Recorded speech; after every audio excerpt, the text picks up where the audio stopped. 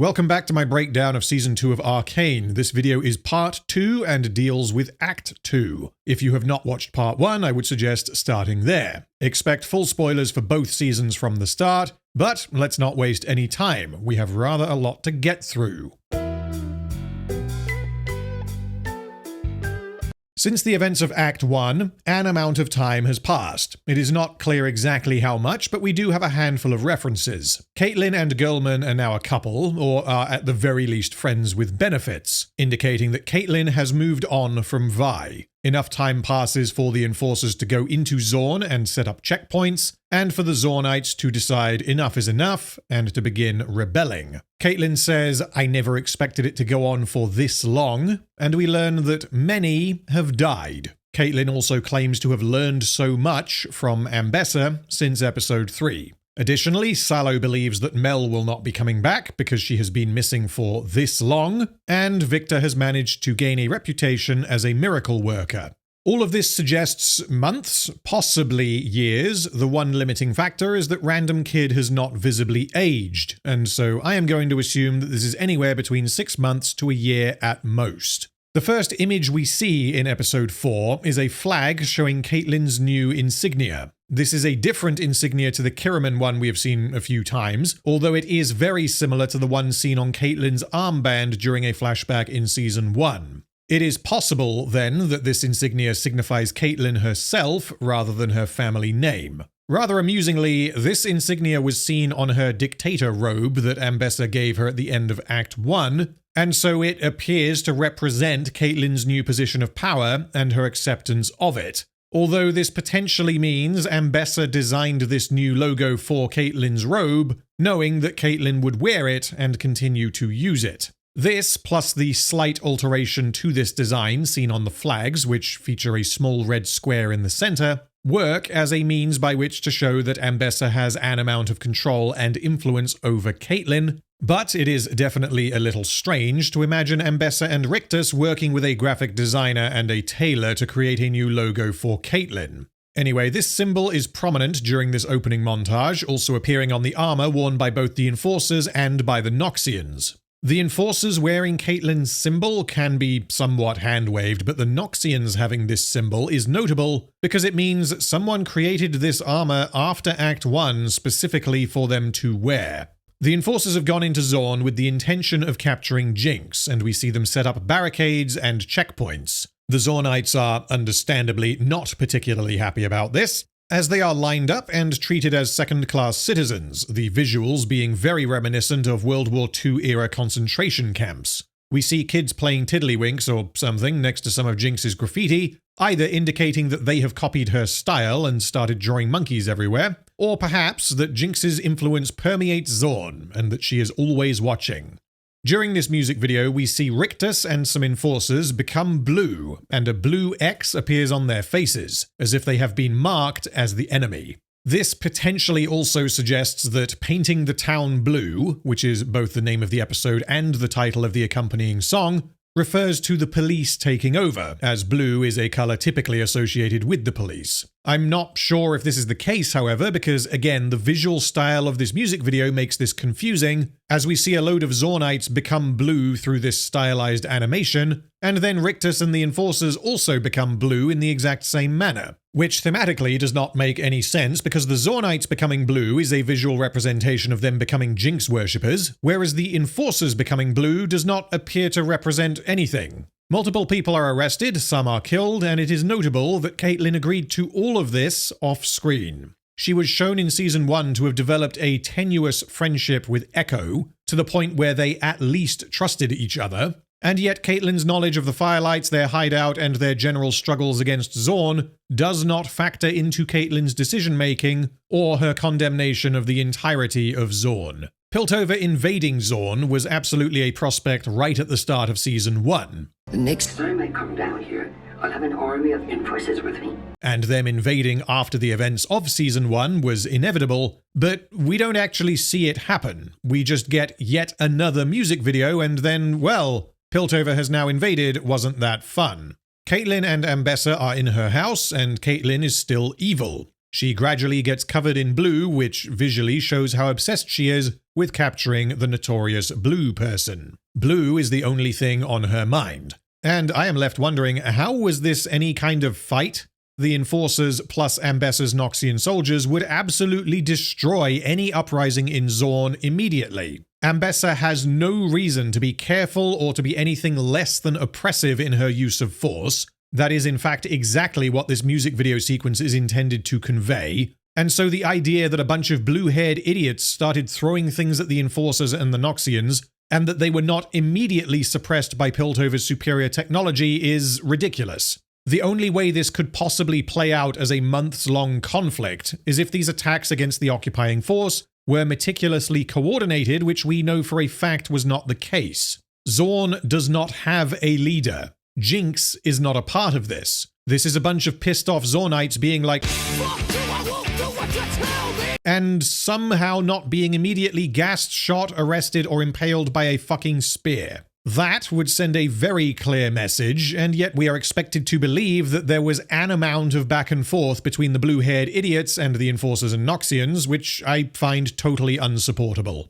Now we must regrettably take a look at the lyrics to the accompanying song Paint the Town Blue by Ashniko. As it turns out, Ashniko was confused when she saw the episode, because apparently Riot or Fortiche decided to use her original unmixed demo of the song, which contains slightly different lyrics. Presumably, she sent them a work-in-progress version of the song to get approval, and the producers either accidentally or deliberately used the demo version instead of the correct version. And if you thought I wasn't going to dissect the differences between the correct version and the demo version that appears in the show, then you must be new here.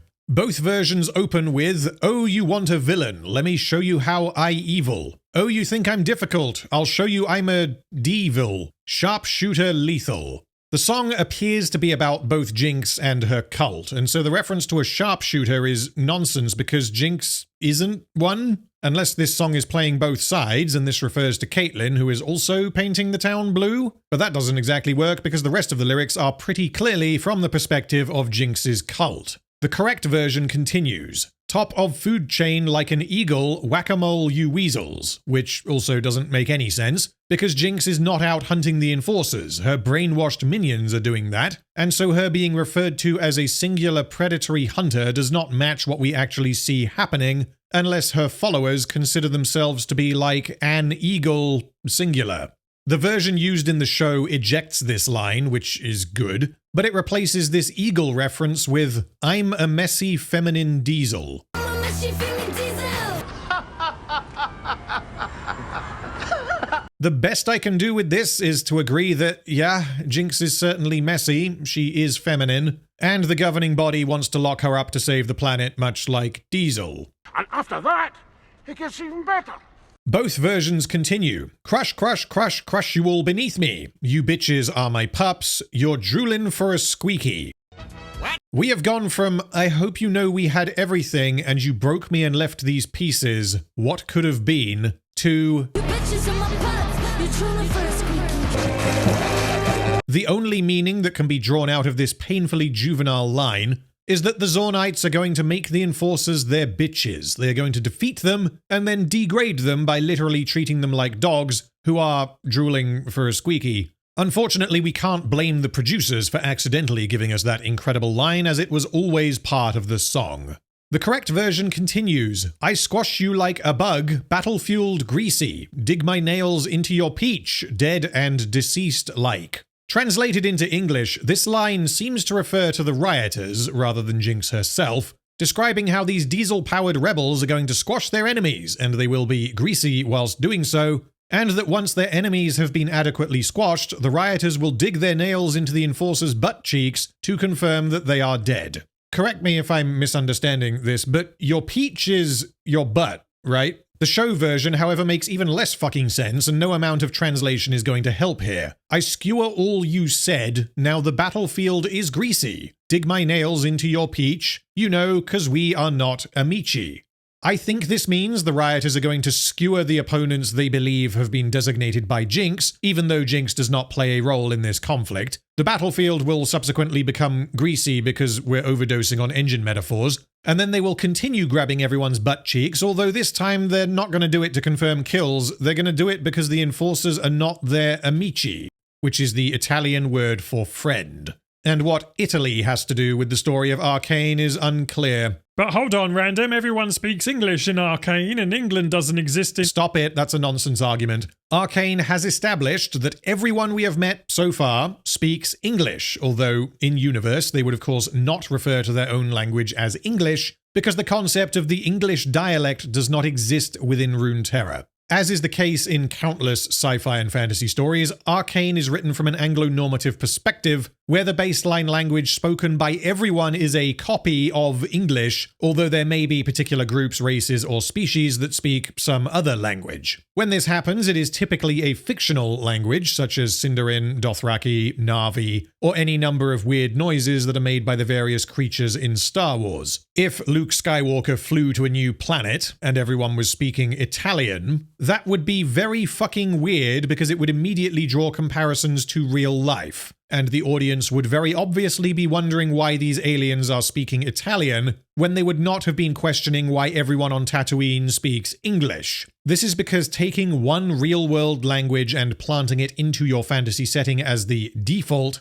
does not require any kind of mental gymnastics from the audience to justify, because it is very simple to accept that the words we are hearing are not necessarily the exact words being used in universe. This is a concession that allows for fantasy or science fiction characters to communicate in a way that the audience can understand. As soon as you start adding other real-world languages, however, it begins to draw viewers out of the setting and destroy immersion. To be clear, Arcane Season 2 does not do this. And my guess is that when we go to Demacia in a future show, they will not all be speaking German. However, there are multiple direct references to real-world locations and cultures in the soundtrack for Season 2 that have absolutely nothing to do with the story nor the setting of Arcane, and so the end result is very similar.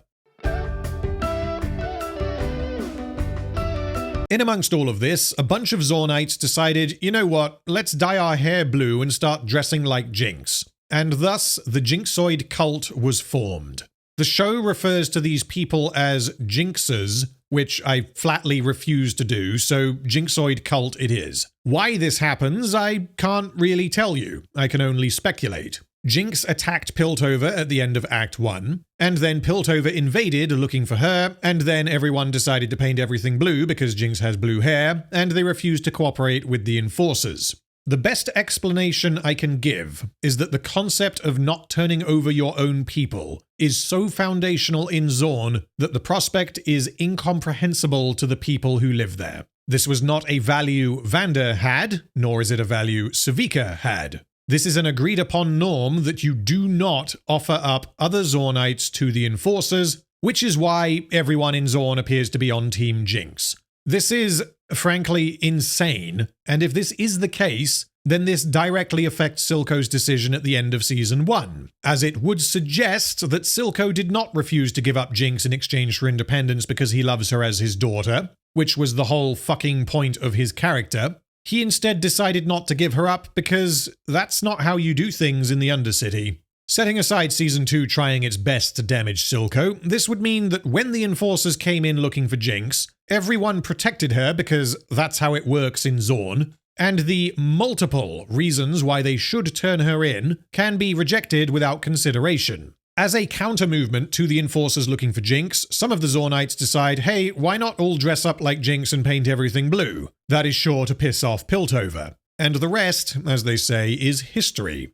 This explanation is awful, but it's the only explanation I have. It relies entirely upon a collective having an unbreakable value that has not been stated, let alone explored. It requires that the Jinxoid Cult not care at all that the person they are protecting and idolizing is directly responsible for their suffering. And it requires that they all collectively decided to emulate the appearance and the behavior of a psychopathic terrorist. This is a massive change in the state of the world that is covered unbelievably quickly, and the only time Arcane Season 2 even touches upon the idea of worshipping Jinx is with Random Kid. And Random Kid worships Jinx because she is a fucking child in desperate need of serious psychotherapy. Everyone else, well, fuck it, they all worship Jinx because they just kinda do. If these people actually wanted to effectively push back against the Enforcers, then collectively visually styling themselves after a mass-murdering psychopath so that they can immediately be identified as troublemakers is a rather interesting way to go about doing so. The Jinxoid Cult is incredibly important to the plot of Act 2, both thematically and with regard to multiple character arcs, and yet the show does not spend any time whatsoever exploring why or how this happened. The final shot of this sequence shows Random Kid spray painting a large mural of Jinx waving a blue flag as the Jinx worshippers fight back against their enemy. In summary, this intro sequence to Act 2 tells us that the Enforcers invaded Zorn to capture Jinx following her repeated attacks against Piltover. The Zornites were not happy with being mistreated, and so they all decided to start worshipping Jinx and holding her up as a symbol against oppression. The Zornites know that Jinx is wanted for her crimes, and many of these crimes were directly against people who live in Zorn. Her attack on Piltover that was meant to involve her own death was a spectacular success. She was more successful than Silco ever was, and this symbolic act will have inspired some people in Zorn to be like, yeah, woo, stick it to the man. However, Jinx's attack directly led to the Enforcers and the Noxians taking over Zorn. Jinx's attack may have been perceived as revenge for Piltover gassing Zornites in the streets, but again, this was done as a direct result of Jinx's actions in Season 1. Additionally, Savika should hate Jinx, but doesn't for some reason. All of the remnants of the Chem Baron's gangs should hate Jinx, because she was their enemy until very recently, and she is also the reason why their gangs do not exist anymore. The Firelights should hate Jinx because they know who Jinx is and what she has done, and Echo at least believed she was unrecoverable. And yet, all factions in Zorn appear to suddenly be on Team Jinx. They have inexplicably decided to start worshipping, or at the very least, supporting the very person responsible for their suffering as a symbol of rebellion. This does not make any fucking sense at all, and because this development takes place during a music video sequence that barely lasts a minute, there is virtually no elaboration that can be made upon this plot point. Everyone simply begins to worship Jinx because they do, even though Echo and Viktor, unlike Jinx, have actually done a significant amount of work in trying to put Zorn back together. But Echo is not going to show up again in this dimension until the final episode of the series, and Viktor is going to get a cult of his own very shortly. Meanwhile, Caitlyn has found a new hole, in a narrative move that comes out of fucking nowhere, and I can only assume this was inserted so as to misdirect a certain area of the Arcane fandom, desperate to see Caitlyn and Vi go flap-slapping. This relationship has developed entirely, and I do mean entirely, off-screen. There was never so much as a hint that these two were interested in each other. Is Caitlyn just seeking comfort? Is Girlman deliberately getting close to Caitlyn as part of her molery? Unclear. Unknown. However, this does show that Caitlyn has moved on from Vi, and I guess it potentially shows that Caitlyn's sense of right and wrong is somewhat warped, because she is the supreme overlord of Piltover, and yet she is porking an employee. But sexing someone who works for you is not really that bad when compared to chemical warfare. There is more to this scene regarding Girlman, but to avoid overcomplicating things, I will wait until Act 3 to discuss her actions here, because there are a handful of possibilities, and I need to wait until we have full context. The short version is that Caitlyn refuses to re-establish the council or to withdraw from Zorn until Jinx has been apprehended. She is going to continue using her emergency powers, granted to her by a foreign warlord, until she avenges her mother. This, rather amusingly, means that at the start of episode 4, Caitlyn is beginning to have second thoughts regarding her actions in Zorn, when she only committed to these actions at the end of episode 3. There was no time in between for us to explore the character as she oversees an invasion, making it feel as though the writers have summarized this development during a music video so that they can U-turn the character back as quickly as possible. One thing that is not mentioned in this scene, or in any other, that perhaps should have been is Jayce? Caitlyn and Jayce are close friends, much as Season 2 wants us to forget, and Caitlyn is never given the opportunity to acknowledge his disappearance. Caitlyn doesn't mention, nor does she appear to care, that Jayce is gone. The perspective amongst Piltover should be that Zorn clearly wants Jayce dead, and given that he is now gone, they presumably succeeded. At the very least, this is the perspective Salo and Shula should have, as they have the most information. Jayce led unsanctioned incursions into Zorn that he regretted, indicating that something went wrong. He then met with Silco and made him a peace offer. Shortly afterwards, Silco's psychotic adoptive daughter blew up the council,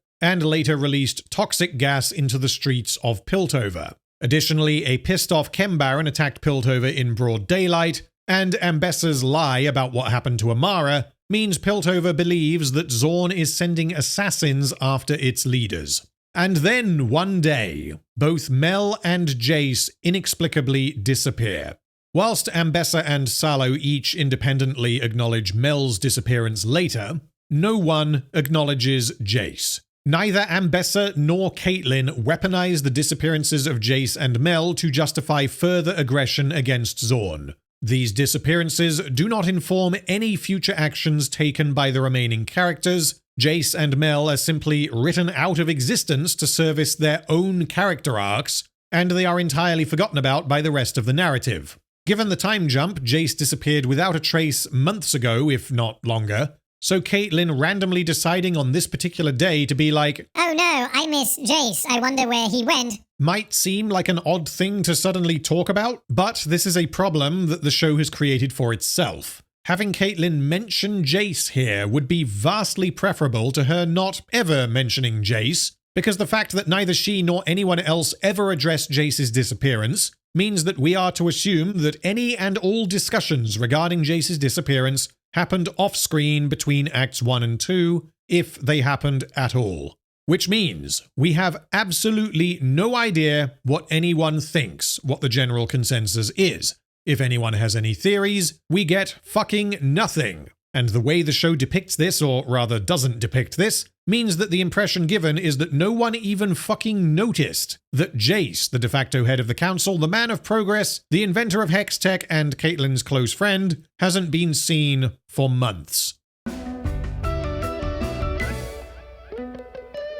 Then we get to explore Jinx's relationship with Random Kid, except no we don't, because that relationship was also built off-screen. Jinx is putting on a show for Random Kid, fighting two bugs against each other, these bugs being references to the Rift Herald and the Scuttle Crab from the video game, and therefore the scene is amazing because look, it's the thing from the thing. Like basically every scene in Arcane Season 2, this looks fantastic, but it's ultimately meaningless. The point is that we see what Random Kid sees, or at least what Jinx wants Random Kid to see through the lens of childlike innocence. Fine, but I don't know why so much incredible artistry was put into two bugs fighting instead of maybe tightening up the script, but I guess now that Season 1 is long gone, the days of doing both at once have gone with it. Much like the Jinxoid Cult, Random Kid has decided to copy Jinx's appearance, but she has taken it one step further. She, or possibly Jinx, painted tattoos on her arms, and after winning a bet with Jinx, she gets her hair dyed blue. Additionally, she is seen wearing bunny ears, which is presumably a reference to the bunny in Season 1,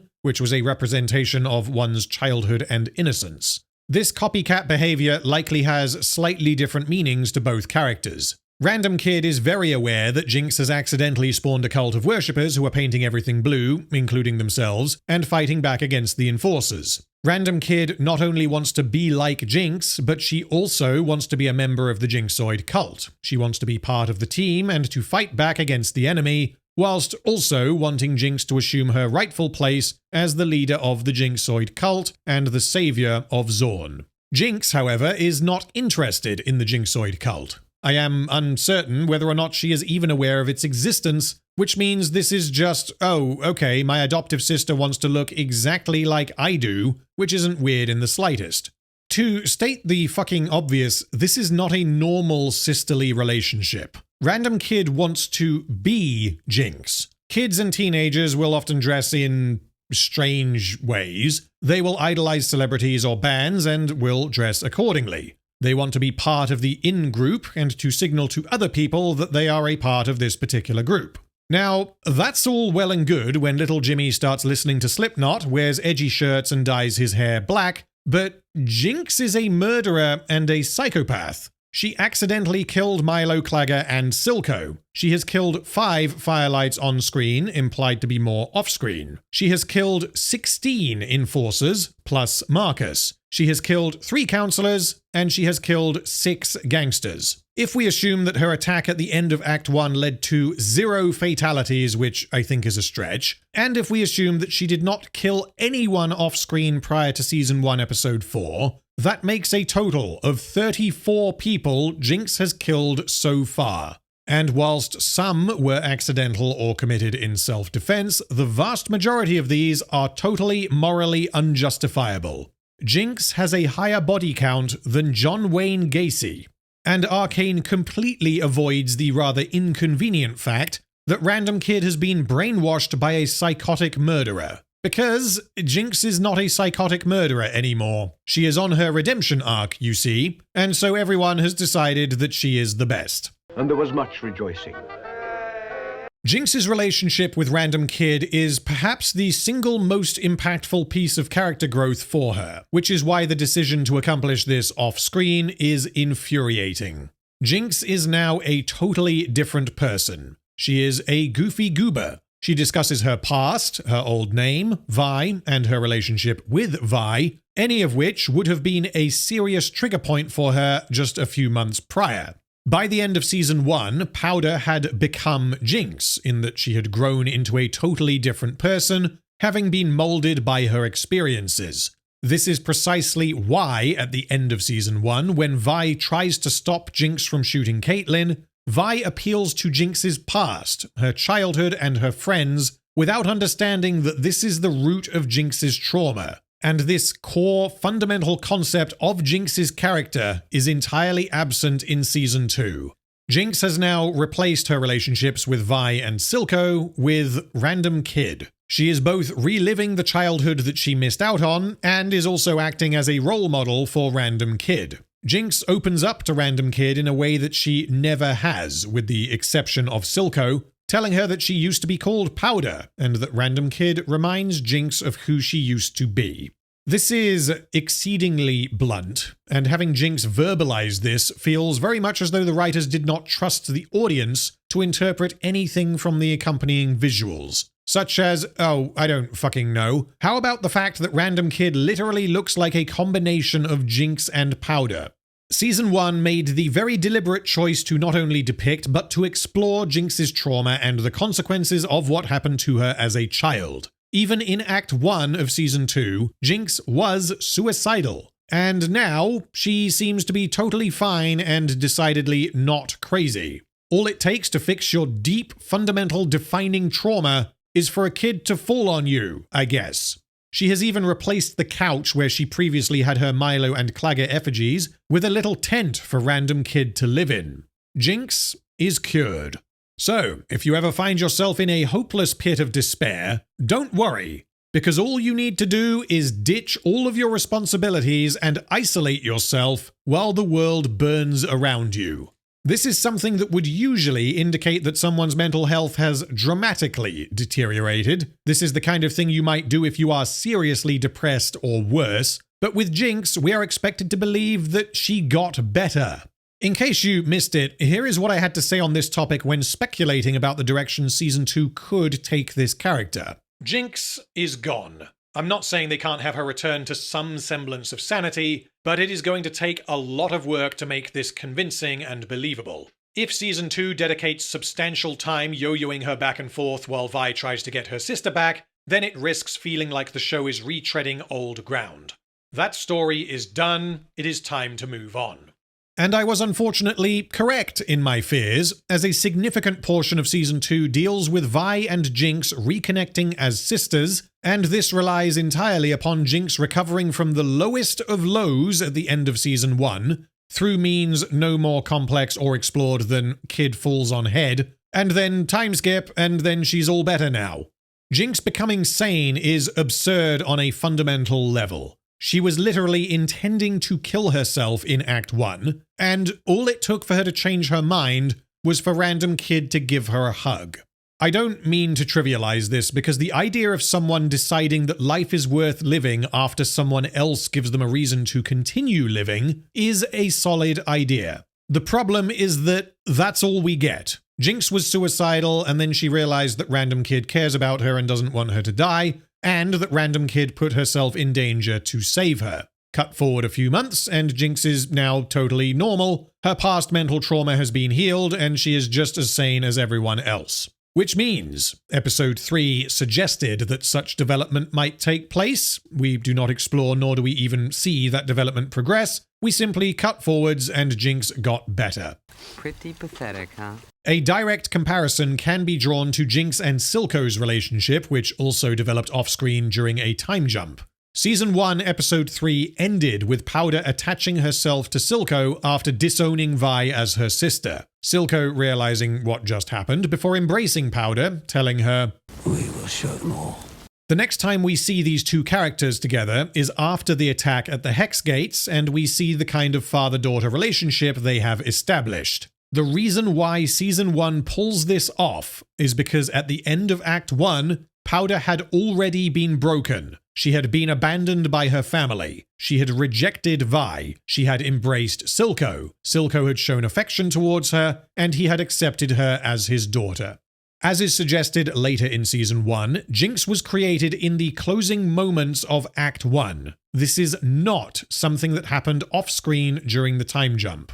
After establishing this change, we jump forwards by a few years, and the next time we see Jinx, she murders a bunch of Firelights and is not exactly what you would call a well-adjusted individual, and this is intuitive and natural given what happened in Act 1. Conversely, looking at Season 2, Act 1 ends with Random Kid protecting Jinx in a way that absolutely should not have protected Jinx. Jinx is given no real time to respond to this, and then Savika detonates the explosive, and that's the last time we see them.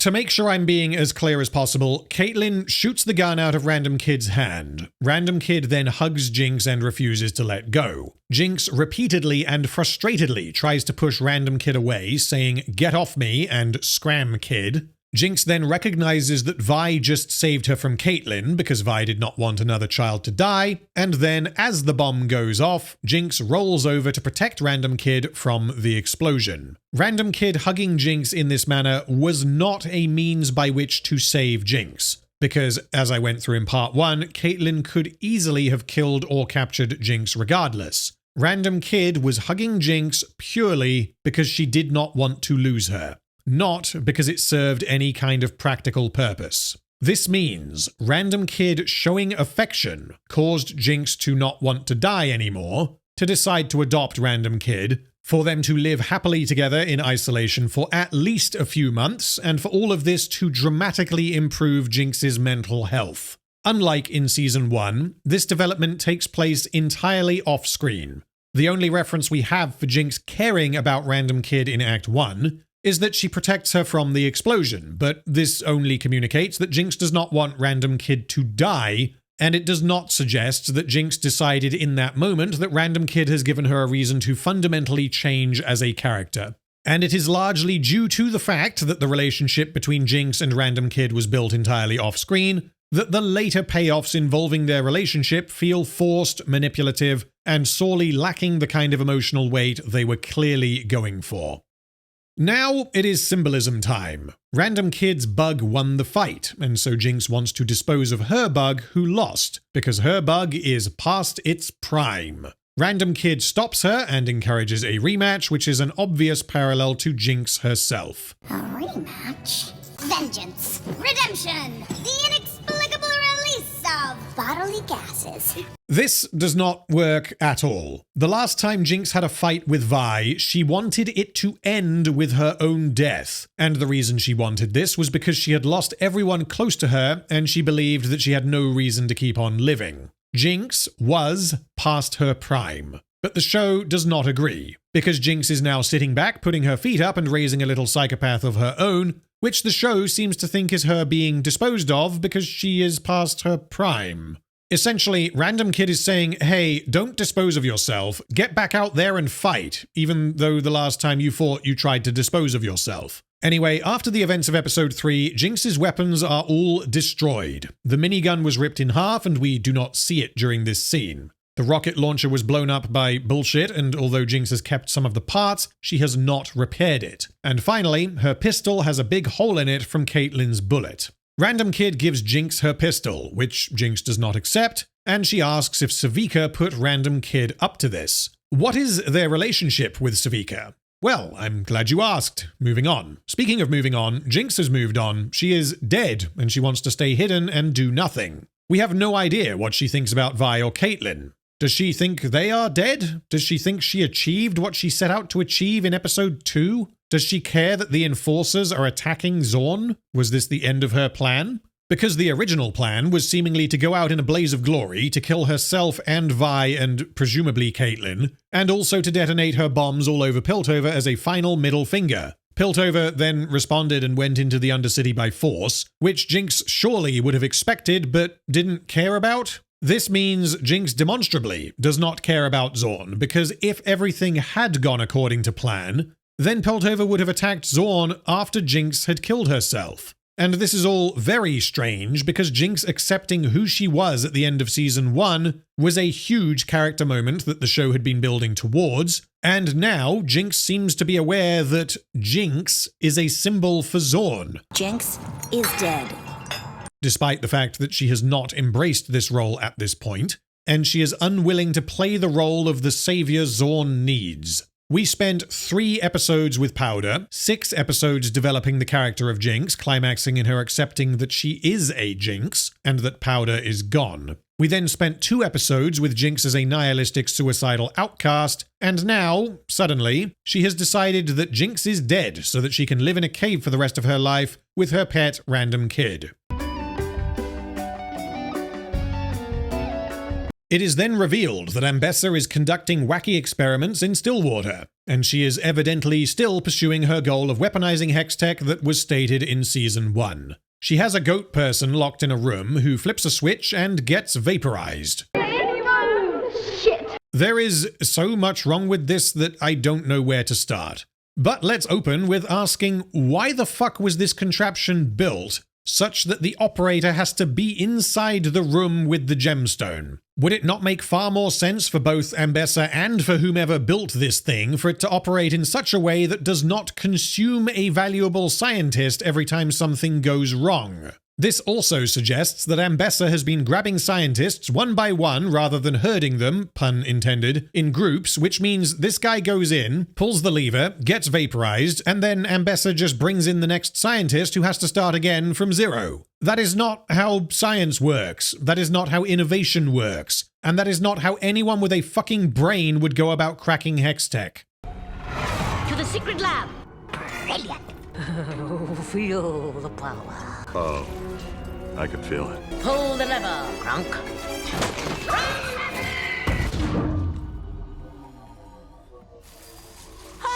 Perhaps the most obvious question, however, is why did Ambessa not do this publicly?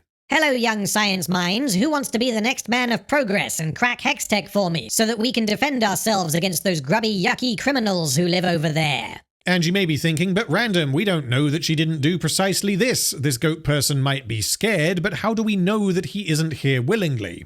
Well, given that the consequences of this failure are that the goat person gets vaporized, and given that there are 0 consequences for Ambessa vaporizing presumably many goat people, given that the only people in this room are Ambessa, Rictus, and 2 Noxian guards, and given that this scientific experimentation is being conducted inside a prison rather than inside the Academy of Science, this would all suggest that Ambessa's actions are not known about, nor have they been approved by Piltover. Speaking of, what is the state of Piltover's leadership at this point in time? We know that Caitlyn is in charge because Ambessa said so. We know that the council is not currently a political entity, and so Salo and Shula presumably have 0 authority. And we are then apparently expected to believe that Ambessa can do whatever she wants because no one can stop her. Anyway, this all means that it is not unlikely, dare I say it is rather probable, that Ambessa has been abducting goat scientists and feeding them into this Hextech machine in an effort to try and harness its power, and that no one noticed when all of Piltover's scientists started disappearing. Given Ambessa's objective, it would make sense to force the most likely candidates to crack Hextech. She would want to specifically target the smartest and the most experienced scientists the City of Progress has to offer, and still, no one notices when all of the most prolific scientists in Piltover start disappearing. It makes sense, don't be a bitch. Speaking of people disappearing, Jayce, Heimerdinger, and Mel all disappeared in episode 3. Ambessa and Rictus discuss whether the Black Rose was responsible for Jayce and Heimerdinger's disappearances, which doesn't really make any sense. Jayce, okay, fine, Jayce disappeared around the same time as Mel did. Heimerdinger, meanwhile, was already gone before Ambessa arrived. Regardless, Ambessa suspects that the Black Rose are behind both of their disappearances, so as to prevent her from getting what she wants, and this does make an amount of sense given her objective and her state of mind. However, now that Jayce is gone, Ambessa's next natural move should be to look for Viktor. Viktor, if you recall because we haven't seen him since episode 2, is currently openly helping people in Zorn as a techno-Jesus. He is not doing this in secret, and he is gaining a reputation. Given the resources at her disposal, it is unbelievable that Ambessa would be unable to locate Viktor, and so the writers simply do not address this. Because if Ambessa said, "Damn it, Rictus, where the fuck is that asshole Viktor? I need him to make magic weapons," Rictus would reply, He's in Zorn. He's doing a Jesus thing. He's been there for months. How have you not noticed? Ambessa is pissed off at this repeated failure to crack Hextech, and I can certainly empathize, because I don't know how no one has been able to accomplish this given what Piltover is, and given how much time has passed. This is the City of Progress, known for its scientific advancement and nurturing of great minds. These great minds would have access to Jayce's lab technology and notes, and they have evidently had months to accomplish this. But Season 2 takes the view that Jayce, Viktor, and, I guess, Jinx are just so incomprehensibly smart that no one else can do what they do.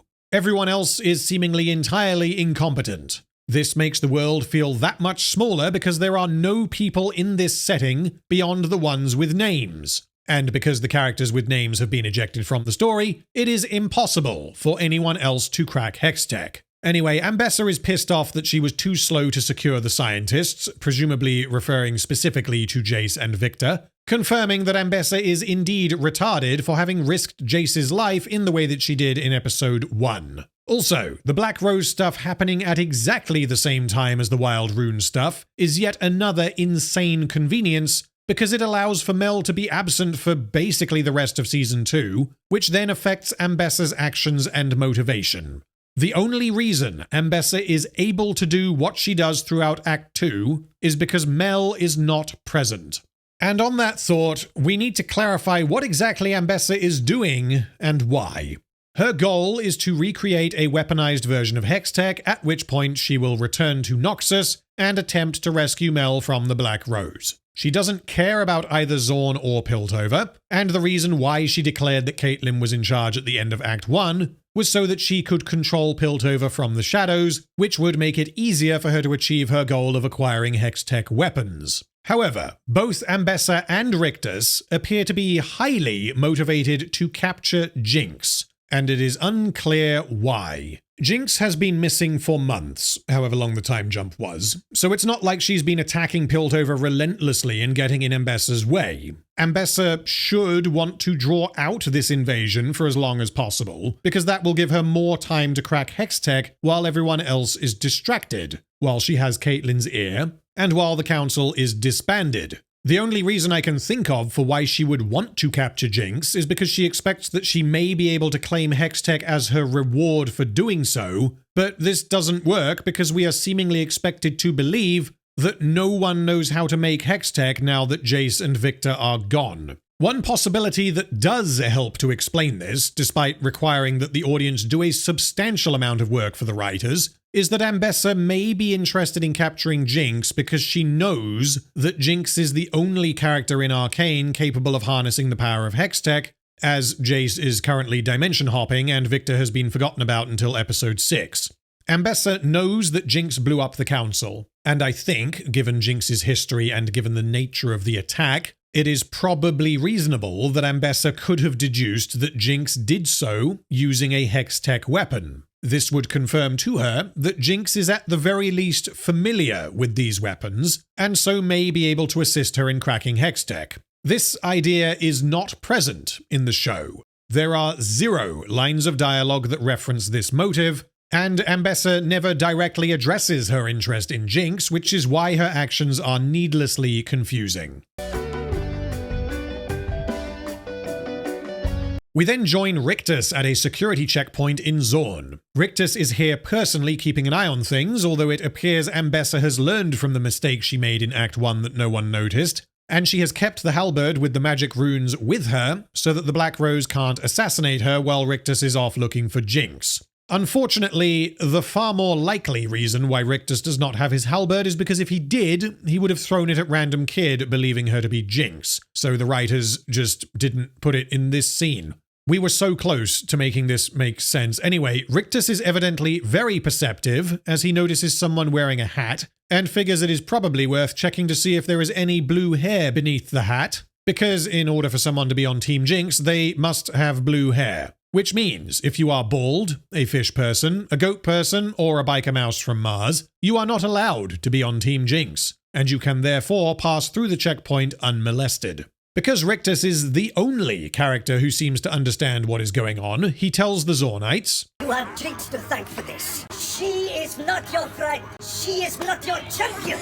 She hides while you suffer, and yet you refuse to hand her over." Which is absolutely true. There is no ambiguity. The Zornites are inexplicably protecting the person who keeps murdering people and blowing up politicians, so whilst Piltover's invasion of Zorn is portrayed as excessive and violent, what the fuck were these people expecting? Rictus is frustratedly appealing to the Zornites by saying, "What is wrong with you people? Jinx is a maniac, stop painting everything blue and hand her over." And I take this as confirmation that neither Rictus nor Ambessa knows that Jinx killed Silco. Bear with me. Caitlyn and Vi know that this is what happened. The council was informed that Jinx was responsible for the attack and that Silco is dead, whilst Ambessa and Rictus were present. Ambessa has also been shown to be at further council meetings despite not being a councillor, and she appears to confide in Rictus, trusting him perhaps more than anyone else. If Caitlyn told anyone that Jinx killed Silco, Ambessa would know about it. And yet, the fact that Rictus does not leverage this information in this very scene indicates that neither of them are aware of this fact, which strongly implies that Caitlyn just kind of didn't tell anyone for some reason. Not only did she not tell anyone, but she evidently decided to keep this information to herself after the events of Act 1. Despite the fact that revealing this information would only help her capture Jinx. At the very least, it would cause unrest and uncertainty. If the wrong person were to learn of this, a certain scary cyborg lady, for example, then the plot resolves itself very quickly because Savika knows where Jinx is.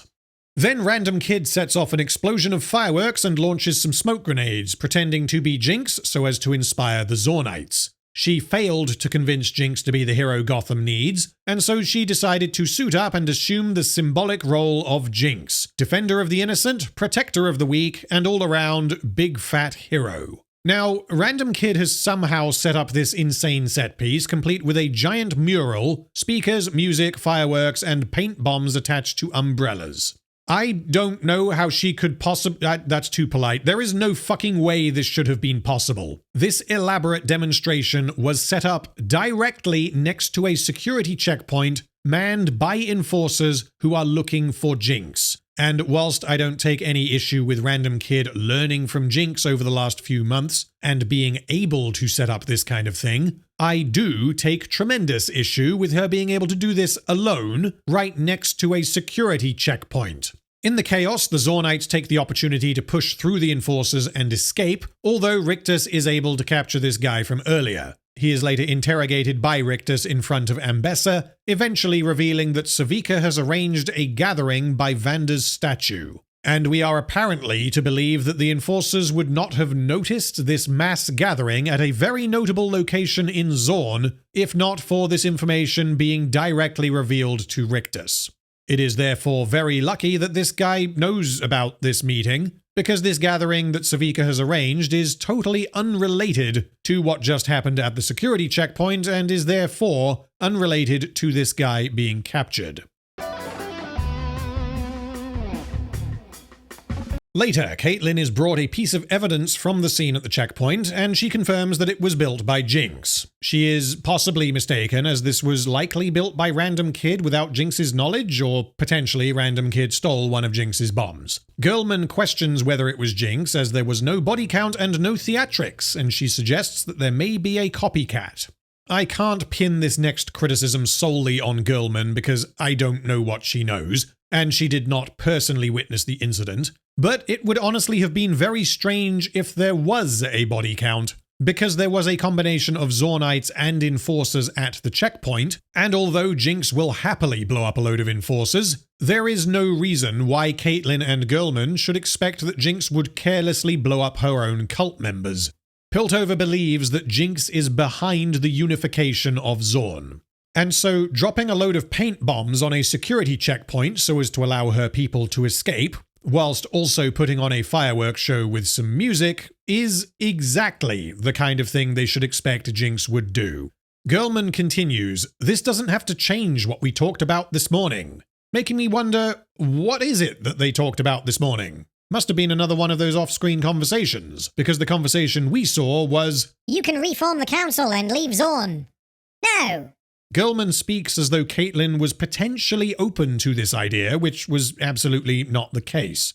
Anyway, then Ambessa interrupts and they both ask Girlman to leave. Ambessa has decided to have a chat with Caitlyn because she is worried that Jinx's supposed return will ignite a resistance and undo the work she has done in taking back Zorn. Caitlyn reveals that she knows Rictus was causing trouble, even though he was presumably acting on Ambessa's orders. I have no idea why Caitlyn has a problem with Rictus's actions, given the excessive levels of bullshit that she is responsible for, but we're just gonna slide right on past that one. Rather interestingly, Ambessa appears to be asking Caitlyn for permission to beat information out of the guy they captured, because chronologically that hasn't happened yet. She suggests that one of the people at the checkpoint must know where Jinx is, which is a stretch, but okay. But Caitlyn shoots down this idea. Arrests require cause. You pompous, stuck-up, snot-nosed, English, giant, twerp, scumbag, fuckface, dickhead, asshole! Well. This is a remarkable change of perspective from Caitlyn, and like many moments of character development in Season 2, it comes out of fucking nowhere. I take it Caitlyn has already arranged for the release of Henot, whose only crime was that he worked for Smeech. Could Caitlyn have calmed down a bit and realized that maybe she went slightly too far when she gassed Zorn? Yeah, sure, but the show has skipped that development and just had her be like, no, we can't arrest people for no reason. Law and order, we have to do things by the book or something. Caitlyn appears to have had a change of heart regarding the use of excessive force, but I can't tell you why. Why is peace always the justification for violence? It isn't. Caitlyn's actions were done partly in the name of peace, but also largely in the name of revenge. Also, peace is quite a good justification for violence, certainly a better justification than revenge. And so whilst the writers clearly want the audience to consider this line as some kind of poignant thematic beat, it simply does not work coming from Caitlyn. So Caitlyn refuses to approve of arrests on the off chance that someone knows where Jinx is, prompting Ambessa to make an emotional appeal, saying that Caitlyn will never rest knowing that Jinx is still out there. She suggests that Caitlyn may be stronger than her, strong enough to forgive, and she says this because she knows that Caitlyn will still be motivated to avenge her mother. Caitlyn, of course, has no intention of forgiving Jinx. This is good character work for Ambessa, as she very effectively continues to manipulate Caitlyn, and Ambessa knows that despite Caitlyn's protests, she still absolutely wants to avenge her mother. Ambessa is shown to be astute and cunning, and moments like this are the rare light that shines through Season 2 and reminds me of who this character once was. Meanwhile, Salo is still getting a paint job in a brothel. Cat Lady has apparently continued to service Salo, likely because she is his employee, although Cat Lady never acknowledges the fact that Mel, whom she was gathering information for, got snapped out of reality a few months earlier. Actually, hold on. Cat Lady was terrified of Ambessa, and she was pressured into revealing very dangerous information to Mel regarding Ambessa and Salo's planned takeover. As Mel was abducted before she could do anything with this information, it should appear to Cat Lady that someone eliminated Mel so as to prevent her from getting in the way of Ambessa and Salo. Given how twitchy Cat Lady was, the inexplicable disappearance of Mel followed by Ambessa suddenly gaining a lot of power in Piltover should have freaked her the fuck out. Cat Lady should believe that Ambessa, or someone else with aligned interests, assassinated Mel, the person she was working for in gathering dangerous information. What if Mel spilled the beans and revealed the names of her spies? Well, because none of this is addressed, we have to assume that Cat Lady just forgot how scared and twitchy she was, and she just continued with her normal life after, essentially, her handler inexplicably goes missing. Dumb bitch. Anyway, Salo hasn't shaved, and he talks about himself, reminiscing about when he had status. He is entirely selfish and has seemingly been in a downward spiral for months. He also mentions his belief that Mel will not be coming back, given how long she has been gone, but he does not question where Mel is or who caused her disappearance. Upon realizing how desperate Salo is for both attention and for shimmer, as he has evidently built up a resistance to the drug, Cat Lady takes pity on him and suggests visiting a certain healer in the Fissures, referring to Viktor. They say he makes miracles happen. I saw one. What the fuck? That is what we can call a broken line of dialogue. I hear tales on the wind that he can do really cool shit. Also, I saw him do really cool shit. And that is what happens when you don't proofread your scripts. Following Random Kid's demonstration at the checkpoint, Savika returns to Jinx and is pissed off that she wasn't informed that this was going to go down. Jinx also has no idea what happened, but they both figure it was Random Kid. Savika wants to capitalize on this and suggests leveraging Jinx's status as a symbol to motivate the people of Zorn to fight back so that they can reclaim their home. Savika has at this point already arranged a rally, which makes this a happy coincidence because this rally was apparently planned prior to the demonstration at the checkpoint. This also means Savika decided to arrange a rally between the various disenfranchised subfactions within Zorn, and she arranged this rally whilst Zorn is occupied by Piltover. And rather predictably, this rally goes horribly wrong, and I have no idea what Savika was expecting. You goddamn moron. Jinx is unsure what to feel after Savika suggests that she owes it to Silco to inspire the Zornites to reclaim their home, and so she heads to the last drop and speaks to Silco's empty chair. As for what the last drop is, now that Silco and his gang, as well as all other Chem Barons and their respective gangs, have been deleted from the story, I simply can't tell you. This location was incredibly important in Season 1, and in Season 2 it may as well not exist. Anyway, Jinx speaking to Silco's empty chair is not portrayed as though she is hallucinating or otherwise being crazy. She knows that Silco is gone. He is not a voice in her head, she has moved on, and she is no longer insane. Jinx tells Silco's chair that she knows Savika is right, and she does indeed owe it to Silco. However, she doesn't want to risk losing Random Kid. She doesn't want to repeat the mistakes of the past. This sets up a conflict for Jinx between the old and the new. She cares so much for Random Kid that this relationship takes priority over what she knows Silco would have wanted.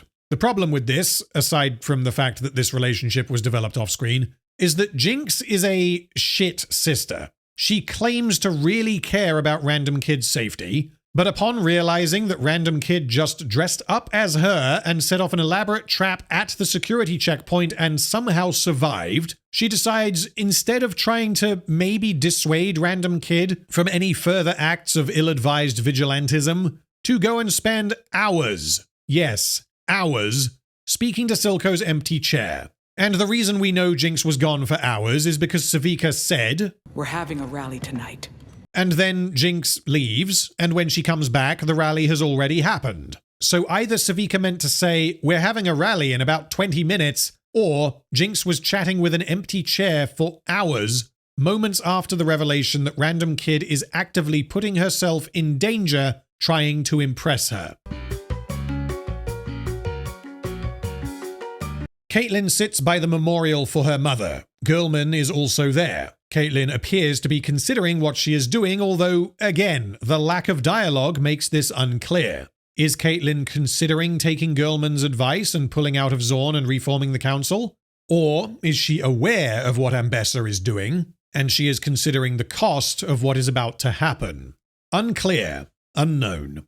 Intercut with this, we see that the Firelights have added Echo to their mural of those they have lost. Presumably, I guess they think Echo suddenly abandoned them because one day he left and didn't come back. Don't worry though, this plot point will not be addressed later in the season. Because the Firelights are assholes, there is no painting of Heimerdinger on the mural, even though he appeared to be a fully integrated and productive member of their community. Then a couple of the Firelights mask up and head to Sevika's rally. Because Echo is now gone, the Firelights have apparently become so desperate for guidance that they decided to attend a rally organized by Silco's number 2, at which Jinx, the psychopath who murdered 5 of them in Season 1, but was implied to have been more, is expected to be attending to unite them all against Piltover.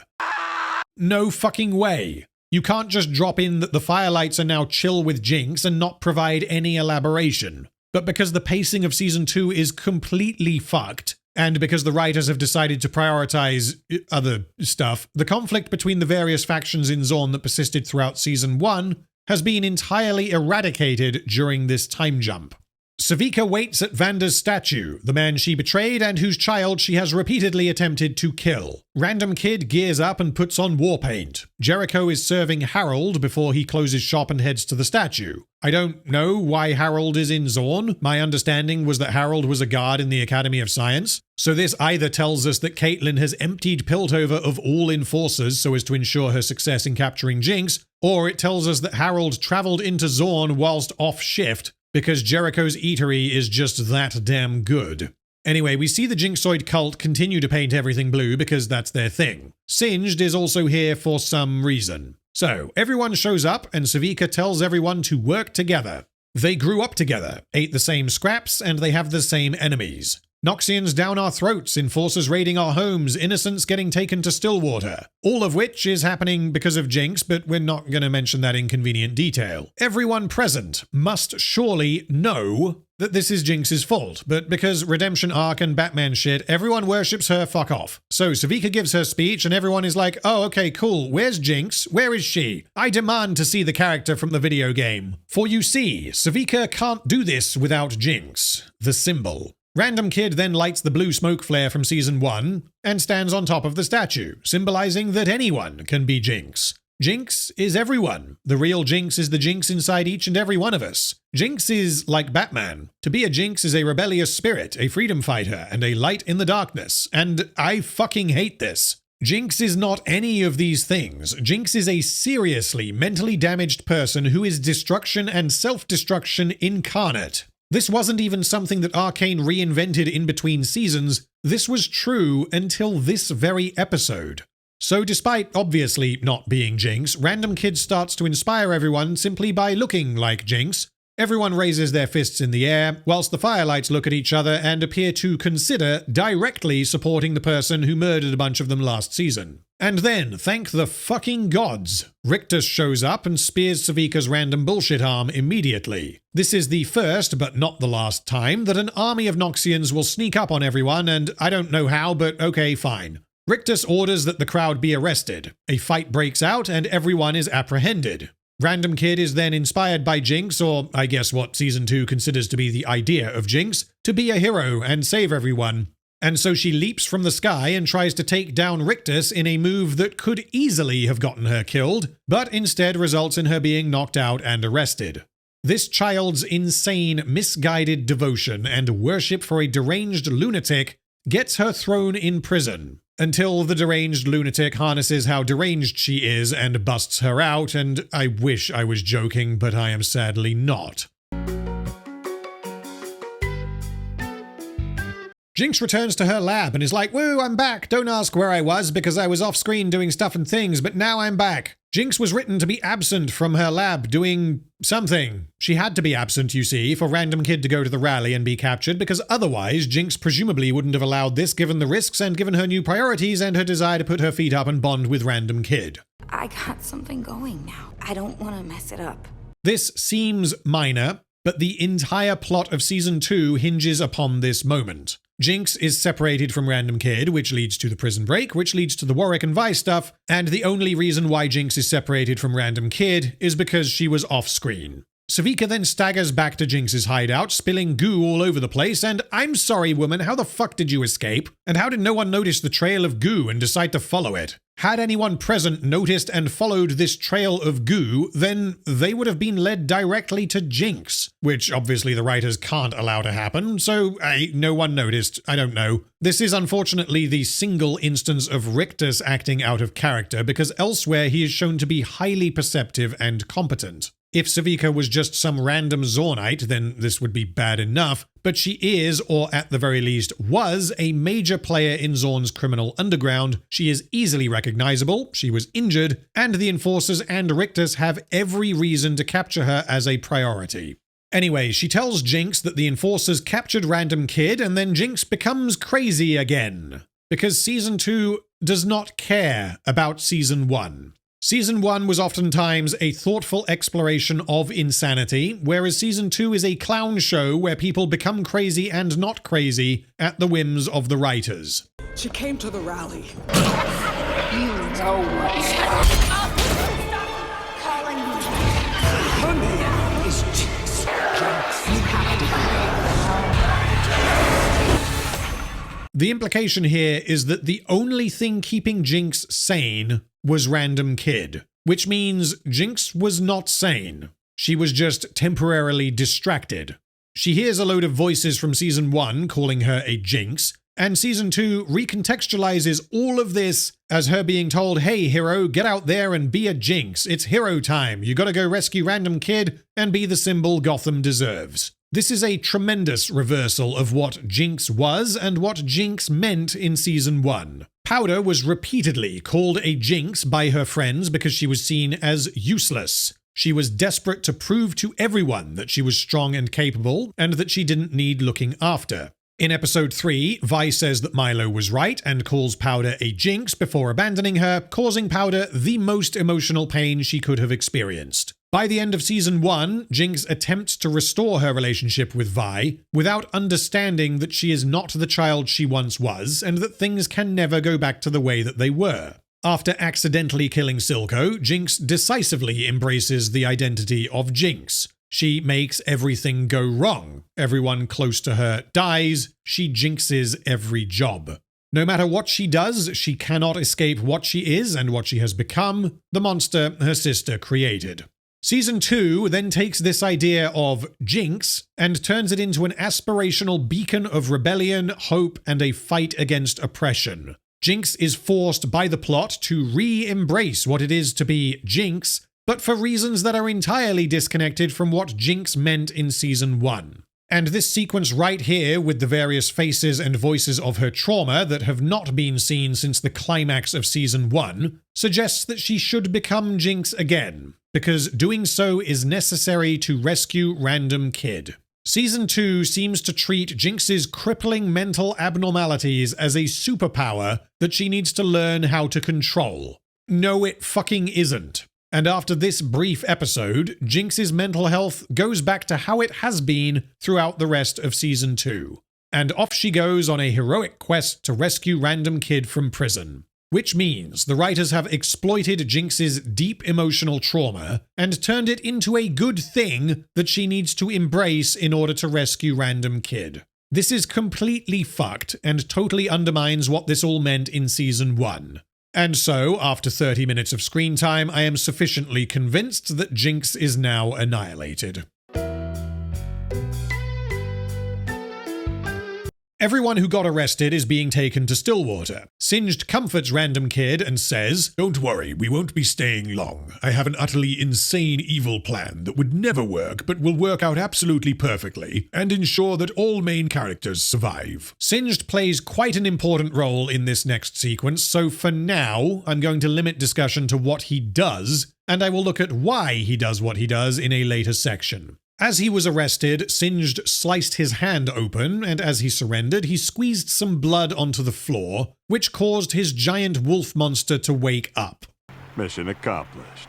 For you see, Singed has created a giant wolf robot zombie monster, and for simplicity, I am going to refer to this creation as Warwick. The name Warwick is never used in Arcane, but in case you were unaware, this creature is a champion from League of Legends named Warwick. So Warwick escapes from Singed's lab and runs through the Undercity following Singed's blood, and he will inelegantly slam into the plot of Season 2 very shortly.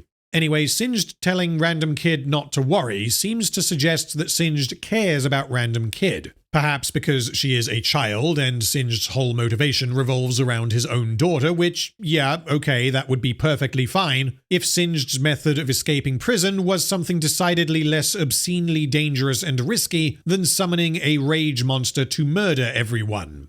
Meanwhile, Jinx and Savika have followed the enforcers to the cable car station where they are sending the prisoners to Stillwater. Jinx cracks a joke about Savika being a lefty due to her arm, when previously she said that her clever comebacks are not what they used to be since meeting Random Kid. Which I guess means that now that Random Kid is gone, Jinx has quite literally got her jokes back. Anyway, Jinx says that because they can't swim to Stillwater, that leaves the fun option, which probably means Jinx is about to murder a bunch of people because, this character is Jinx. We see an enforcer being a goofball for some reason before Jinx turns herself in. If into the security recordings you go, only pain will you find. It's me, your vile villainess, the author of your nightmares, the dread of Who your... are you? I can't watch anymore. The writers have infuriatingly turned Jinx into Harley Quinn, despite having carefully avoided that comparison in Season 1. She is now a silly goofster, having changed entirely off-screen during the time jump. She is not shot or arrested immediately because this enforcer, for some unknown fucking reason, thinks that Jinx is not Jinx. Jinx? Yeah, never heard that before. You expect me to believe Jinx wears pants like that? What's wrong with my pants?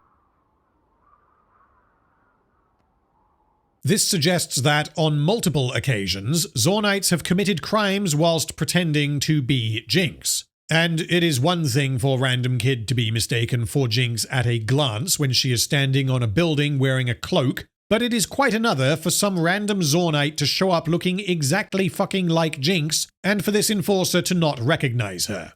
This doesn't lead to anything narratively because Jinx's idiot plan does not work and Savika is forced to step in and knock out the enforcer, which is something they could have just done from the start, and so this means the writers inserted this very strange back and forth purely for comedic reasons, which means they sacrificed Jinx's supposed intelligence on the altar of the lols.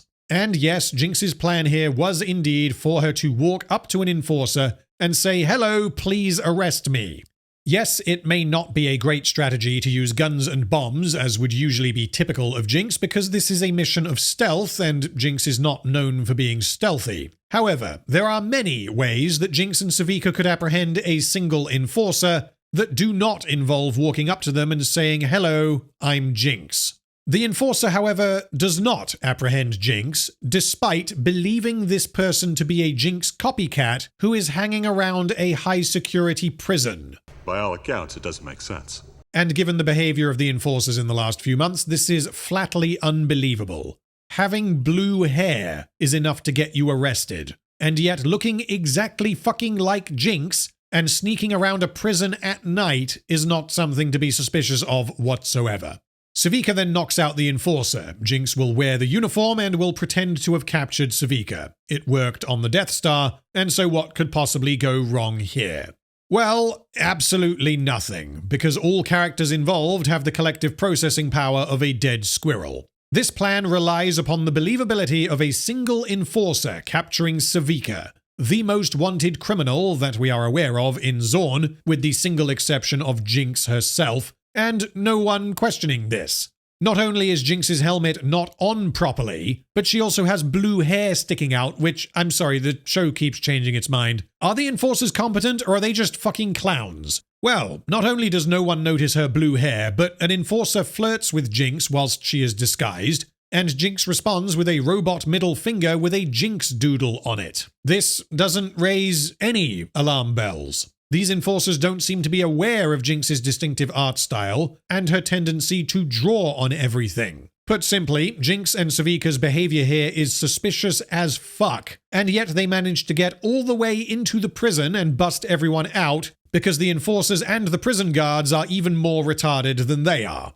Then Ambessa walks past after having exploded some more goat people. Jinx readies her pistol that is strapped to the outside of her leg. Why the fuck is her very obviously not an enforcer's pistol strapped to her thigh? This should be a dead giveaway, and this was also not necessary because Jinx could have taken the enforcer's rifle when she took the uniform. But anyway, because Ambessa is now an idiot, she doesn't notice the badly dressed enforcer with blue hair and very pale skin, nor does she notice Jinx's pistol, and she walks out of the building without incident. Despite Ambessa being accompanied by Rictus in about 90% of their scenes, Rictus isn't here for some reason. Presumably because he is far too perceptive for the writers given his past behavior regarding the detection of blue-haired individuals, and so they wrote him to be doing off-screen things. So Jinx's pistol was destroyed in episode 3, and she had not repaired it by the start of episode 4.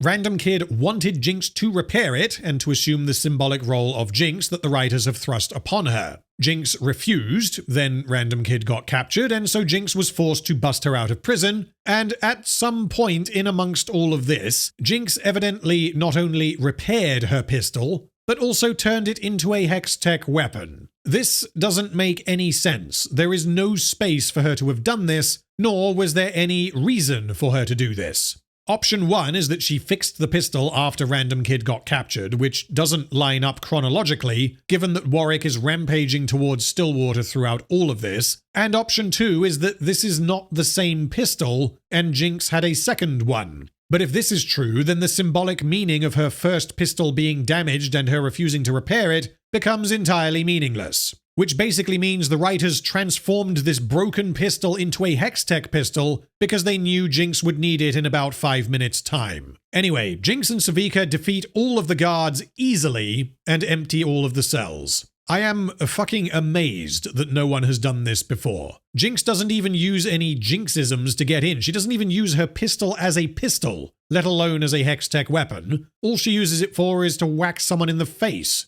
The enforcers are unbelievably incompetent, and seemingly anyone could have done this. Also, for some unknown fucking reason, the controls to open the doors of the cells of the maximum security prison are down underground inside the prison facility itself, rather than up top, which is a teeny tiny bit of an oversight, but is necessary for the plot to progress. And this level of incompetence makes the idea that Zorn has not taken over many times already very hard to take seriously. Jinx then removes her enforcer disguise because she knows that she will not need it to get out of the prison because she has read the script. She then busts everyone out and says, "Here I am, your big fat hero." This is said ironically, as Jinx seemingly does not consider herself to be a hero. Yet. She demonstrably does not care about these people because she spent the last few months hiding and doing nothing whilst they suffered as a direct consequence of her own actions. Jinx is also here specifically to free Random Kid, not the unfortunate and misguided members of the Jinxoid Cult. The prisoners then worship Jinx as their savior, and this would be fine if not for the fact that not one single part of this makes any sense. This is the first time the Jinxoid Cult has seen their lord and savior. They are genuinely very thankful, and they believe that Jinx came to Stillwater to rescue them. As we get some more overt symbolism, the soundtrack repeats the bridge motif from Season 1, Dear Friend Across the River.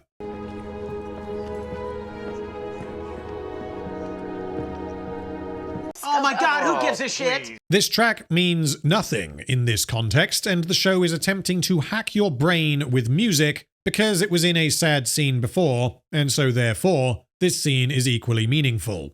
Jinx realizes that these people genuinely see her as a hero, and that she perhaps shouldn't be joking about her being their big fat hero, and instead decides that she is the hero they need. And just like that, through the magic of manipulation, Jinx is redeemed for all past actions. All of the murdering is forgiven because she freed some Zornites when freeing those Zornites was not her objective. The writers have contrived a way for Jinx to be forced into this ill-conceived redemption arc. So, all of the prisoners go up the elevator, and I guess both they and Jinx were just planning on walking out the front door. I'll get to the logistics of this in a moment, but Jinx eventually locates Random Kid, whose cell door was either jammed because convenient, or she was physically not strong enough to open it by herself.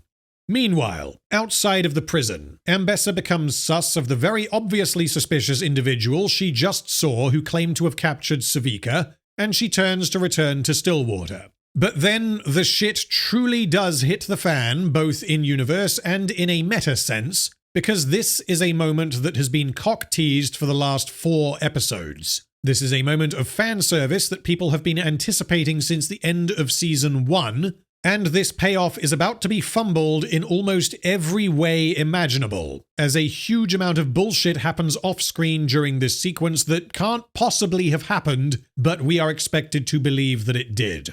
As Ambessa begins to return to the prison, Warwick arrives in the cable car. This means that this uncontrollable rage monster arrived at the station at the other end, pressed a button, patiently waited for the cable car to arrive, got inside, and then hit another button to be sent to the prison.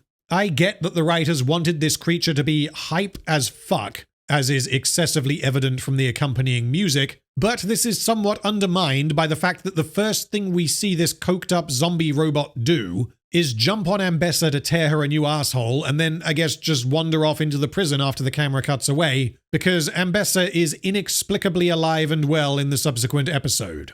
I don't care how skilled of a fighter Ambessa is, the stakes of the story and the strength of Warwick seen elsewhere mean that Ambessa would have been torn in half immediately. But because this can't be allowed to happen, and because the writers do not have an explanation for how she could possibly survive this, they make the decision to cut away after implying that Ambessa, the primary villain of Season 2, has just been one-shot by a giant monster less than halfway into the season.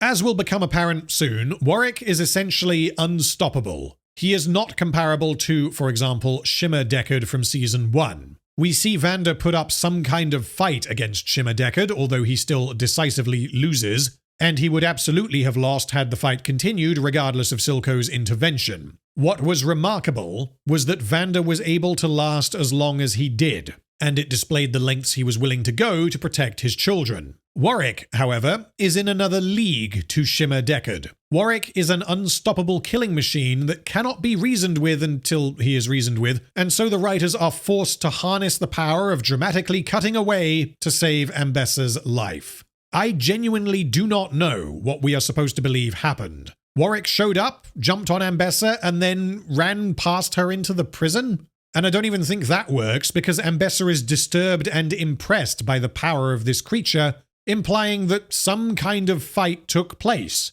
Not to mention the fact that in every other instance during this sequence, Warwick tears people apart in seconds. And then things get completely fucked logistically. Jinx just freed a load of prisoners and they went up the elevator to the surface. The enforcers up top will obviously have noticed a load of prisoners coming up the elevator and being like, what the fuck? No. Which is why they jump in the elevator to stop Jinx. But as we are about to see, the presence of Warwick means this doesn't make sense. Warwick arrived prior to the prisoners escaping, because otherwise Ambessa would have either seen them or heard the guards reacting to them as she waited for the cable car. Which means the prisoners all go up the elevator, and then Warwick just runs past Ambessa and the prisoners whilst killing all of the enforcers but avoiding any named characters or any of the goodies, because gone are the days of complex morality. And then the prisoners stood there waiting for the cable car to take them back to Zorn whilst Ambessa is sitting there like, no?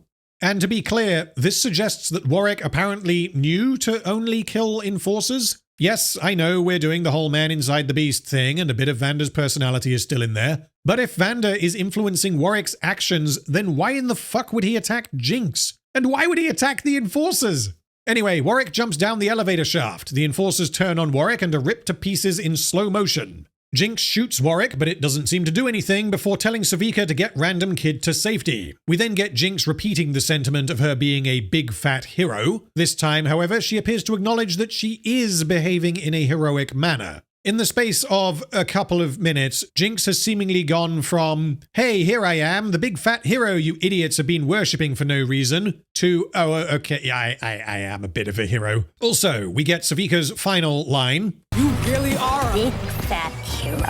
She doesn't die or anything, she escapes, but this is the last time Savika is allowed to say anything. Savika is one of the biggest casualties of Season 2, and what they've done to her is just fucking depressing. Anyway, Jinx injected too many shimmers, making her turbo-tastic, and so her survival should be tied to her ability to avoid Warwick, not her ability to tank his hits. So, naturally, Jinx gets punched and grabbed by Warwick multiple times and doesn't die. This is like her versus Vi, but dialed up even further because, for now at least, Warwick should absolutely tear her in half immediately, but he doesn't because Jinx has plot armor. Eventually, Jinx is beaten, but Warwick does not go for the killing blow. He slows way down, giving Jinx time to ready a bomb.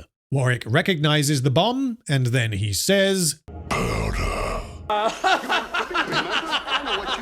This is the reveal that Warwick is Vander, even though this was speculated way back at the end of Season 1, and was all but confirmed when Riot changed the character bio for the in-game character of Warwick. This creature recognizes the bomb, and this prompts it to stop being an insane rage monster. This creature seems to be driven into a frenzy whenever there is blood, and even if we disregard all of the Enforcer blood, there is singed blood very close by, which means Vander's memories of powder are so strong that it overrides whatever Singed did. Then the episode ends dramatically, and the next time we see Jinx and Warwick, they are no longer inside Stillwater, which means they somehow escaped. And, well, Stillwater is a high-security prison, so there must only be one way in or out. This means that after recognizing each other, Jinx and Warwick both went up the elevator and escaped via the cable car. Ambessa and her soldiers must have still been present, so they just kind of watched Jinx and Warwick as they stood there waiting for the cable car to arrive and did not intervene. Additionally, this tells us that Piltover is not able to shut down the cable car system as a means by which to put Stillwater on full lockdown. This would surely be a major reason why the prison is situated on an island, because it makes it almost impossible to escape. Now we need to talk about the soundtrack. The accompanying song, The Beast by Misha Mansour of the progressive metal band Periphery, is a banger. This is exactly my cup of tea. However, it unfortunately does not fit this sequence at all. This music and the visuals seem to be going for a similar vibe to the more recent Doom games. The music is very reminiscent of Mick Gordon's compositions, and the visuals are extremely violent and involve someone tearing through bodies.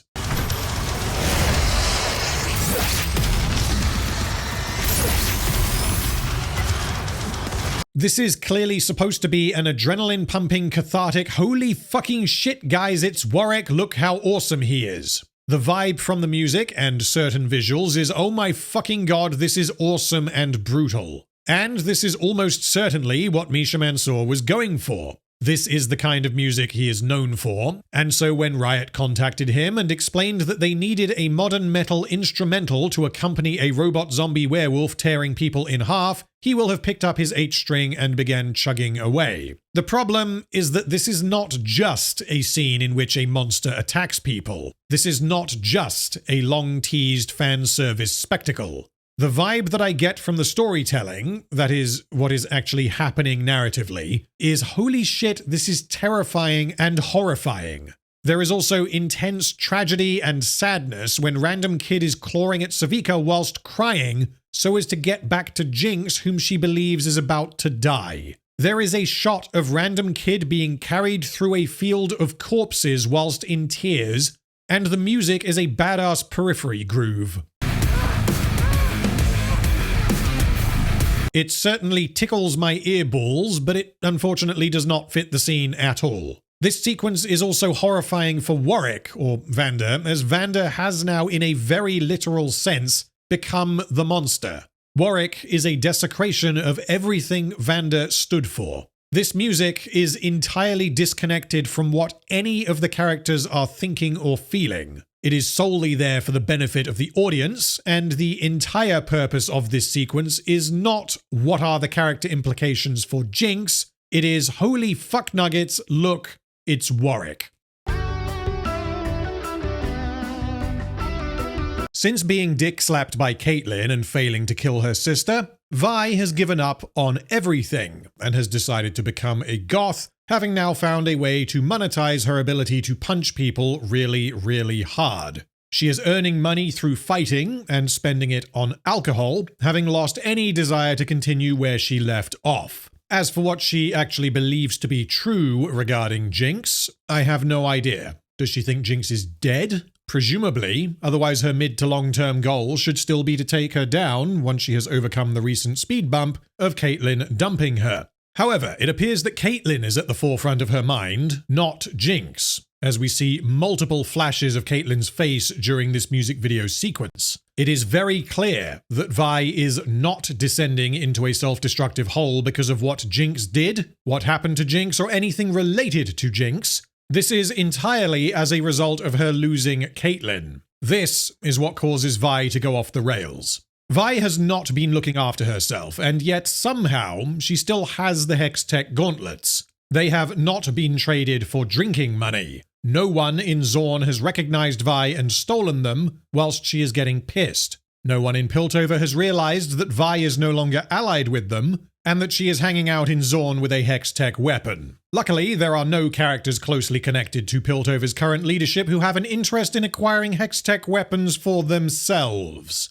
The discussion surrounding Vi having betrayed her people and sided with the Enforcers, seen by Zorn as the enemy, is never addressed. Vi also does not return to the Firelight's hideout despite knowing how to get there, and presumably considering them allies. She doesn't care to do anything related to Echo, as the last she was aware, Echo and Jinx got exploded during their fight on the bridge, and as Jinx survived this explosion, Vi could easily have concluded that Echo did not. This is yet another discussion that never takes place in Season 2. Vi does not ask Jinx about Echo when given the opportunity, nor does she ever speak to Echo in Season 2. And the reason for this is rather obvious. As far as Jinx could be aware, she killed Echo in Episode 7. And had this information reached Vi, then this would have been an insurmountable speed bump that would have prevented the writers from taking the story in the direction they wanted. Anyway, Shieldman is watching and seems to be Vi's drinking buddy. We know nothing else about him. He eventually leaves when Vi becomes too aggressive and lashes out. He has nonetheless been chill with Vi going down this very obviously self-destructive spiral for the last few months, but eventually decides enough is enough.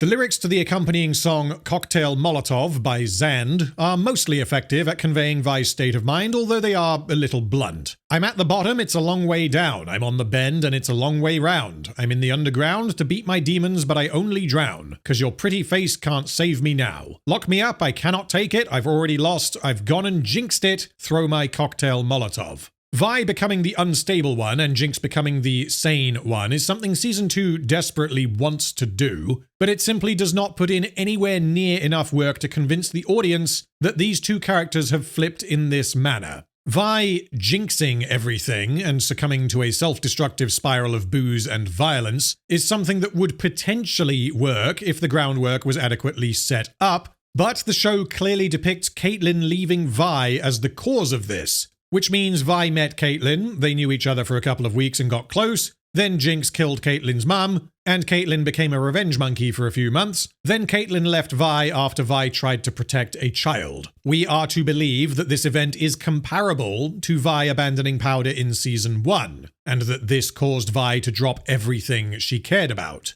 Vi is not that character. Vi does not stay down. And maybe if this sequence was portrayed through conversations with other characters regarding how Vi actually feels, rather than speedrunning major character development via the 5th fucking opening music video so far, then we would be able to understand the character of Vi as we once did. Anyway, Jinx finds Vi after a particularly destructive bender, and Vi immediately attacks her before Jinx tearfully reveals that Vanda is alive. This, understandably, causes Vi to pause because Vander is incredibly important to her, but she responds that she doesn't believe Jinx is telling the truth, relenting when she sees Jinx tearing up. She doesn't want to see her sister in pain. Problem is, we already did this repeatedly in Season 1. Vi has already given up hope that her sister is still in there. Vi and Jinx having any kind of narrative connection here is entirely reliant upon her foolish hope that Jinx is telling the truth, that Vander is alive. She knows it can't be true. She knows what Jinx is like, and she knows that Jinx would be very aware of this particular weakness. He needs our help. I can prove it. Jinx cannot prove jack shit. Her plan is to lead Vi to Warwick and be like, look, I told you, it's Vander. We don't know what happened in between episodes 4 and 5, and so we cannot infer that Jinx has some means of demonstrating that this creature is indeed Vander, because it does not appear capable of speaking unless under severe emotional stress. Also, what exactly does Jinx communicate to Vi? Hey, so I was just attacked by a giant werewolf zombie robot monster that called me Powder. Because if Jinx gave any kind of explanation that was even approximately true, then Vi would obviously say, "You are a fucking fruitcake, leave me alone." But, in spite of all of this, Vi agrees to let Jinx prove to her that she is telling the truth, and they form a truce. Jinx realized that Warwick is Vander, that Vander is not dead, and that therefore she did not kill Vander, and therefore that Vi should have no problem teaming up with her. All of this happens off-screen, and we begin episode 5 with Jinx of the view that she must reconnect with her sister and that things can go back to the way that they were. This, of course, does not address Milo and Clagger. It does not address Silco. It does not address any of the other events that led to the creation of Jinx. Vander being alive does not change the fact that Jinx has become a monster.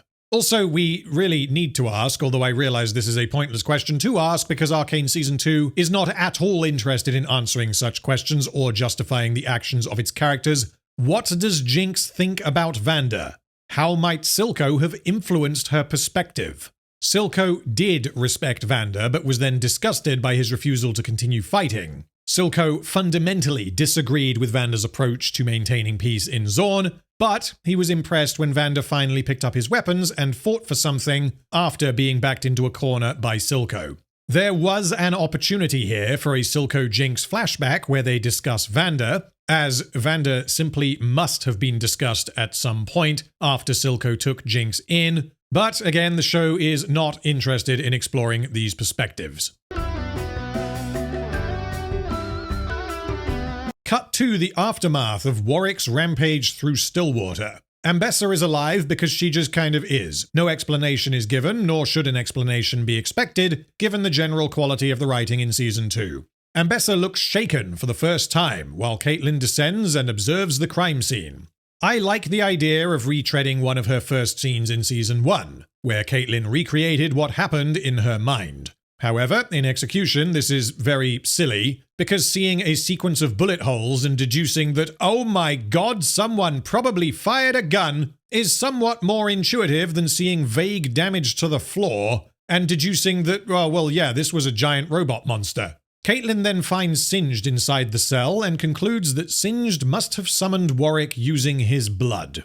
How can she possibly conclude this? And what does Caitlyn think Singed was actually trying to do? Because it appears to the audience, and should appear to Caitlyn, that if not for Jinx's simultaneous prison break, Warwick would have shown up, torn the guards to pieces, gone down into the prison, and eaten Singed for dinner. Singed refuses to cooperate, and so Caitlyn threatens to lock him in the deepest, darkest part of Stillwater. She says that there are cells buried deep within the prison, so devoid of light and fresh air and all basic human considerations that up until now, she has forbidden their use. For you see, Caitlyn isn't all bad. Yes, she may have used gas attacks against her enemies, and yes, she may be willing to throw prisoners into solitary confinement to die slowly in the dark while suffocating, but she will only do that if you are a really, really bad person. Also, if Caitlyn does lock Singed up again, he will surely do exactly what he just did. He will summon Warwick. What a tweet! Every character present should know that this is an entirely empty threat that Caitlyn makes because she forgets that this man can apparently snap his fingers and summon a giant monster whenever he likes. Ambessa, meanwhile, wants to hunt down Warwick. This is presumably partly because Warwick is a far larger threat to her than Jinx ever was, and secondly because she wants to capture Warwick and use him as a weapon, potentially foregoing her original goal of weaponizing hex tech. And there was much rejoicing. Caitlyn believes that Jinx was involved in Warwick's rampage, and Singed finds this amusing, because Jinx had nothing to do with his actions involving Warwick, and potentially because he knows Jinx is the daughter of the man he turned into Warwick. He still refuses to cooperate, however, and Caitlyn and Ambessa leave him to rot in his cell. Later in the episode, Ambessa visits Singed alone. Singed deduces that Ambessa has come to speak to him in private because she wants to use Warwick as a weapon for her own ends, and she confirms that she has never encountered such a savage beast. Ambessa presents Singed with terms. He will serve her, but must be absolutely loyal. In return, Singed will be given everything he needs to work, and he will be treated as an esteemed advisor. It is entirely unclear whether or not Caitlyn was on board with this. The framing of this whole sequence is very strange, because this scene implies that Ambessa is making a secret deal with Singed for her own benefit, but then the next scene has Caitlyn just wander into Singed's lab and she doesn't say, "Oi, what the fuck are you doing?" Caitlyn and Ambessa's brief exchange, Commander, General, suggests that Caitlyn being here was not planned by Ambessa, but Caitlyn does not acknowledge that Ambessa has taken this incredibly dangerous man out of prison and brought him back to his own lab. Caitlyn, frankly, cannot be aware of Ambessa's plan here, because Ambessa's plan is fucking nuts. So she can't just say, "Okay, Caitlyn, we're gonna use this crazy science man to find his giant evil robot zombie wolf so that I can use it as a weapon." Because Caitlyn would then reply, No. So anyway, Ambessa releases Singed and accompanies him back to his lab in Zorn. Caitlyn, meanwhile, has checked her family archives and has now learned who Singed is. We already know from Season 1 that Singed was an old colleague of Heimerdinger, and it is revealed here that Singed committed an unspecified crime and was banished. Caitlyn also deduces that Singed is responsible for Shimmer. She calls him by his real name, Dr. Revik, before calling him a monster and readying her rifle. Singed then says, "Why does anyone commit acts others deem unspeakable? For love." This applies to him because, as we are about to learn, his objective is to resurrect his daughter. This applies to Ambessa because every action she takes appears to be in service of protecting those she loves. And this also applies to Caitlyn, who has gone down a dark path in an effort to avenge her mother. Both characters are able to empathize with Singed to some degree. However, this line would perhaps fit slightly better had he said for family instead of for love, as Caitlyn's motive is primarily revenge, so the idea that she is doing unspeakable things for her family fits a bit more neatly than doing them for love. The scene then ends without anyone discussing the morality of Singed's actions. Singed committed what must have been a very serious crime, although why he wasn't arrested and locked up, I don't know. He then developed a drug that destroyed the lives of countless people and also allowed Silco to control Zorn for a period of time. And he has more recently created a rampaging murder beast that is currently unaccounted for. The man, literally, has a pickled severed head in a jar on his desk. Saying, "I did this because I love my daughter," is a justification, but it warrants further discussion. Singed's motive does not invalidate Caitlyn's observation that he is a monster. It just means we have a greater understanding as to why he is a monster. Ambessa being convinced by this is one thing. Caitlyn being convinced would, or at least should, require a huge amount of further exploration. All we get is Singed being like, "Yeah, we all do bad things for love," which I guess makes Caitlyn go, "Oh my god, you're right. That speaks to me on a personal level. How do you know so much about me? Get out of my head, Charles!" Now we need to take some time out to cover Singed's motivation, his plan, and the reasoning behind his actions, because although the character is mostly consistent in Season 2, he is exploited by the writers in the name of servicing multiple payoffs in a largely nonsensical manner. Singed's objective in Season 2 is to resurrect his daughter. It is unclear if she is literally dead and he wants to resurrect her through necromancy, or if she has an illness that will kill her, and he has put her in some kind of stasis while he figures out a cure. So, naturally, he found a corpse, mixed it with some wolves, added some goo, and did exactly what a 10-year-old would do. He made the most awesome thing imaginable, a robot zombie werewolf, and sent him on a rampage. I think that's the shit, man. If Singed doesn't take these very specific actions, we don't get the reunion of Vi, Jinx, and Vander, which Season 2 leans on heavily for emotional weight. Singed created Warwick seemingly as a proof of concept to see if he can reanimate flesh. This being Vander and an insane killing machine are two additional layers that are not connected to this core idea. But Singed proof of concept experiment has to also be both Vander and an unstoppable monster in order for the plot to happen. Singed chose Vander because of his will to live and his ability to endure pain, which is an incredibly lucky coincidence that Vander from Season 1 was off the charts in this regard. However, Singed failed to recover Vander's mind, the man lost in the bowels of the beast, compelled only by the scent of blood. Or so he thought. It now seems he has yet to uncover the right catalysts.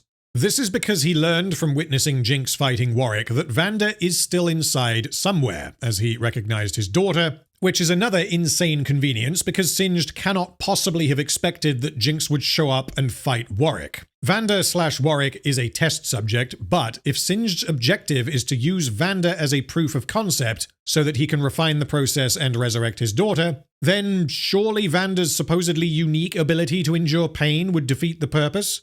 Singed using a corpse to test his ability to reanimate flesh makes sense. Singed deliberately using Vander because apparently Vander had an impossibly high pain tolerance makes slightly less sense. Singed experimentally turning Vander's corpse into an unstoppable killing machine, complete with giant metal claws and an insatiable lust for blood, is so counterintuitive given his objective, and yet had he not done so, he would have been arrested, Jinx would have become a hero and lived happily ever after, and Vi would have presumably drunk herself to death. So that covers why he made Warwick. Now, regarding his specific actions in Act 2, there are really two possibilities. One is that Singed is just kind of winging it and doing things because why not? And the other option is that all of this was part of a specific plan intended to give him a better chance at resurrecting his daughter. So let's cover option 1 first. Singed shows up at Savika's rally because he had nothing on and figured something cool might happen. He got captured along with everyone else, and he, for some reason, had previously coded Warwick so that he can summon him if he ever finds himself in trouble. If Singed did indeed code Warwick to launch himself across Runeterra like a homing missile directly towards him, why would he do that? Anyway, Singed has the opportunity to escape Stillwater when Jinx opens the cells, but because he knows Warwick is on the way, he shuts himself back inside his cell. The visuals heavily imply that Warwick is hunting Singed specifically, and I think it is safe to assume that this is not something Singed wants to happen. So was he planning on Warwick rampaging his way into the prison and ripping off the cell door, at which point Singed would activate Zonya's hourglass and Warwick's rampage mode would time out? It's Zonya's out. It's the thing from the game, so that makes it means it makes sense, right? But luckily for Singed, that question doesn't ever need answering, because wouldn't you just fucking know it? The daughter of the man whose corpse he turned into a giant furball of death just so happens to be inside the prison at the same time for unrelated reasons. And this leads to Warwick being subdued in a manner that could not possibly have been predicted by Singed. So he waits in his cell and agrees to help Ambessa hunt down Warwick. Presumably he doesn't particularly care what Ambessa does with Warwick, provided he is able to continue his work to resurrect his daughter. In summary, Singed accidentally got arrested, nearly busted himself out because he made an unstoppable rage monster, and ended up making a deal with Ambessa to be able to continue trying to save his daughter. That is how these events play out if Singed was just going with the flow and doing things because he felt like it, and the outcome is a very tenuously linked narrative that relies heavily on massive conveniences to get the characters where they need to be. The other option is that all, or at least some, of this was planned by Singed. His objective from the start was to be given further resources by Ambessa that would assist him in resurrecting his daughter, resources that he apparently did not have access to before. If this was his motive, then his plan goes from incredibly lucky to flat out insane. Singed shows up at Savika's rally because he figures it is a good opportunity to get arrested, as Piltover would obviously notice such a gathering. He then summons Warwick, whom he had deliberately programmed to be an unstoppable death machine that can smell blood from miles away, so as to demonstrate the effectiveness of this armed and fully operational furry. Warwick scares the fuck out of Ambessa and rampages through the prison. Singed survives because Jinx was there, luckily. Ambessa survives because she was off-screen. And Jinx survives because this monster happens to have been constructed from her father's corpse. Ambessa is then like, hey, so that werewolf might come in useful. You are going to help me catch it. If this was his plan, then Singed is annihilated. Singed getting himself captured so that Warwick can go on a rampage is so much more risky and convoluted than simply submitting himself to the enforcers and offering to work for Ambessa. This plan also should have led to Ambessa's death, not to mention his own. It resulted in many innocents dying and Warwick being MIA after episode 4. Singed creating a giant monster and sending it on a rampage to impress Ambessa, hoping that she will give him additional resources to resurrect his daughter rather than killing him on the spot, or at the very least imprisoning him indefinitely for intentionally causing the deaths of many innocent people, is incomprehensibly stupid. Meanwhile, Jinx leads Vi to Warwick, and they walk past some artwork of Jinx as the savior of Zorn. This is treated like a somber moment, which is fucking laughable. Jinx the hero, taking a stand against oppression. This tweaked-out little gremlin has only done one thing that could remotely be called heroic since Act 1 of Season 1. Yes, I know that what she did in Act 1, Season 1 ruined her life, but Powder put herself in danger to save her friends and family, which is not at all comparable to the prison break in Episode 4. Jinx rescuing the Jinxoid Cult from prison is not heroic because she did not intend to rescue them. This was a byproduct of her rescuing Random Kid. Jinx rescuing Random Kid from prison is not heroic because the reason why Random Kid is in prison is because Jinx is a terrible role model and a terrible sister, and Jinx never appeared to be in any danger throughout. The only moment that does constitute heroism is when Jinx stays behind to distract Warwick so that Random Kid can escape. Much like in Season 1, she puts herself in danger to rescue her family, but this is an entirely isolated personal conflict that has nothing to do with Piltover, Zorn, the invasion, or any kind of ill-conceived rebellion. Which means, although Jinx did not consciously do this, the fact that seemingly all of Zorn mistakenly believes her to be their savior and a selfless figurehead to rally behind, means that this is absolutely a case of stolen valor. If Jinx were being honest, she would scoff and say, "Hey, Vi, ignore that shit. These idiots have decided that I am Che Guevara or something." But both Jinx and the show seem to hold the view that after the events of Episode 4, Jinx is now a hero.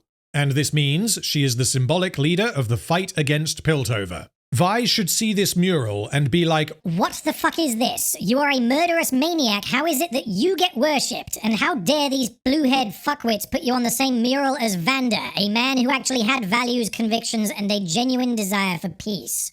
Then they arrive at a tunnel that Jinx has boarded up. This is apparently where she and Warwick escaped to after leaving Stillwater, which means they managed to trek through Zorn without anyone noticing, and without Warwick going on another rampage. On that point, briefly, what exactly happens if Rictus is asked to rough up Singed like he did with the blue-haired Zornite earlier, which is, exactly what we should expect would happen? Well, Singed would bleed, and then Jinx and presumably hundreds of innocents would be killed. So it sure is lucky that Ambessa and Caitlyn were in a good mood. Actually, hold the fuck on. We're about to see Warwick be enraged by Random Kid's blood.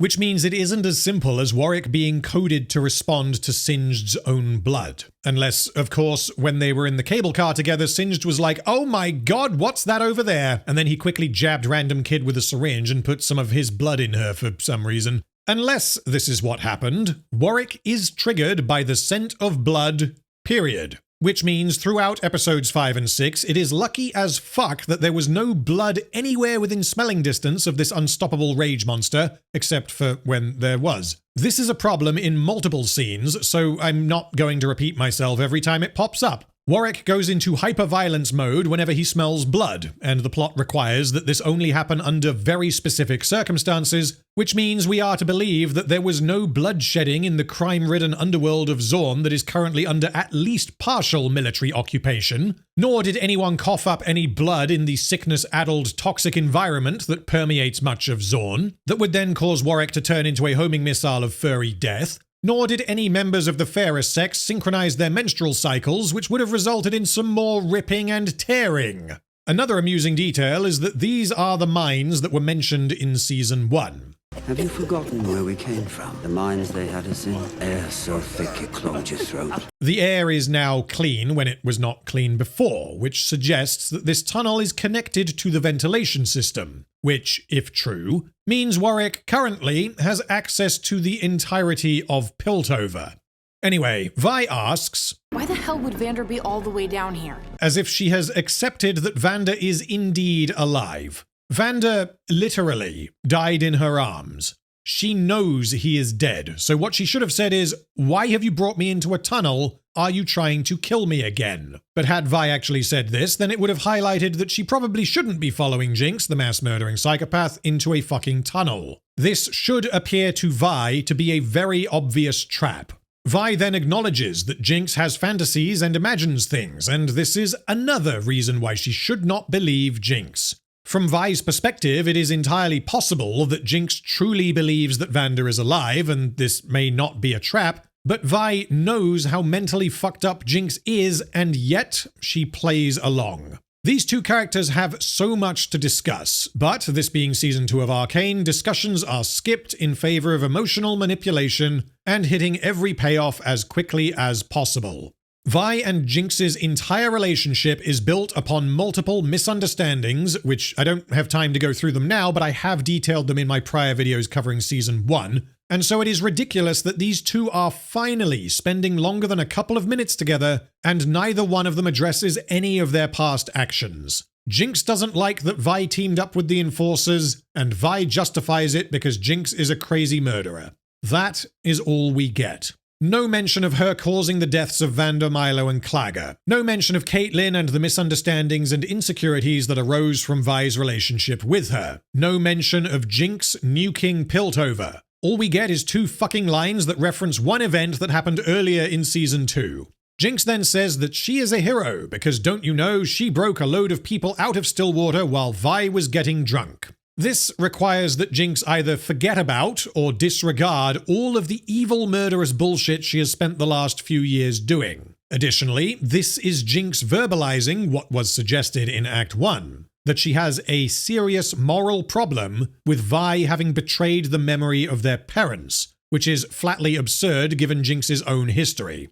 Jinx tells Vi to shut up or she will kick her ass again. Vi responds that Jinx wouldn't stand a chance without her gadgets, and Jinx replies that Vi is a hypocrite because she uses a weapon that someone else made. Jinx suggests that both of them fighting unarmed is a fair fight, which is not true in the slightest, because Jinx is seemingly permanently off her tits on Shimmer. Conversely, Vi is just really good at punching things. Anyway, this prompts Vi to drop her gauntlets and they start slapping each other. This scuffle is lacking any kind of dramatic weight, and is framed as though this is two sisters having a minor disagreement. The tone is overtly dismissive and unserious. Vi says, "Last chance to surrender," and Jinx replies, "Go right ahead, fat hands." And these are the same characters who tried to kill each other the last time they saw each other, and I'm not even going to bother listing all of the moments where they seriously hurt each other in Season 1. Vi and Jinx have each become a caricature of what they were.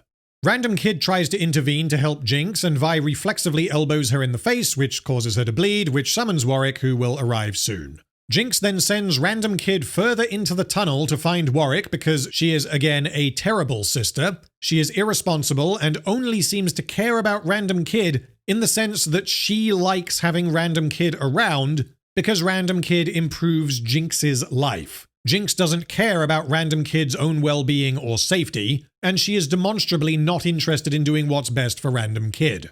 Vi then asks why Jinx came to find her, because Jinx doesn't need Vi's help. I am unsure what Vi means because she seems to have no idea what Jinx actually wants to do. She wants to help Vander, whom she knows is dead, in some vague manner. This sentence doesn't seem to make any sense, but it sets up the next one. Jinx replies, "The last time Vander needed us, we tried to help him alone and everything went wrong."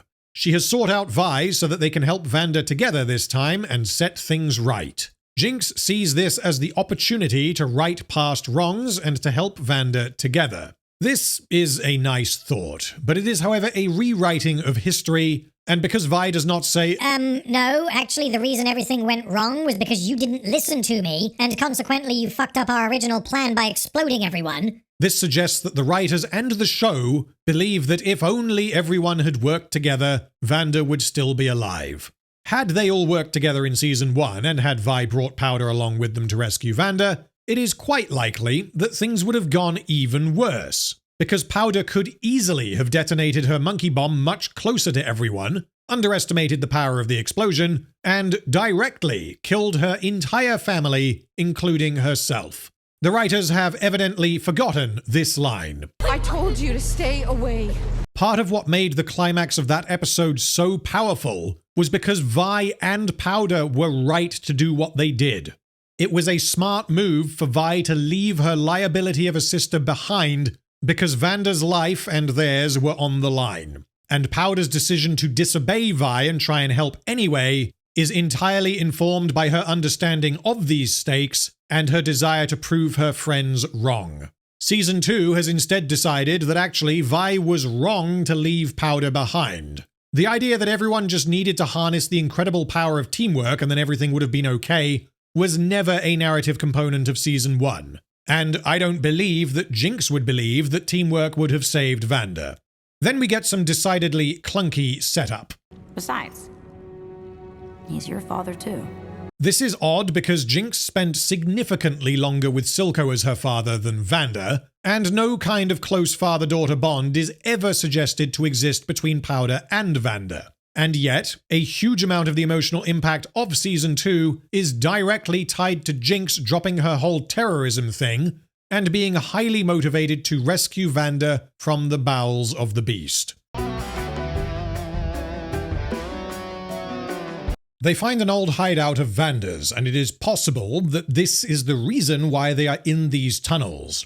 Warwick instinctively ran to a meaningful place because elements of Vander's personality were coming through, and this led Jinx and now Vi into the tunnel where his old hideout was. This makes sense, except that it doesn't, unless this location was more meaningful to Vander than the last drop, which I flatly do not believe is the case.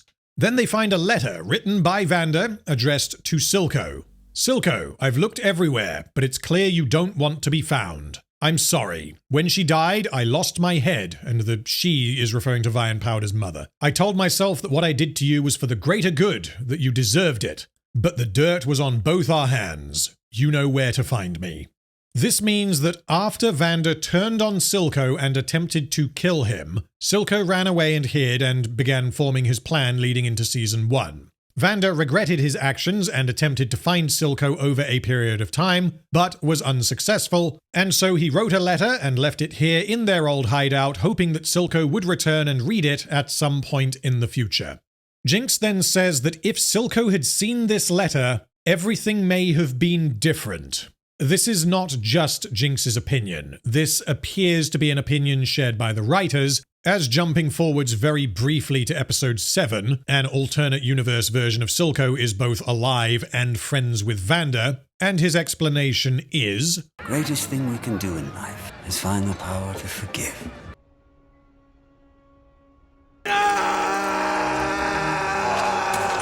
The perspective of Arcane is that the reason why Silco did what he did in Season 1 was because he did not see this letter.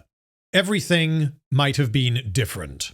Pretty pathetic, huh? Vander and Silco had a difference in ideology. They had very different lines they were willing to cross or draw in the sand when going about achieving their shared dream of the nation of Zorn. The idea that all it would take to repair their relationship is for Vander to say, "I'm deeply sorry," is fucking pitiful and is based on a misunderstanding and an oversimplification of who these characters were in Season 1.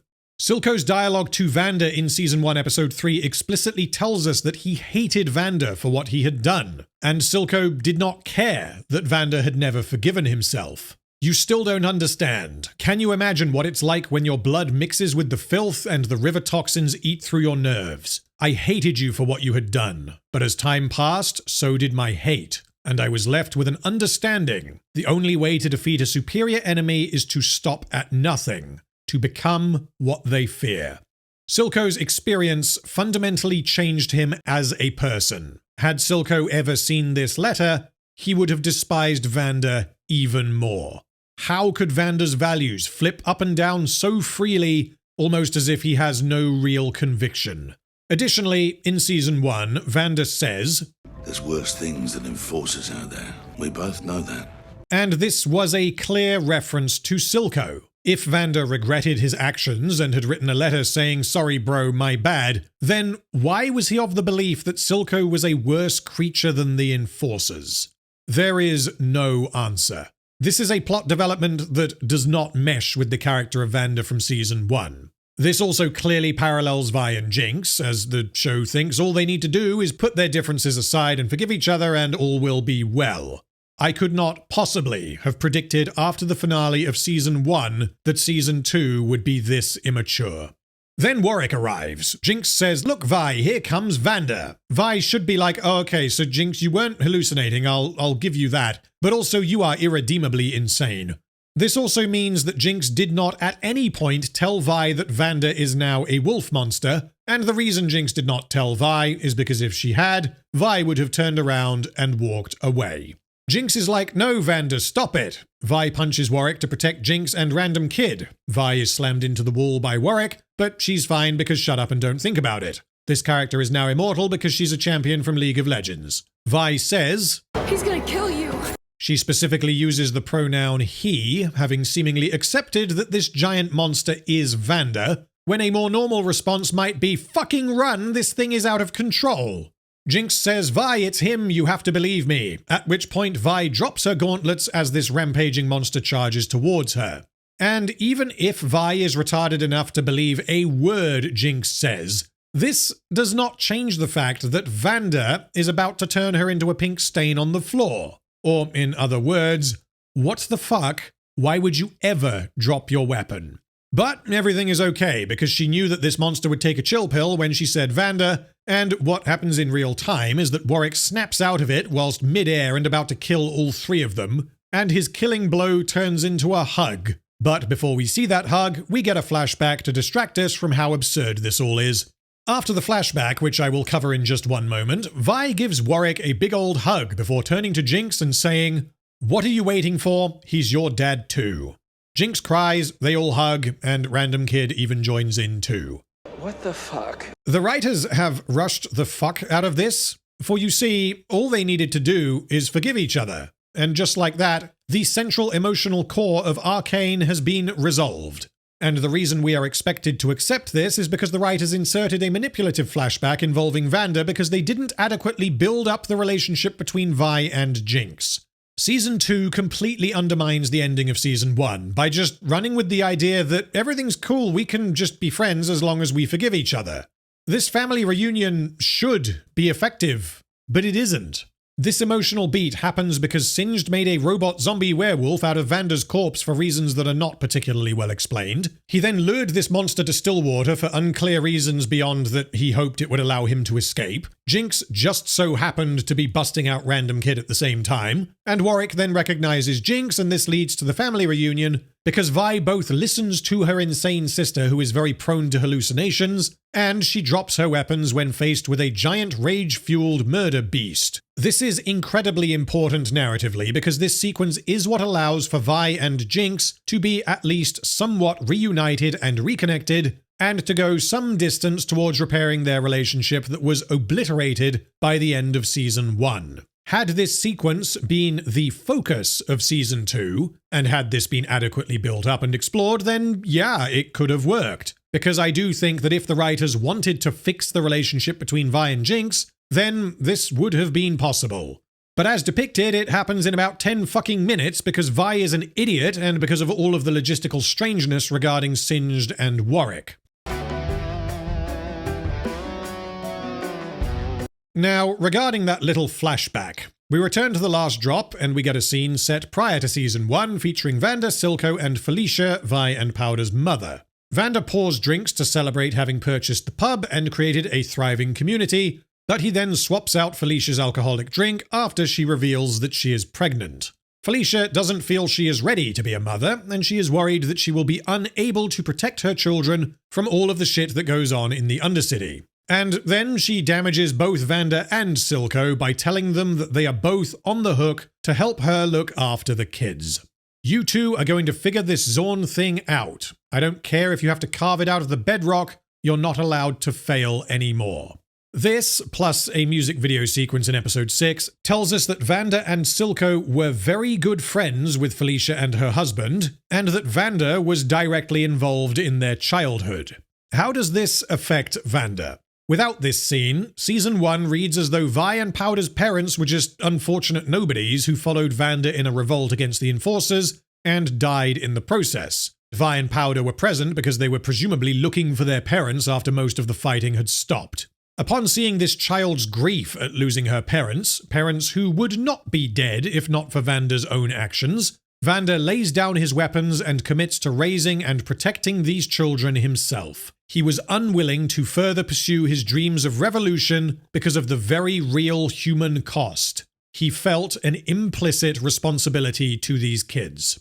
With this additional context, it means Vander led Felicia and her husband, both of whom he knew personally and had a very close relationship with, in a revolt against the Enforcers, knowing that they had young children. He had already made a promise to their mother that he would look after the kids, meaning that Vander had an explicit responsibility. This means Vander's decision to lay down his arms has less to do with him refusing to be a part of the cycle of violence, and more to do with him having made a promise that one time to look after these children specifically. This weakens the character of Vander by diluting his core motivation and boiling his decision-making down to a single promise he made a few years prior. Now, how does this affect Silco? With Silco, the damage is far more severe. Without this scene, Silco's decision at the end of Season 1, Episode 3 reads as though he empathizes with Powder having been betrayed by her sister, just as Silco had been betrayed by his brother. He also respected the lengths Vander went to in fighting for his own cause, dying in the process, and so Silco decided to adopt Powder and raise her as his own. With this scene, Silco sees Powder and is like, oh, well, her mum asked me to look after her, so I guess I'll look after her. The connection between Powder and Silco still exists, as does his respect for Vander, but adding in this backstory that Felicia personally told Silco he was on the hook to look after her children seriously neuters the initial impact of the emotional bond formed between Powder and Silco, a bond that was originally born of two tragedies. Additionally, this context heavily damages Silco's bond with Jinx as the season progresses, culminating in his decision not to sacrifice her to achieve his dream, because it suggests that at least part of the reason for this is that he promised that he would look after her. Additionally, this context means Silco was more than willing to just straight up murder these two children, despite having previously accepted responsibility for their safety. We know that Vi and Powder were born prior to Silco and Vander's falling out, which means this scene retroactively decides that Silco knew that he had promised to look after these kids, and then I guess because he really doesn't like Vander by the time we get to Season 1, he decides, you know what, fuck it, I'll murder them instead. Silco was a man who highly valued loyalty. He says as much in his monologue in Episode 1, Season 9, when he suspects that Savika may be about to betray him. And the whole reason why he hated Vander was because Vander had betrayed him. And yet, this man who supposedly highly values loyalty was willing to betray the memory of Felicia, who was at one point a close friend, and murder the children he promised to protect. Well done, Season 2. You have heavily damaged one of the best characters of Season 1, despite this character having died prior to the start of Season 2. Now we finally get to rejoin Mel. Remember her? We cut back to Mel multiple times in Episode 5, so I'm just gonna cover all of the Mel stuff in one go. This entire plotline is very confusing, and deliberately so, because this part of the plot is structured as a mystery. There are a whole load of unanswered questions that the show needs to address by the end, and the fact that it just kind of doesn't is why even people who like Season 2 seem to agree that this Black Rose subplot was the weakest part. The writers hinge all of this mystery baiting upon them clarifying what actually happened and why in Act 3, which they don't. The Black Rose subplot only interacts with Mel, and Mel only interacts with the Black Rose subplot. Which means, had the writers killed Mel at the start of the season, they could have entirely removed the Black Rose subplot, and the only thing that would need changing is the manner by which Ambessa is defeated. In fact, this whole plotline seems only to exist because they wanted to add Mel as a champion in League of Legends.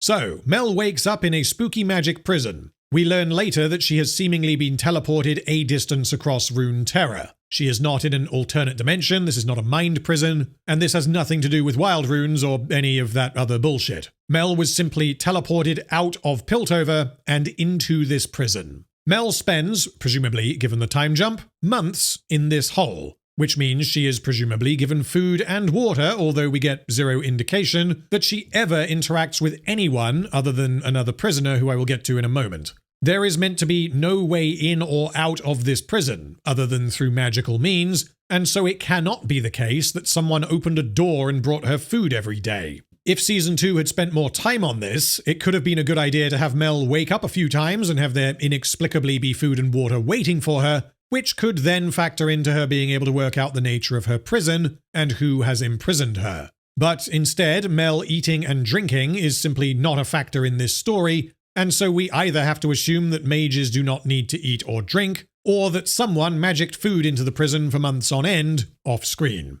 Mel then realizes that she has been imprisoned alongside her supposedly dead brother, Kino. This turns out to be a ruse, and Kino is later revealed to be LeBlanc in disguise, the real Kino having indeed been killed prior to Ambessa's arrival in Season 1. Just as a quick aside, LeBlanc is the leader of the Black Rose, and she is a shapeshifter. She is never seen in her true form in Arcane, nor is she ever named, but again for simplicity I will refer to the character as LeBlanc. The Kino imposter then uses the phrase peacock princes, which clues Mel in that she is speaking to her supposedly dead brother. How LeBlanc knew this phrase, which was apparently an old Medada family joke, is unclear. Whilst it is possible that when the Black Rose captured Kino, they could well have tortured him and learned of this previously, this is a very specific phrase, and it would be a very strange thing for them to ask him. Boy, tell us any weirdly specific phrases you and your family use in case we ever need to assume your identity. Also, for fuck's sake, this show keeps breaking. If LeBlanc can shapeshift into Kino, and she has detailed knowledge of his personality and family life, then why is Ambessa still alive?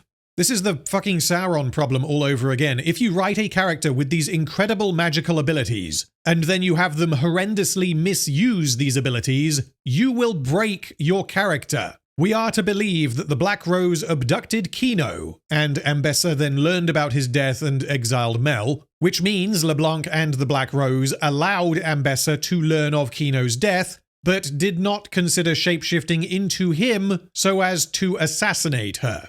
As was the case in Act 1, given the Black Rose's objective and given the extent of their magical abilities, their actions do not make any fucking sense whatsoever. The Kino imposter then reveals himself and Mel embraces her brother. If Kino has supposedly been here for years, as in, a decade or so, which is the foundation of this deception, then I have to point out that his hair and beard are notably way shorter than I would have expected, and his clothes are also far cleaner than they should be. Then we get an exposition dump, although this dump is a dump of two halves. Half now, under the guise of Kino, and half later, after LeBlanc reveals the ruse. We can therefore only take this exposition either as LeBlanc's recounting of what she believes to be true, or she has altered the facts so as to manipulate Mel. There is simply not enough information in Arcane Season 2 for us to accept that the following is the honest truth, and we have ample reason not to trust LeBlanc, but this is what we are told is what happened. A couple of decades ago, Ambessa hooked up with someone who happened to be a mage. This affair then led to a child. The Black Rose knew about this affair somehow, and they knew that they didn't want Ambessa to have a magic child, but they did not know which of Ambessa's 2 children was the magic one. The Kino imposter then starts teleporting around the room and making Mel suspicious, and I don't know why he does this, but then he straight up reveals that he is an imposter, and Mel is once again trapped in the Phantom Zone. LeBlanc explains that the Black Rose had high hopes for Kino, believing that he was the child of Ambessa's affair, but then Ambessa accidentally led the Black Rose to Mel in Piltover, confirming that Mel was in Piltover for a decade using the name Medada. She became a counselor and the richest person in the city, but the Black Rose did not realize that Mel existed until they followed Ambessa to Piltover at the end of Season 1. Therefore, the Black Rose are incompetent to the point of being straight up broken. I also need to briefly correct an assertion that I made in Part 1. I stated that Mel knew in Act 1 that she had magical powers, and that she realized this after using her magic shield to save herself from Jinx's attack. This is not correct, as Mel does not appear to recognize that she is a mage until this very episode. I made a false presumption because the alternative is actually far more damaging. If Mel did not know during the events of Act 1 that she had magical powers, then this means not only did no other character question what the fuck happened that led to her, Jayce, and Shula miraculously surviving, but this also means that Mel herself did not question this either. When she said, "How does the explosion do that to him?" There's no sense to these things, Jayce.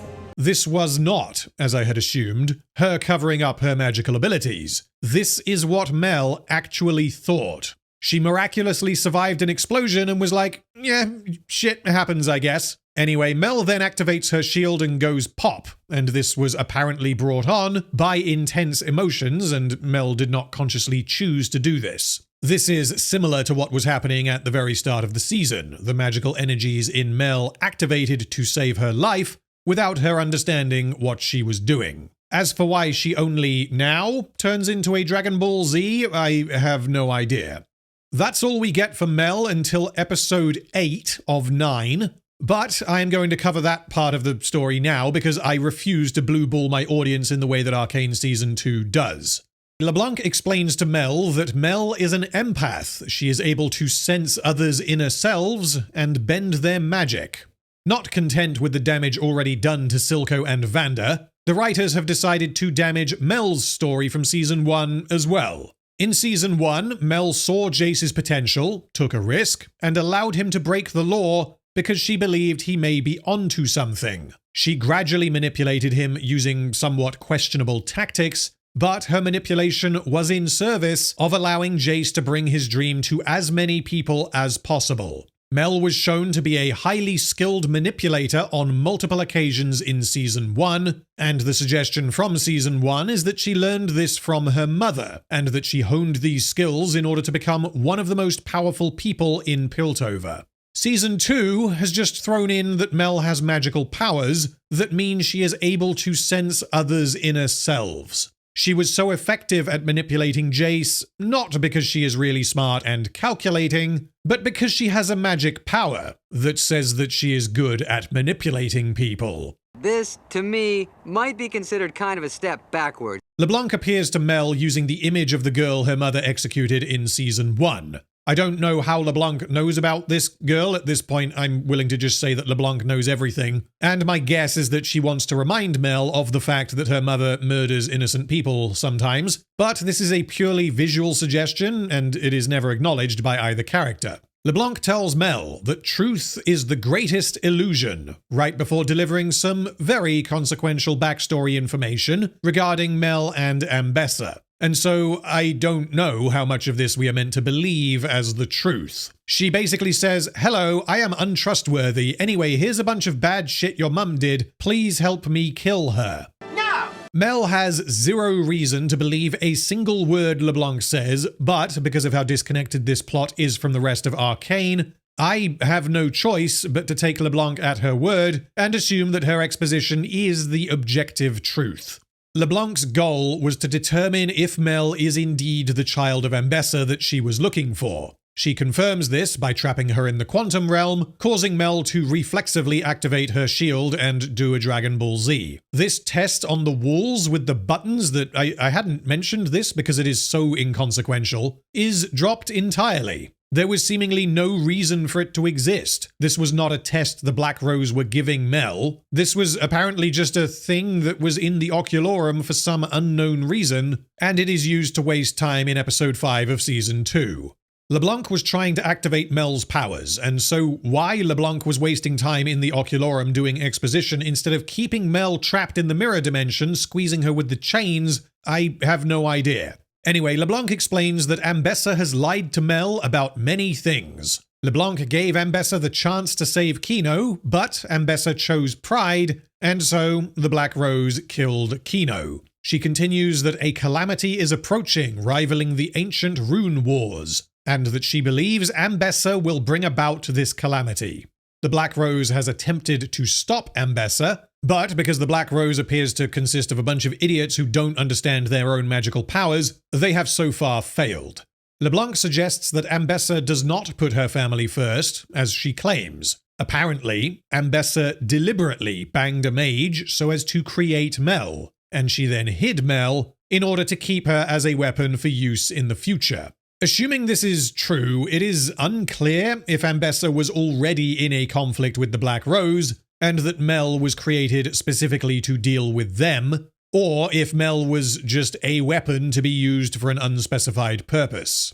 Mel doesn't seem to care that LeBlanc murdered Kino, and she doesn't seem to fucking remember that LeBlanc murdered Elora. LeBlanc also doesn't deny that she murdered Kino, and given that LeBlanc is trying to team up with Mel, this is some backwards-ass way to get what you want. LeBlanc then gives Mel a necklace and welcomes her to her new future as a mage. Mel accepts the necklace and she travels back to Piltover, apparently having been convinced to kill her mother. As will be revealed, Mel has other plans, but LeBlanc believes that Mel is on board. Mel has seemingly agreed to take down her mother, save Piltover, and stop the apocalypse, using the magic powers she didn't know she had until about 5 minutes ago. To summarize, the Black Rose wanted to confirm if Mel was who they thought, so that they could use Mel to defeat Ambessa. To accomplish this, they murdered Elora and imprisoned Mel for months on end, psychologically fucking with her by impersonating her dead brother for no reason, before admitting that yes, they are indeed responsible for her brother's death. There is no reason why Mel should ever trust these people. And yes, Act 3 will reveal that Mel did not trust them, but the fact remains that LeBlanc honestly believed that Mel was on her side. LeBlanc is a complete fucking mess, and is probably the most nonsensical villain that I have covered on this channel, with the exception of Rings of Power's version of Sauron. Now, to avoid confusion, I have decided to reshuffle a wee bit, because what we are about to get to is where the narrative of Season 2 starts to get very confusing. And if you watch the season from start to finish, there are multiple storylines that occur out of sequence. So, before we deal with the scene at the end of episode 5 where Jayce returns to Piltover, we are going to look at where Jayce went, why he went there, and what actually happened to him, all of which is covered in episode 7. After touching the Wild Rune in episode 3, it appears that Jayce has been zapped forwards in time, and he finds himself in an apocalyptic version of Piltover after something has gone horribly wrong. In actuality, Jayce is in an alternate universe's version of future Piltover, because, spoiler alert, Jayce manages to save the day and avert the apocalypse in the finale, which means this apocalyptic future world cannot be his own universe's future. Jayce, of course, does not know that this is an alternate universe, and Viktor will have deliberately sent Jayce to this alternate universe so as to motivate him to avert the apocalypse that Viktor knows is going to happen, and yes, Viktor did send him here, and I will deal with that in part 3. Jayce wanders around this future hellscape, finds some spooky robot people, panics and runs away, falls in a hole, and drops his hammer on his leg. Now Jayce is stuck in a hole, and he can't walk. Oh my god, it's just like what happened to Viktor. Now Jayce can't walk properly. Isn't this clever? Now, the attempted symbolism here is fine. That, oh no, Hextech broke Jayce's leg. The technology that he developed to help people is actually hurting people. But this doesn't work because in this alternate universe, Hextech is non-functional, which means Jayce's hammer does not work. This means the symbolism is in actuality that Hextech can hurt you when it doesn't work, which is almost certainly not the point the show wanted to make. Anyway, Jayce pops his leg back into place and there is arcane goo coming from the wound. He tries to climb out of the chasm, but fails. His hammer is also becoming gooey. He survives by eating small animals that he caught even though he can't walk. Spooky robots watch him from above. Jayce goes very slightly mad over an unspecified amount of time, tormented by his past actions and his culpability in creating the very thing that would destroy the world. Jayce eventually escapes, walks through a sea of robot corpse thingies into the city, and climbs to the top of the Hex Gates. I don't know why he wants to climb to the top of the Hex Gates, as it would surely have made more sense for him to head to the failsafe where the Wild Rune was in his universe, as this may have given him a means of returning to his universe. But he has to go to the top because the top is where he will end up in the finale, it is where Viktor is, and it is where his means of returning is. He finds what appears to be a robot corpse thing of himself holding the hammer at the top, which is what ends up happening later in the finale. He meets a spooky hooded mage guy with a stick and recognizes this man as the mage who saved him when he was a child. In a later twist, this man is revealed to be Viktor, not Rise. It's definitely not Rise, I promise. But Jayce does not know this yet, and the only reason why this is not revealed in this very scene is because Viktor does not speak. Jayce asks the mage why he gave him the teardrop gemstone after saving him, as seen in the flashback in Season 1, because this experience is what caused Jayce to pursue Hextech. Jayce is questioning if this mage knew that Hextech would cause the apocalypse, then why did he set those events in motion? The mage does not respond. Jayce then asks if there is a chance that this can all be averted. The mage does not respond. Jayce then realizes that he must destroy Viktor and Hextech, and so he asks the mage to send him back. The corpse version of himself gives him a new hammer to replace the one that he turned into a leg brace. The mage then opens a portal that looks exactly like the Wild Rune. The teardrop gemstone on Jayce's wrist becomes gooey, and Jayce is then zapped back to his own universe. The summation of Jayce's experiences in this alternate universe is that he realized Hextech will cause the apocalypse. He fell in a hole for a bit, climbed out, and realized he needs to prevent the apocalypse. I don't know what the purpose of the hole was, because the climax of this alternate universe adventure is Jayce's revelation at the top of the Hex Gates. If Viktor has the ability to send Jayce to alternate universes, then this means Viktor could have sent him to a version of this universe where there is no hole. And so the best explanation I can give is that Viktor knew it was necessary for Jayce to fall in the hole and to become crippled himself, because this would then put him in the right mental state to accept the information he is about to receive. Okay, cool, except I don't buy that for one fucking second. Because Viktor has placed Jayce in a post-apocalyptic future. You do not need the hole. The message is crystal fucking clear. Luckily, however, Viktor placed Jayce in a universe where there are little bug things in the hole that he can eat so that he doesn't die, and Viktor also placed him in a universe where he doesn't die from sepsis. Do you see how easy this is? We can justify any and all questionable instances of luck and potential narrative shortcomings by saying, well, Viktor, this seemingly infinitely powerful god being, made it all happen in exactly this way because Viktor knew that it had to happen in this way for Jayce to do what he needed to do. So Jayce comes back traumatized, and I need to be very specific about why Jayce is traumatized. He learned that Hextech might cause the apocalypse and he needs to stop it. That explains his motive. Jayce being as unhinged as he is, however, is seemingly down to the fact that he accidentally broke his leg when he fell in a hole, and he went a little mad eating bugs. When Jayce gets zapped back into the failsafe room, he encounters Salo, who is up and walking around like nothing happened.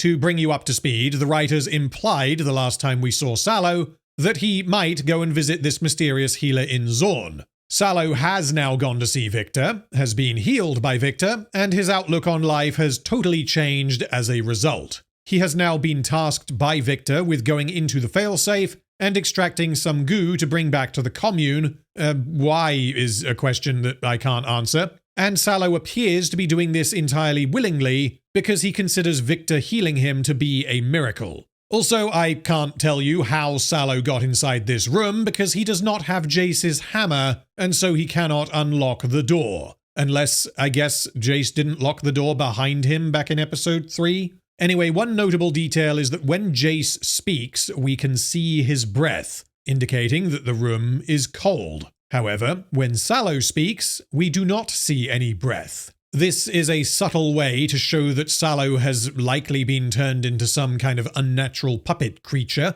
and that potentially his body is physically as cold as the room.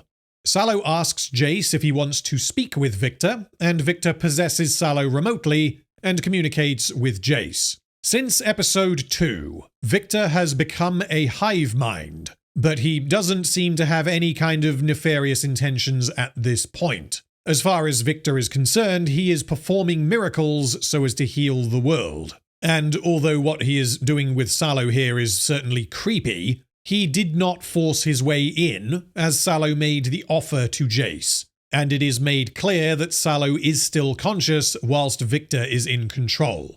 Viktor says that he has made so many breakthroughs that he wishes to share with Jayce, and Jayce responds that Viktor said he was done with both Hextech and their partnership. Viktor says he was clouded by emotions, and he invites Jayce to visit him in Zorn. You've given Hextech to the people? As we always promised we would. Jayce tells Viktor that they have to destroy Hextech. Viktor replies, You seem different. Something happened. Now I see it. You too have touched the Arcane. Your mind suffered. And then Jayce murders Salo, and Salo the counselor is never mentioned again. The writers have essentially downloaded a new set of beliefs into Jayce's head. They have turned him into a crazy murder person. He is now straight up willing to murder unarmed civilians if they get in his way. Jayce did not need to kill Salo to stop him taking the goo to Viktor. He could just physically overpower him. I also have to wonder, did future Viktor send Jayce back to blap Salo with his hammer? Even if not, present Viktor realizes Jayce is kind of fucky, and then he blips out of Salo and leaves Salo to deal with Jayce alone, which is a bit of a dick move. Anyway, Jayce's experiences in the alternate universe are intended to justify his actions in episodes 5 and 6. This means Jayce consciously decided to murder Salo because he deemed it necessary to save Piltover. This is a stretch given the information he has. Yes, Jayce does also go on to kill Viktor, but as this is not exactly permanent, and as Viktor knew Jayce was coming, I want to focus on Jayce's murder of Salo, who was unarmed, facing the other way, and was absolutely not expecting to be pancaked. The idea of ending one life to save many has been done multiple times, and if we are being totally logical and dispassionate, and we are working with absolute information, then it does make sense to end one life to save the world. However, there are multiple variables here that make this idea very shaky. Firstly, Jayce has not been characterized as someone who is at all comfortable killing people. He was distraught over the death of the child in Season 1, and he vomited upon seeing Jinx's massacre on the bridge. His character was built entirely upon his goal of helping to improve lives with Hextech. Conversely, someone like Silco would absolutely end lives for his cause, and he would not have any moral qualms about doing so.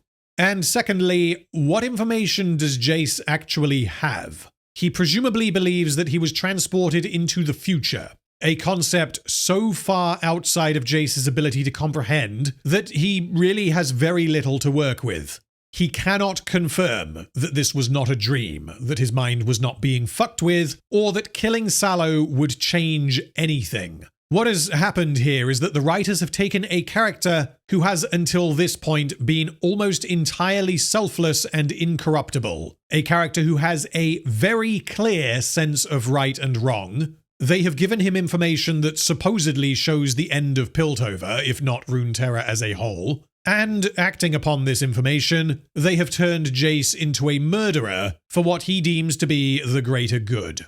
The connective tissue is there, but nowhere near enough work was done to convince either Jayce or the audience that murdering an innocent and unarmed man while his back is turned is necessary to avert the apocalypse. If it were presented in an entirely controlled environment, and Jayce knew for certain that killing Salo would save the world, then I can accept that after some internal turmoil, he would probably do what needed to be done, and he would feel absolutely terrible after the fact. What we get instead is that he executes Salo while his back is turned, he shows no remorse afterwards, and it is entirely unclear why Jayce would think killing Salo would accomplish anything.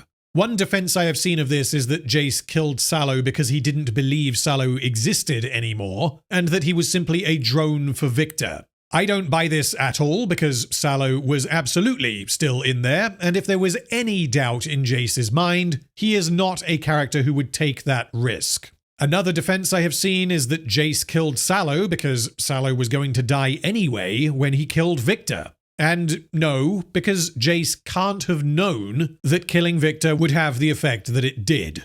This moral conundrum was pulled off far better in Season 1, as Marcus was forced to kill Caitlyn to save his daughter, and whilst any parent would say that they would kill to protect their child, when you are standing there holding the gun, and the target is entirely innocent, things are no longer as clear-cut. Episode 6 opens with Viktor and Skye watching Jayce blap Salo with his hammer. Skye is like, oh no, poor Salo, which I guess does confirm that future Viktor probably didn't deliberately bring Jayce back at the exact moment when Salo was inside the failsafe room, which means this was just another staggering coincidence.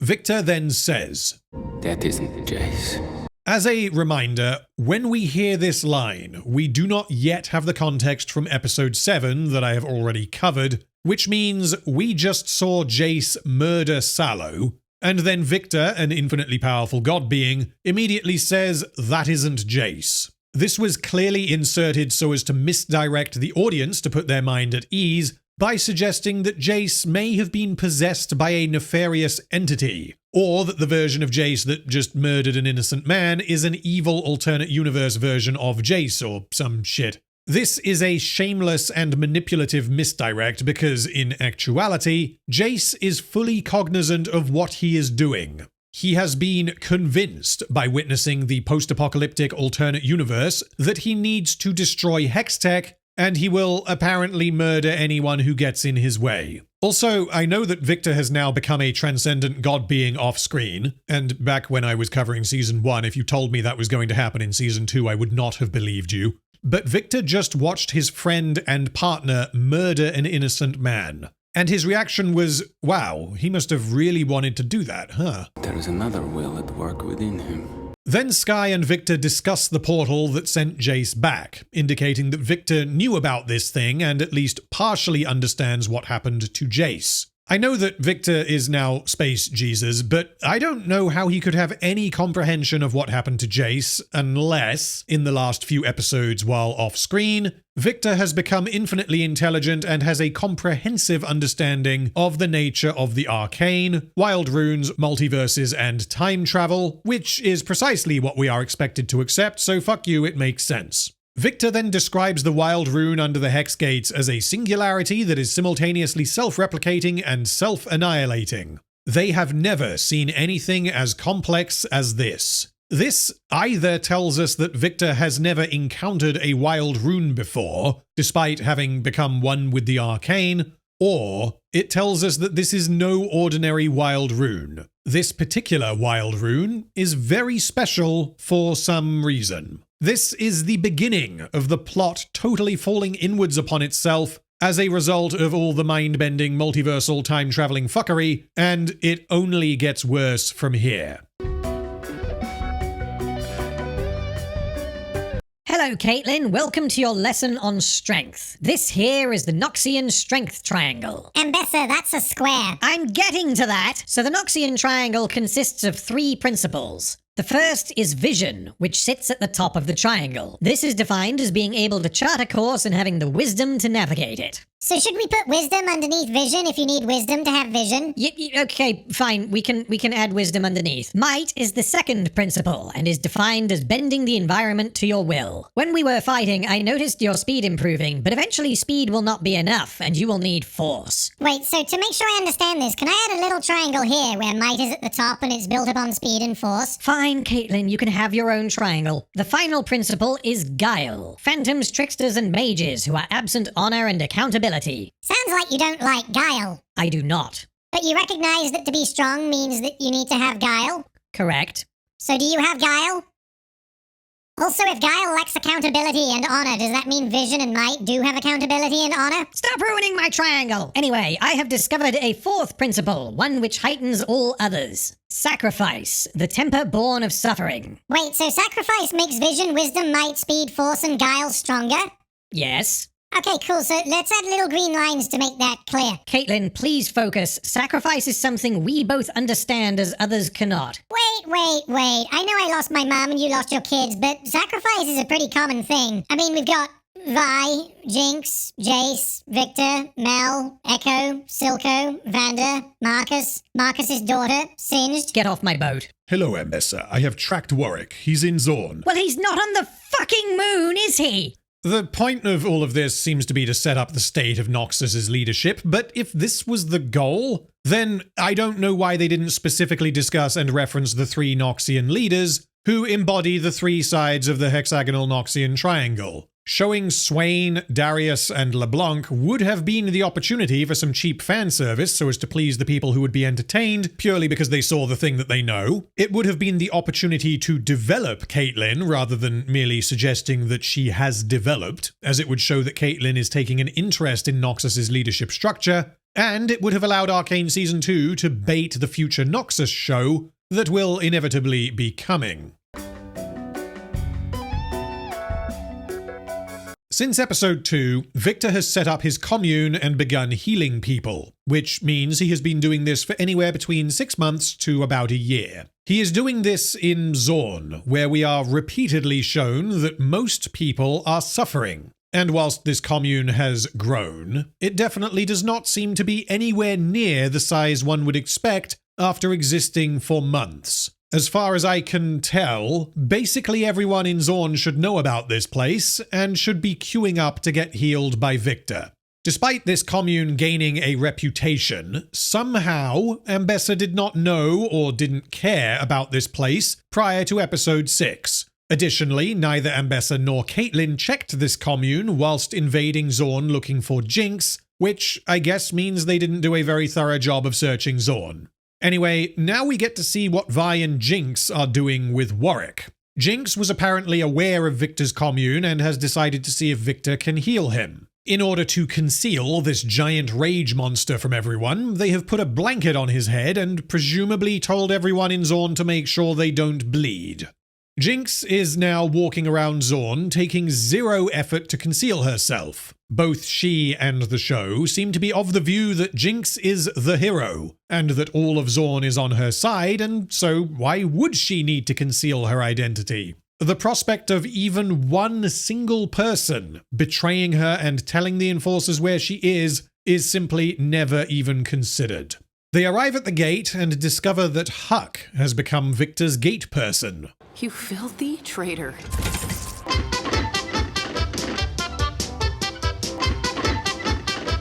What the fuck? Woman, he was high as a kite. He was a victim of Silco. Meanwhile, you betrayed the memory of your parents and gassed your fucking home. You don't get to call Huck a traitor. You bitch. Also,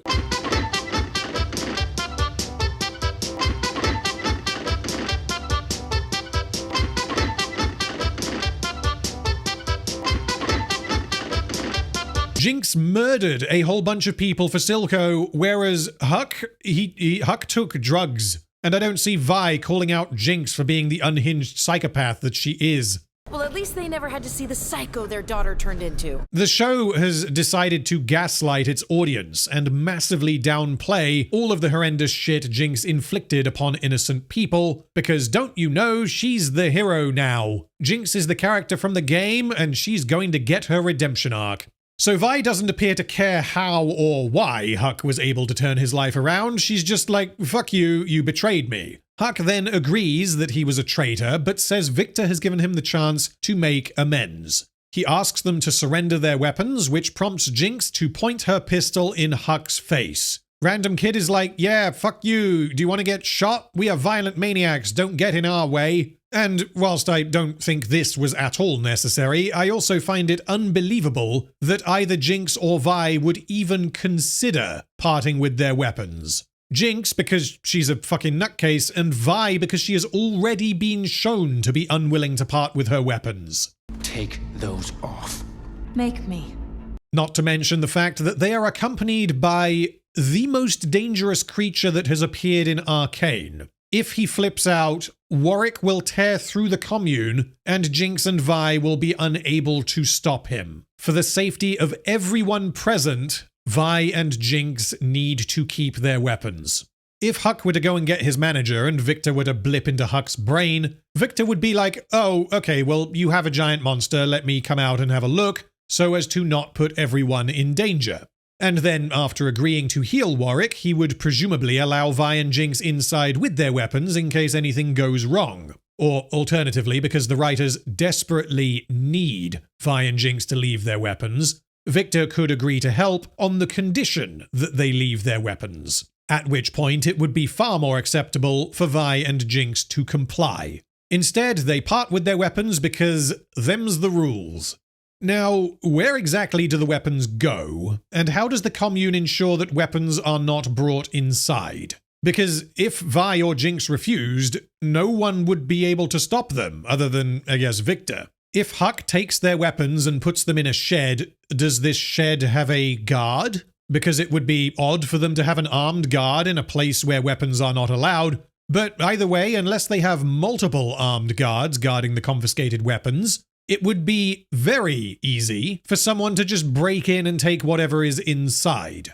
Which means, if someone were so inclined, they could very easily steal not one, but 2 Hextech weapons without having to go through their owners to get them. Also, weapons are not allowed, but giant robot werewolf zombies with weapons in place of hands are? Yes, bitch. So to recap, all of this has to go down in this ridiculously contrived manner in order for the desired emotional ending of this episode to be reached. Vi has to not only willingly part with her gauntlets, but she also has to just carelessly dump them on the floor and forget that they contain 2 Hextech gemstones. If Vi had kept her weapons, the ending of this episode, and therefore the season, changes fundamentally. Vi has to drop her weapons and hand them over to the Cult of Weirdos because the script says so. Now, this next part is critically important. Jinx pops out the Hextech gemstone from her pistol, and Random Kid sees her do this. Jinx leaves her weapon, but takes the gemstone. And this is presumably so that if someone were to steal her gun, they would be unable to fire it. Okay, nice to see some intelligent behavior from a character in Arcane Season 2, but why exactly did neither of them do the same with Vi's gauntlets? There is no reason beyond that everyone forgot. But not Random Kid, because Random Kid notices that the gauntlets have a blue glow on them, and she realizes that there is a gemstone inside each one. Because Vi just left the gauntlets on the floor by the entrance, Random Kid is able to take both of the Hextech gemstones out and bring them inside the commune. And this directly leads to one of the most contrived emotional payoffs I have ever seen. As they enter the commune, Warwick is spooked by a noise. The noise in question is a blacksmith putting a hot piece of metal in some water. Vi, however, calms him down, and Warwick does not go on a rampage. This reinforces how twitchy Warwick is, and the purpose of this is to build and maintain a constant level of tension before the climax, but as this is reliant upon there being no blood anywhere within smelling range of Warwick at any point, this instead shows us quite clearly that Warwick is still an aggressive beast of a creature that could go off at any time, and that everyone is really, really lucky that he does not. They meet Viktor, who scans Warwick's brain to see what kind of affliction he is dealing with. In Dreamland, Viktor finds Vanda unresponsive before Warwick boots Viktor out of his brain. Although Vanda is very much dead, some part of his consciousness evidently still exists, because apparently during this sequence inside Warwick's brain, Vanda told Viktor his name. Vander's psyche is deeply entangled with that of the beast. How did you know his name? He told me. I don't have an explanation for this beyond magic. Motherfucker. Viktor concludes that trying to heal Warwick is a risk, but he commits to doing so anyway. This suggests that there is some unique property of Warwick/Vanda that means Viktor really, really wants to fix him.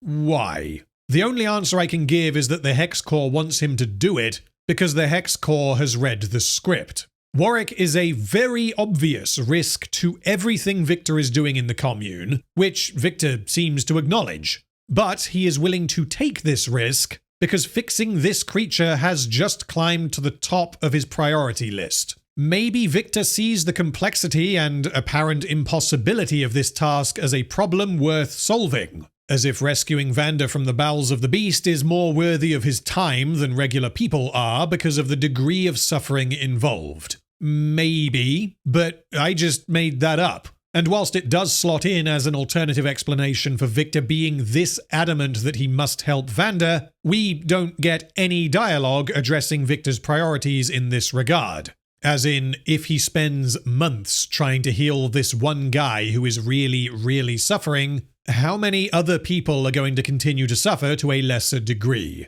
In other words, what calculation is Viktor making when optimizing his objective of healing people, of reducing the overall level of suffering in the world? I don't know. And because this is an interesting idea, Arcane Season 2 avoids this conversation. Viktor says that he saw Vanda's dream of Zorn as it could have been, before calling Jinx powder and inviting her to stay in the commune. Your talents can be used to build instead of destroy. This spooks her, and she refuses to help build instead of destroy and says she will stick with what she knows. Jinx is uncomfortable with the idea of change, and she wants to remain as she is now, a hero who destroys everything. Viktor says that he will do everything he can to heal Viktor on one condition: Warwick must be restrained at night. How they intend to do this is unclear, and why only at night is unclear. Viktor says he has seen the harm Warwick is capable of, which presumably means he saw visions of the attack at Stillwater, and yet no mention is made of the role the scent of blood played. But I guess Viktor assumed that Warwick is literally a werewolf and will go into beast mode at night, and so everyone agrees.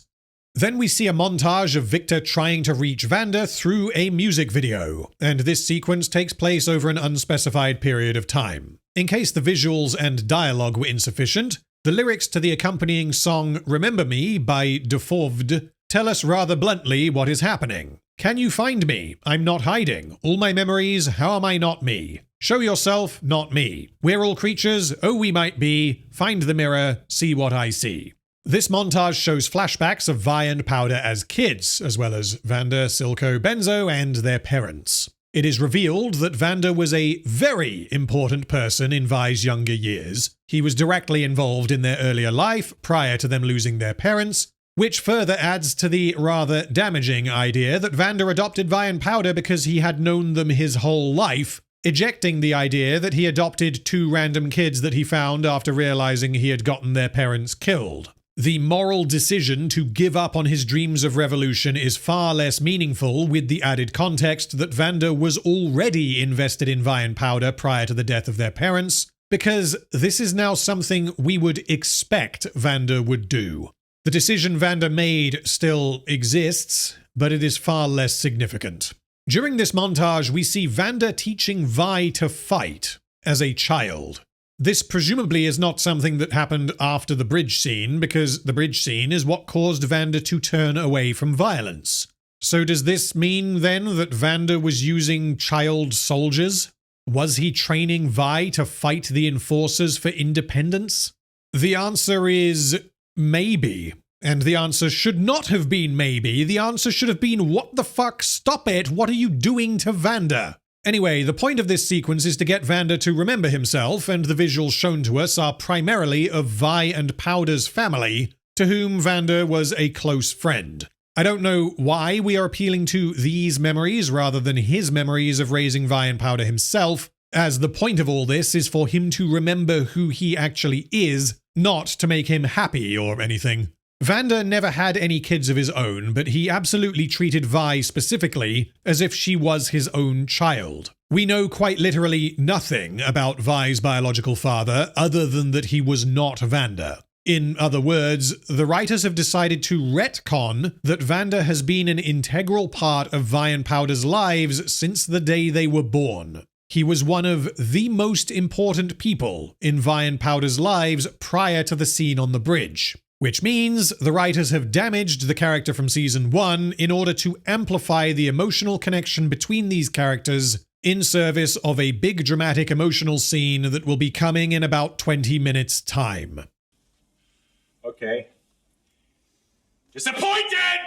Meanwhile, in reality, Vi finds a piece of the water tower from Season 1 where they used to live. This means Viktor built this commune at the very bottom of the Undercity, where people previously lived under the worst conditions. Symbolically, this works, and I quite like the idea that Viktor is using the location previously shown to be the absolute depths of suffering and depravity to begin healing Zorn. However, the reason Viktor is here in the first place is because the Hex Corps told him to come here, and I don't know why.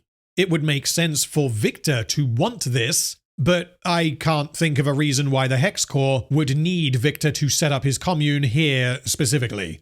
Anyway, Vi asks if Jinx thinks Viktor's commune could actually work. Jinx replies that it is an underground utopia run by a skinny tin machine herald, which is indeed the thing from the it was the thing from the thing, before Riot decided to delete Viktor the Machine Herald and replace him with Viktor the Herald of the Arcane. But Viktor isn't made of tin? Nor does he appear to be made of tin, which I guess means Jinx said the line because she exists for my entertainment.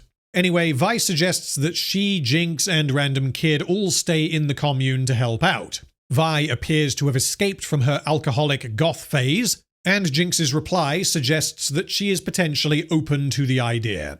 What if we stayed? Vi and Jinx have got their family back. Things have indeed gone back to the way that they were.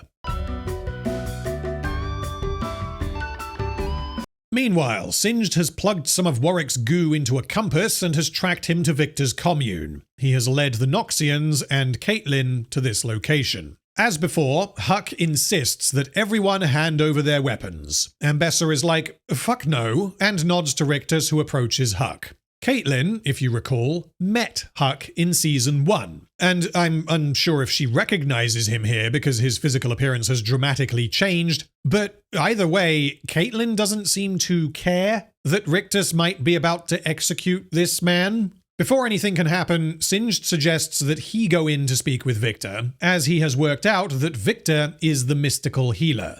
So why then did Singed not ask Viktor the Omnisire to help out with his daughter? Viktor's whole deal is healing people, and Singed's entire motivation is built upon his desire to heal his daughter, and Viktor owes Singed because Singed helped him out in Season 1. Maybe Viktor would not be able to do anything to help Singed's daughter, because if she is indeed dead, then maybe Viktor would have nothing to work with when using his arcane powers, but that there is no discussion comes off as though the writers did not consider this possibility from Singed's perspective. Ambessa agrees to allow Singed into the commune alone to speak with Viktor, and I have no idea why. She has no idea what Singed is going to do. She has no idea what Viktor is currently doing. She has no idea where Warwick is. She has very little reason to trust Singed, certainly far less reason than she has to trust Caitlyn, whom she is revealed to be suspicious of. All she knows is that Singed claims that Warwick is at the commune, and that Singed claims to know Viktor. Singed could be allied with Viktor, and may want to warn him. He may want to go in and flip a switch on Warwick's head to trigger another rampage for shits and gigs. Ambessa has absolutely no idea what this man is going to do.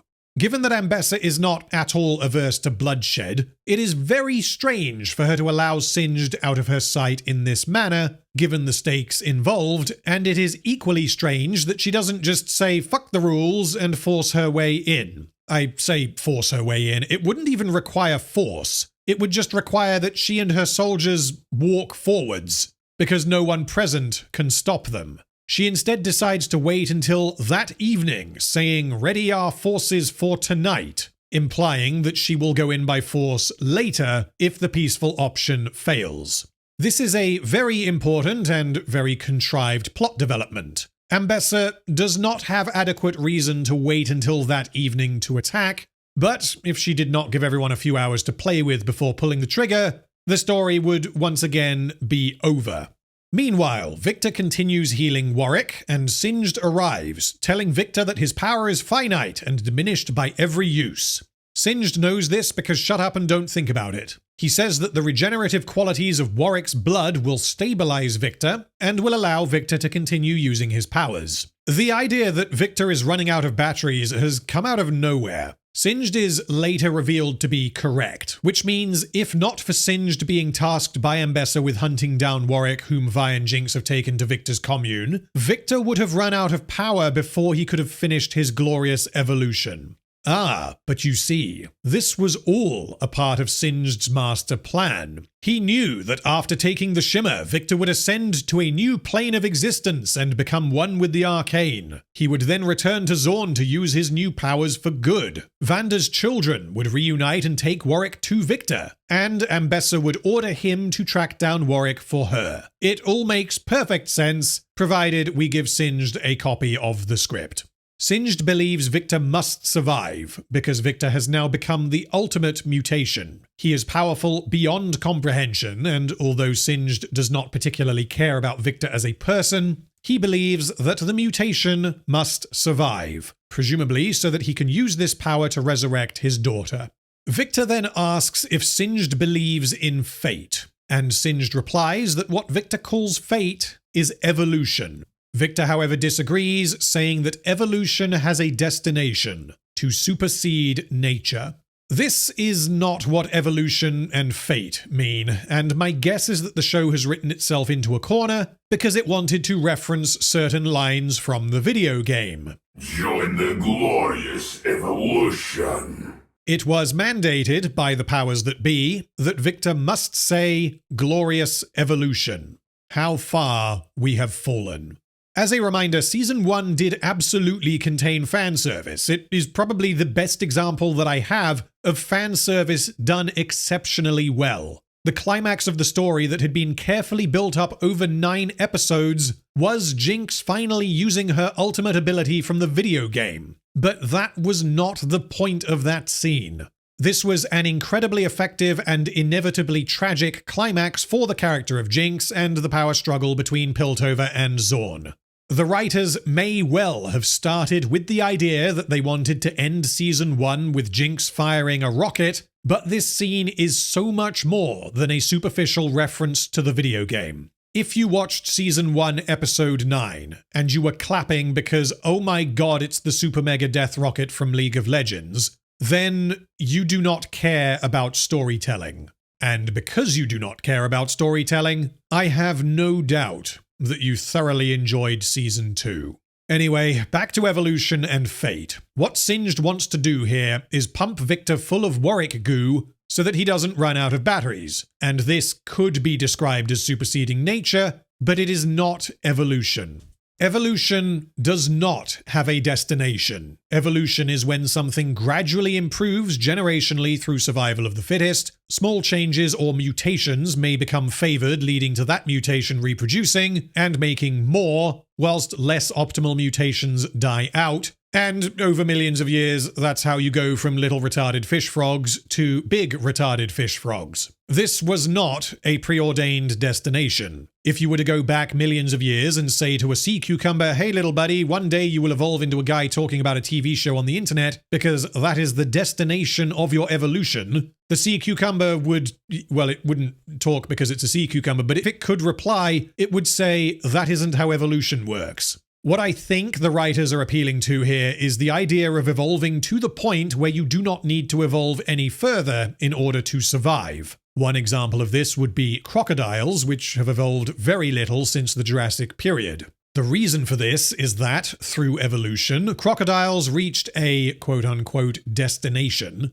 that did not need to be altered further in order for them to survive. But when we apply this concept to the world of Arcane, we do not get a one-to-one translation. Regeneration, resurrection, magic, Warwick goo, transcendent beings, interdimensional consciousness, all of these are present in the world of Arcane. It potentially makes an amount of sense for Viktor to consider it possible for him to supersede nature by becoming a perfect being that cannot be improved further, but this would only occur through unnatural means. Essentially, if a wizard casts a spell on Viktor and he becomes a god being, this is not evolution. This would instead be using magic to supersede nature.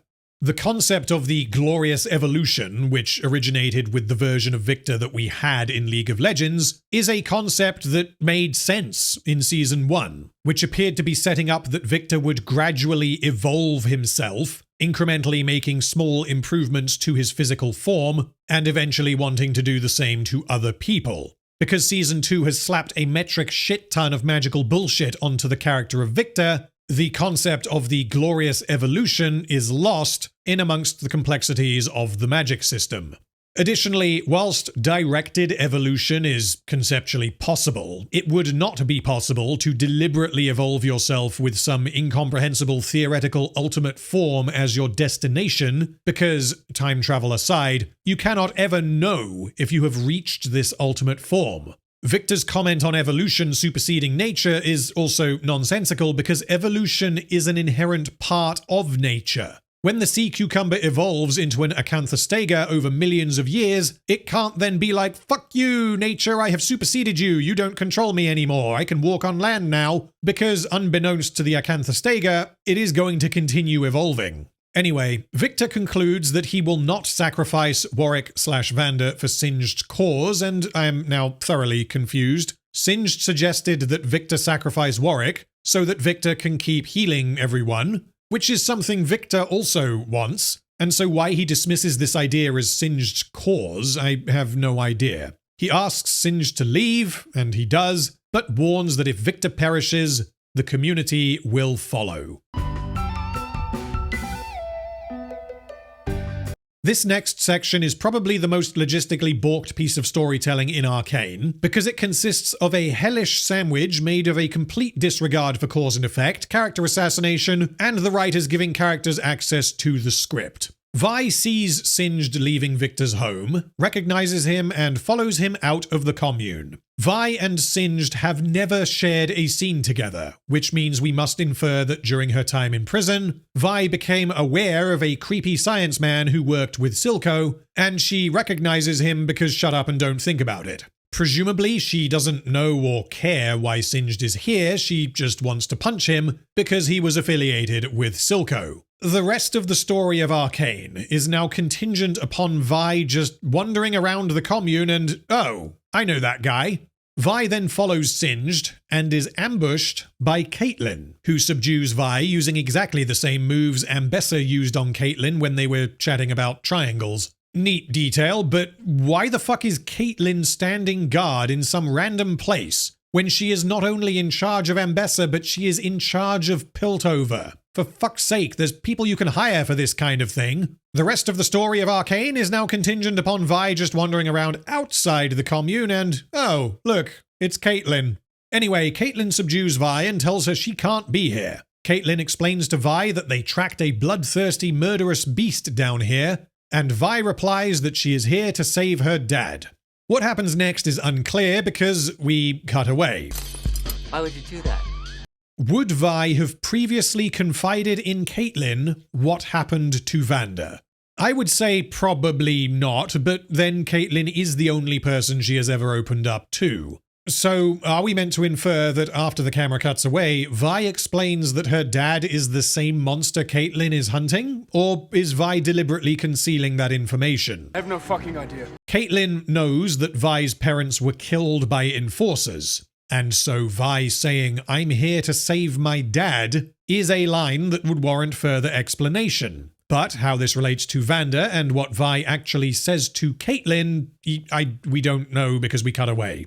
In order for Vi to convince Caitlyn to help, she would need to explain who Vander was and what happened to him in Season 1. That she is pretty sure that Vander is now a giant werewolf, although she has no understanding of how. And that actually it's okay that Warwick slaughtered countless people and undid Caitlyn's months of peacekeeping operations, because Warwick is Vi's dad and he needs saving. My guess is that off-screen, Vi explains everything to Caitlyn that was necessary to convince her to help, which means, once again, the writers imply that something might happen, and then we cut forwards and that thing has indeed happened.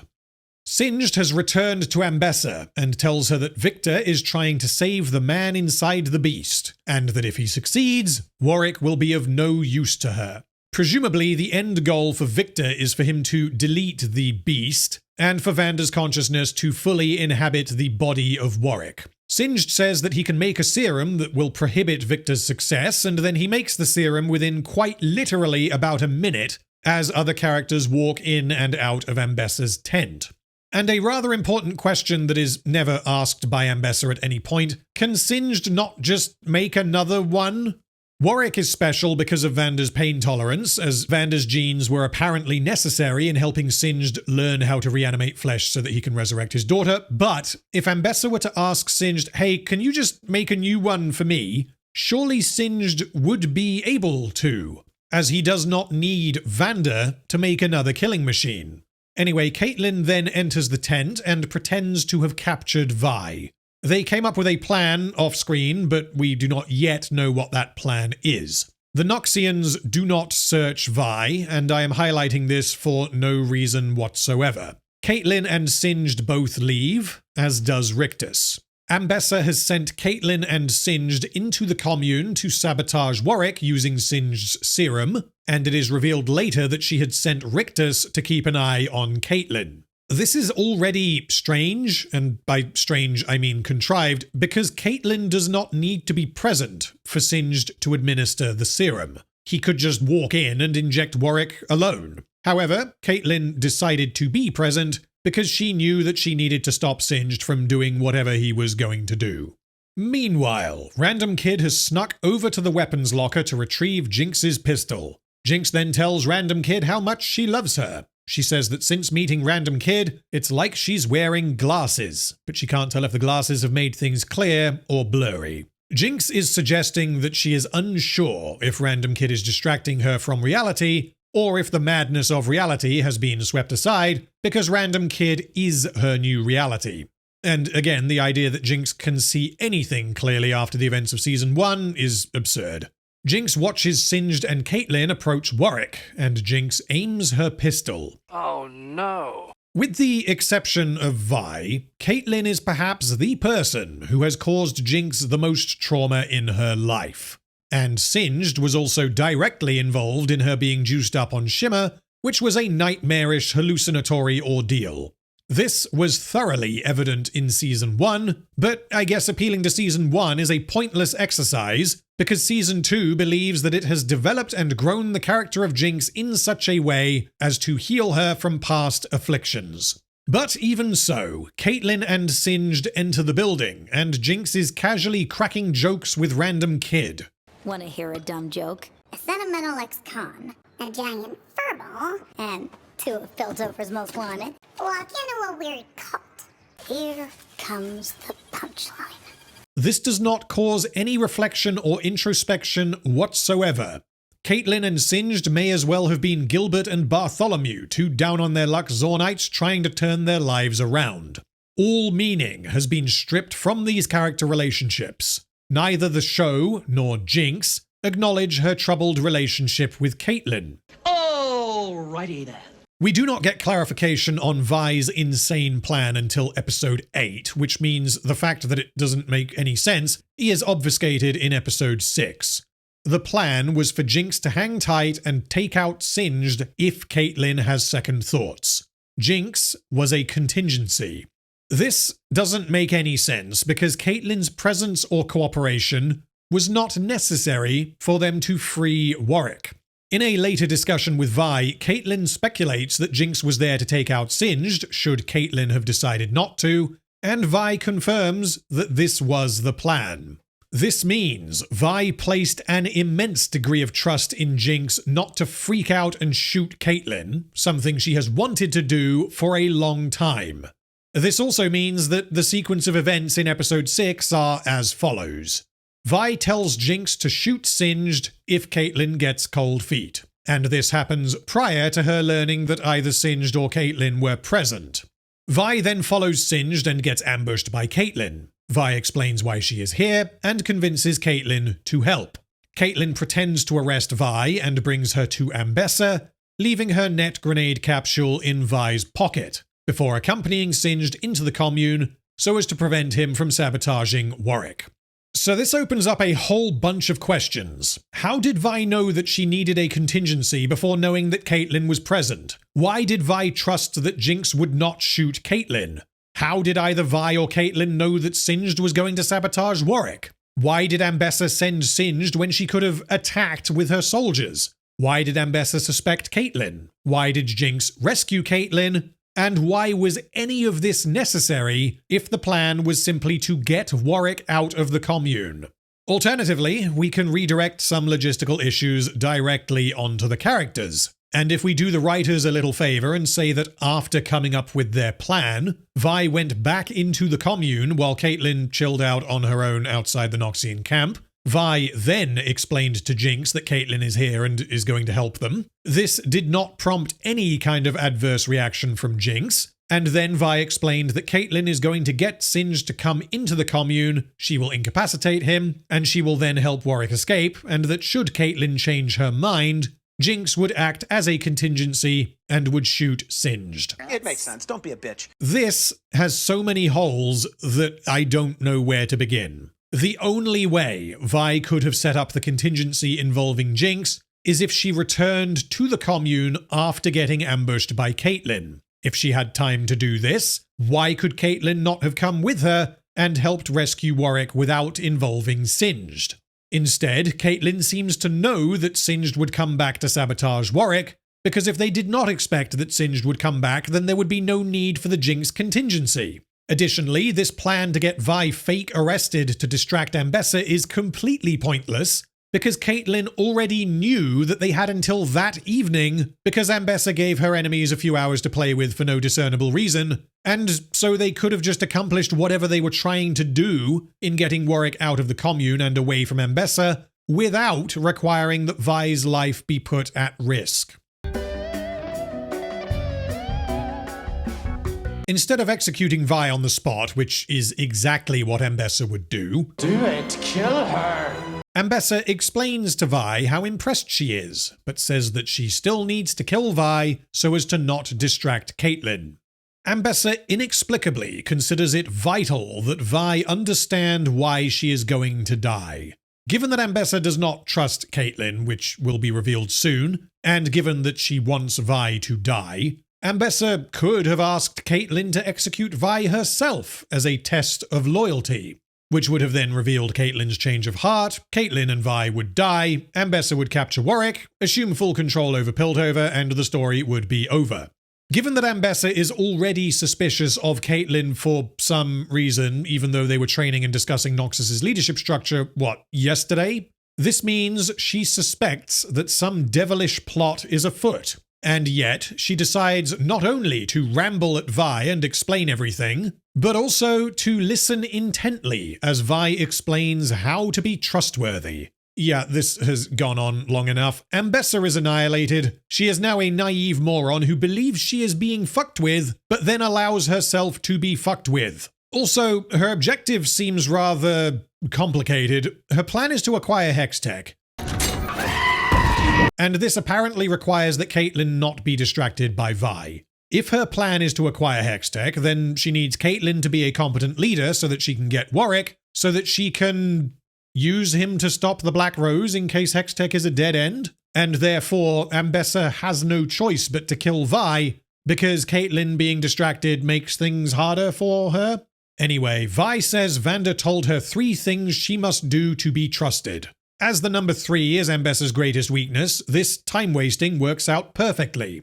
Vi says you need to be honest, patient, and shut the fuck up. She then frees herself, removes Caitlyn's net launcher from her cat flap, and incapacitates Ambessa. Excellent. Vi now has Ambessa at her mercy. I had assumed that the point of this was to be a distraction whilst Caitlyn carries out her part of the plan, but this is not like a big explosion in the camp or anything. This is Vi quietly knocking out Ambessa and then leaving. If the purpose of this was to slow Ambessa down, I can think of a somewhat more permanent way to slow her down, and there is simply no reason why Vi would opt not to assassinate Ambessa here and now, beyond the fact that the writers didn't want the protagonist to throttle a defenseless woman.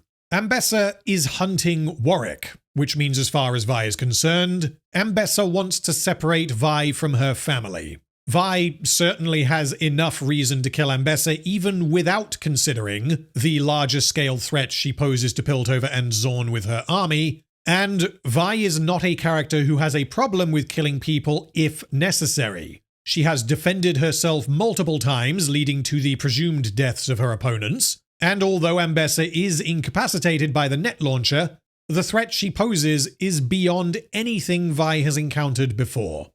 Meanwhile, as Caitlyn and Singed approach Warwick, Caitlyn incapacitates Singed. She then tells Warwick that Vi sent her, and that she is going to get Warwick out.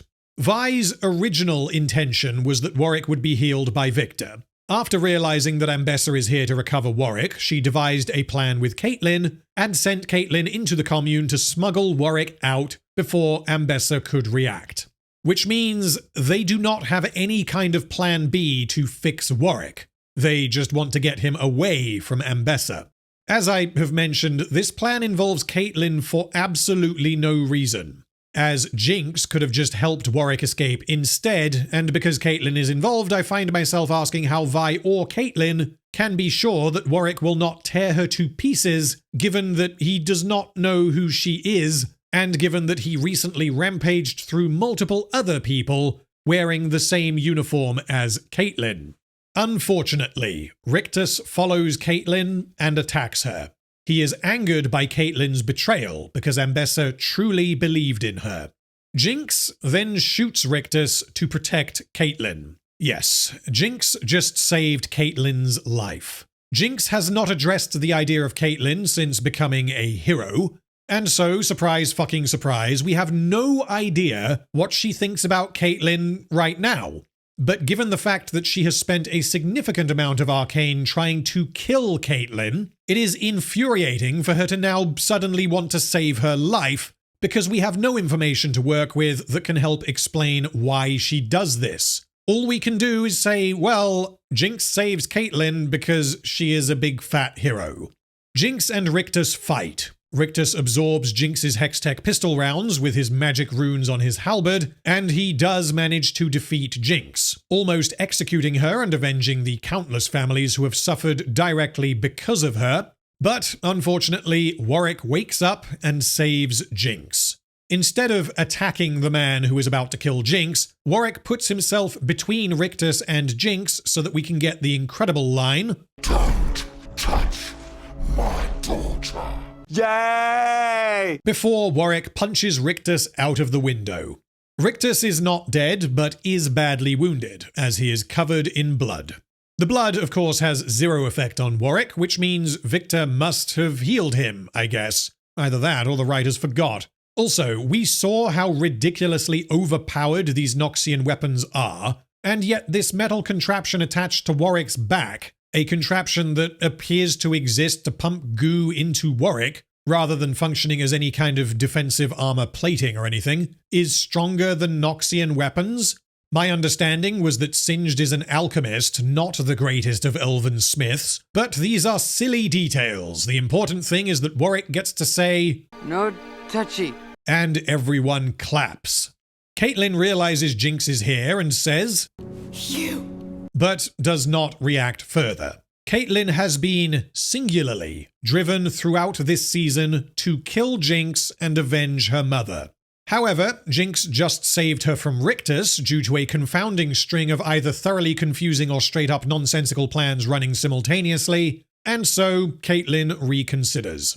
Caitlyn then watches Jinx and her family hug, something that she can never do again because of Jinx.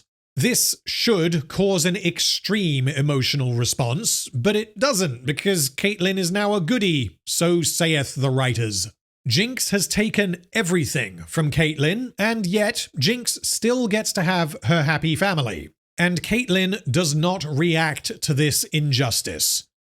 Alright. No two characters in Arcane want to kill each other more than Caitlyn and Jinx in Season 2. But fuck me, right, for expecting these characters to act with any semblance of consistency. Also, Vi runs in here carrying a gun, which I guess means weapons are allowed in now? Also, Richter's got in with his halberd. Also, fucking Jayce was allowed in with his hammer. Good lord, it sure is easy to invent rules that will allow the plot to happen, only to forget them 20 minutes later. During all of this inside-out scheming involving Vi, Jinx, and Caitlyn, we see glimpses of Jayce, who has made it out of Piltover and into the commune.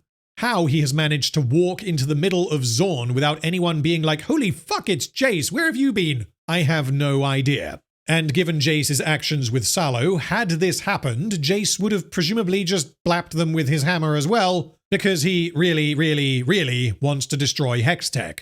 Jayce manages to reach Viktor whilst accidentally avoiding bumping into either Vi or Caitlyn. He is not hiding. He is very distinctive because he is the fucking man of progress, the counsellor Jayce Tallis, who has been missing for months, and he is now wandering around with a gooey hammer, a broken leg, and a hobo beard. Jayce nearly shoots another child, but doesn't, and then the kid takes him to see Viktor. Then Jayce murders his best friend and colleague. What is happening? We learn why he did this in episode 7, as I have already been into, but that's all we get. No discussions, no reflection. Jayce just goes into the alternate universe hellscape, realizes he needs to kill Viktor to prevent that from happening, and then he kills Viktor. Mission accomplished. Also, Viktor should absolutely know that Jayce is coming, but he doesn't seem to. And I can't think of a reason why Viktor would want Jayce to kill him. Unless this is part of some inside-out 7-dimensional chess move by the Hex Core, where it wants Viktor's physical body to die so that it can properly take over, and so the Hex Core prevents Viktor from reacting? Again, we can only really make sense of this by justifying it with vaguely defined sci-fi bullshit.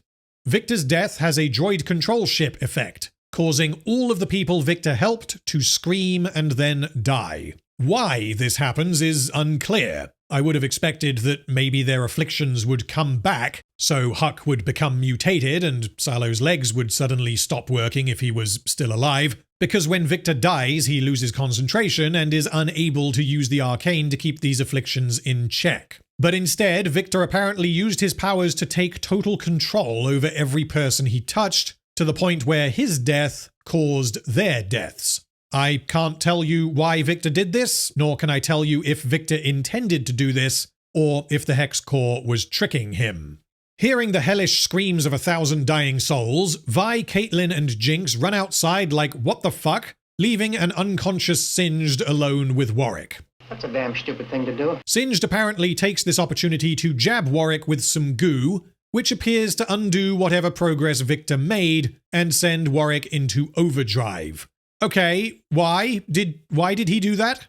How does sending Warwick on another rampage help him? This is what I mean about Singed just being like, fuck it, and doing whatever he feels like at any given moment. Pumping Warwick full of insanity goo will presumably prevent Ambessa from capturing him, so I guess he has decided that he doesn't need Ambessa's help anymore, and he plans to let Warwick rip and tear until the goo wears off, at which point he will take him back to the lab and continue his experiments. Which requires that we ignore the fact that Ambessa and Caitlyn now know where Singed's lab is. So presumably he was hoping that Warwick would kill both of them?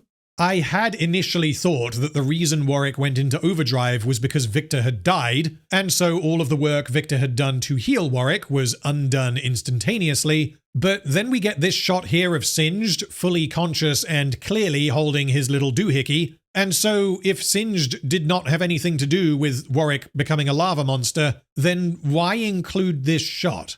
Additionally, whatever has happened to Warwick is very clearly not normal. This is not at all what he looked like in episode 4 when he rampaged through the prison. He seems to be fueled by lava, and his aggression has been dialed up to 11. If it were as simple as Viktor's death undoing the progress that had been made, then I would have expected that Warwick would just be a regular murder machine like he was in episode 4, and so the fact that he is now overclocked and full of lava indicates that Singed has done something to him. Anyway, Rictus, the best character in Season 2, realizes what is happening and reaches for his weapon, despite being badly injured. Then Warwick jumps on him and tears him to pieces.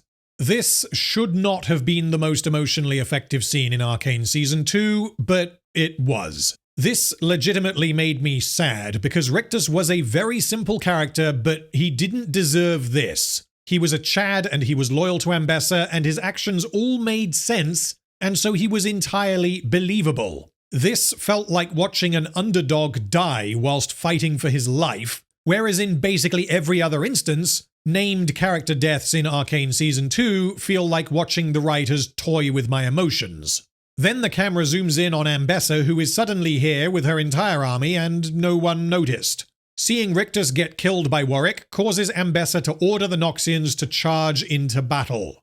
This means that Ambessa was already inside the commune and was marching directly towards where Rictus was, and yet she watched Warwick rage the fuck out and begin pulverizing him, which is not something that happened particularly quickly, and yet Ambessa did not run in to try and save him. As soon as Warwick got juiced and started roaring, Ambessa's first reaction should have been, oh my god, I sent Rictus in there to keep an eye on Caitlyn. We could even have had a fight scene where Ambessa and Rictus both fight Warwick, and Rictus dies in an effort to protect Ambessa, which would have been far more satisfying than Warwick just tearing him apart while Ambessa watches for some reason. Caitlyn, Vi, and Jinx all try to defend Warwick by fighting the Noxians, and I don't have an explanation for why any of them survive. To be clear, there are a whole load of Noxians trying to kill Jinx, Caitlyn, and Vi. Jinx and Caitlyn have their guns, so okay, I can accept them being able to defend themselves at least temporarily. But Vi has jack shit. Also, none of the Noxians throw their spears because that would make things too easy. During the battle, we get a voiceover from Viktor as he dies. I understand now. The message hidden within the pattern. The reason for our failures in the commune. The Doctor was right. It's inescapable. Humanity, our very essence. Our emotions. Rage, compassion, hate. Two sides of the same coin, inextricably bound. That which inspires us to our greatest good is also the cause of our greatest evil. Setting aside the fact that Arcane Season 2 once again has trouble counting to 3, the pattern Viktor refers to is inevitable human behaviors, and the message hidden within the pattern is that humanity itself is a problem that needs fixing. Viktor is meant to be an infinitely intelligent super being, an unprecedented combination of the arcane and the human form, and he is like, the mysteries of the universe have been revealed to me. Humanity sometimes does bad things when they try to do good things. Not only is this almost exactly the revelation Viktor had at the end of Season 1, but I also don't understand why his storyline so far in Season 2 would ever lead him to conclude that people's humanity makes progress impossible. He has nonetheless become convinced that humanity is the problem, our very essence, the things that make us human. It's in our nature to destroy ourselves. There are a handful of things that caused this carnage to break out, and not one of them could be described as inevitable human nature or emotions getting the better of us. Jayce was convinced to kill Viktor because he wanted to prevent the apocalypse. This is not an emotional or irrational decision, and Viktor did not know why Jayce just shot him. Singed injected Warwick with lava goo because he wanted to ensure that Viktor is unsuccessful in healing Warwick. I don't really know why he did this, so I can't call it a logical decision, but I think the show believes Singed is cooperating with Ambessa when he does this, which means this decision is drawn from his desire to heal his daughter, and again, Viktor did not know that Singed had done this, nor did he know why. And finally, Ambessa orders her army to charge at Warwick because Warwick just killed Rictus. This is an emotional reaction, but this is exactly what Ambessa was here to do from the start. She intended to capture or kill Warwick, and had Singed not put Warwick into overdrive mode, she would have been able to just walk up and capture him. And again, Viktor did not have any understanding of Ambessa and Rictus's relationship, and so he could not have understood why the Noxians attacked. So the only one of these events that applies whatsoever to Viktor's monologue is Ambessa's emotional reaction to Rictus's death. But I cannot accept that this event is what prompted Viktor to realize that humanity itself is the problem. Irrational human emotions did not cause any of the bullshit that goes down at the end of Act 2. In amongst the fighting, Jinx tries and fails to calm Warwick down. Random Kid sees that Jinx has been knocked to the ground. She runs past Jinx, grabs the pistol, loads all 3 Hextech gemstones into it, gets right underneath Warwick, and pulls the trigger. Big boom, episode over. Why did Random Kid do this? Seemingly to protect Jinx, which was not directly necessary. If the writers wanted Random Kid to do this because Jinx was about to be killed, then this would have made slightly more sense. And in taking this action, Random Kid does not actually accomplish anything. She did not need to do this. The only impact this has narratively is that it rewinds Jinx back to the emotional state she was in 6 episodes earlier, and Random Kid is never mentioned again. This sequence requires that Random Kid has the Hextech gemstones, which is absurd for reasons I have already been into. It requires that she understand what will happen when she fires the gun, that she believe this will incapacitate Warwick and also sacrifice herself, and that Jinx will be saved as a result. She has a comprehensive understanding of all of the variables, and we are apparently to believe that she made the informed decision to weigh the value of her own life against that of Jinx's, and she was willing to die so that Jinx could become the hero Gotham deserves.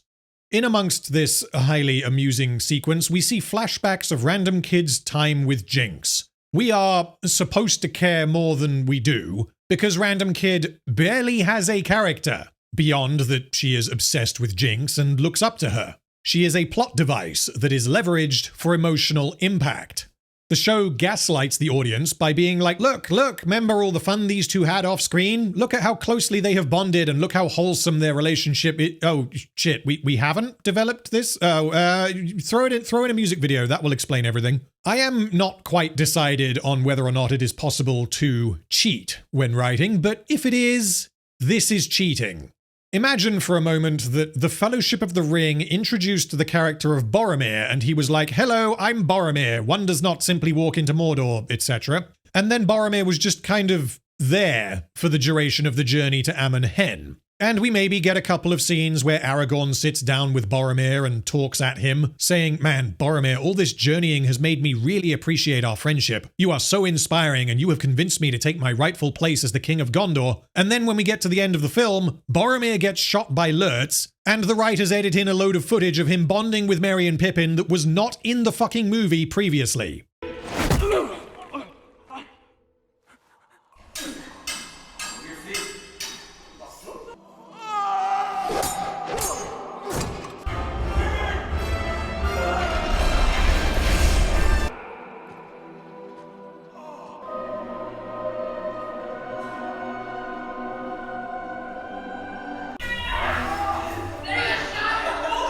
That is blatant emotional manipulation, because the film would be explaining why the audience should feel a certain way whilst delivering the payoff. Because The Lord of the Rings was not written by the writers of Arcane Season 2, in the Fellowship of the Ring, we get multiple scenes showing Boromir specifically looking out for the hobbits. He is given more of these little moments than any other character.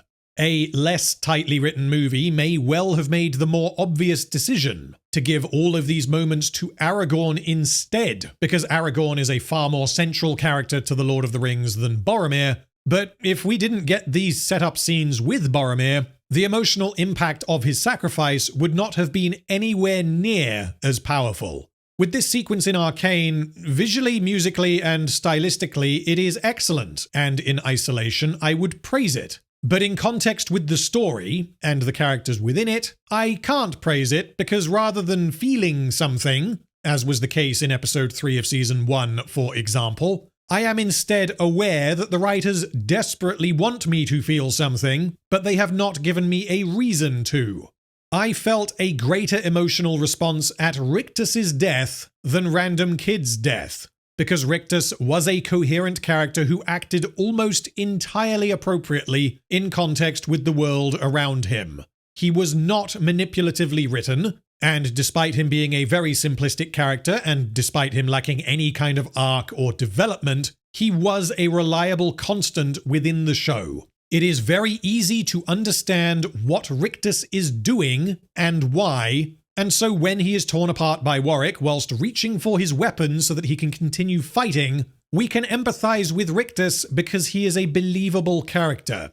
Random Kid is not a believable character. Random Kid is a plot device that has very blatantly been inserted into the story so as to manipulate the audience's emotions. Her relationship with Jinx is fucking ridiculous, and yet the show clearly portrays this as a noble act of self-sacrifice. When Boromir sacrificed himself to try to save Merry and Pippin, this was not because he was incredibly emotionally vulnerable and had been brainwashed into thinking that Merry and Pippin were the most important people in Middle-earth. Random Kid is a child who was inspired by Jinx to kill herself. By keeping Random Kid around, essentially as a pet, Jinx destroys this child's life and steals her future. And the show doesn't appear to be aware that this is what happened. The tragedy is very much framed as though Random Kid is making an informed decision to go down in a blaze of glory in order to save her family. This is meant to be a repetition of the end of Act 1 of Season 1. Random Kid has become Powder, but this time she uses the gemstones deliberately in a suicidal attack to save her family rather than as a tragic accident.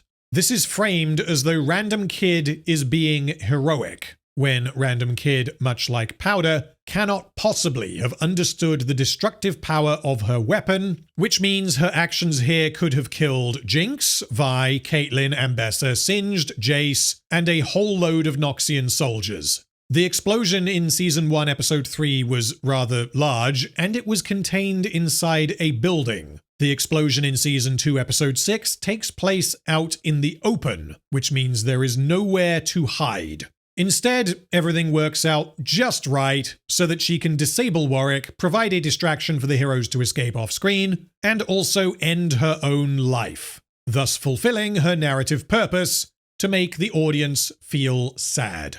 And so, the climax of the highest-rated episode of Season 2 on IMDb is a child who worships a psychopathic terrorist taking a gun bomb and using it to emulate the behavior of this psychopathic terrorist, ending her own life in the process.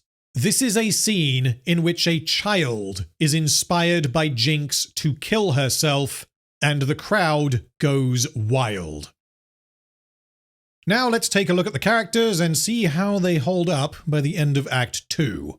Ambessa has 20 minutes of screen time, the 5th highest in Act 2. She is the primary antagonist of Act 2, and seems to do things because she is the antagonist rather than because they make sense or are in character. Her objective is still to acquire Hextech weapons, although she goes about achieving this goal in an entirely nonsensical manner by feeding goat people into a lethal science machine one by one until it works, and she apparently never considered looking for Viktor to ask for help. Upon witnessing Singed's abomination going on a rampage, her plan changes and she seems to drop the whole Hextech thing entirely. She is now singularly focused on capturing Warwick to use him as a weapon against her enemies. The way she goes about achieving this goal is equally nonsensical, as she apparently has absolute trust in Singed, a highly suspicious man whom she has just met, allowing him to go into the commune multiple times despite having no knowledge of what he intends to do and having no leverage over him. Ambessa's story in Act 2 ends on a cliffhanger, as her pursuit of Warwick and her trusting of Singed directly leads to Rictus's death, which has a clear emotional effect on Ambessa.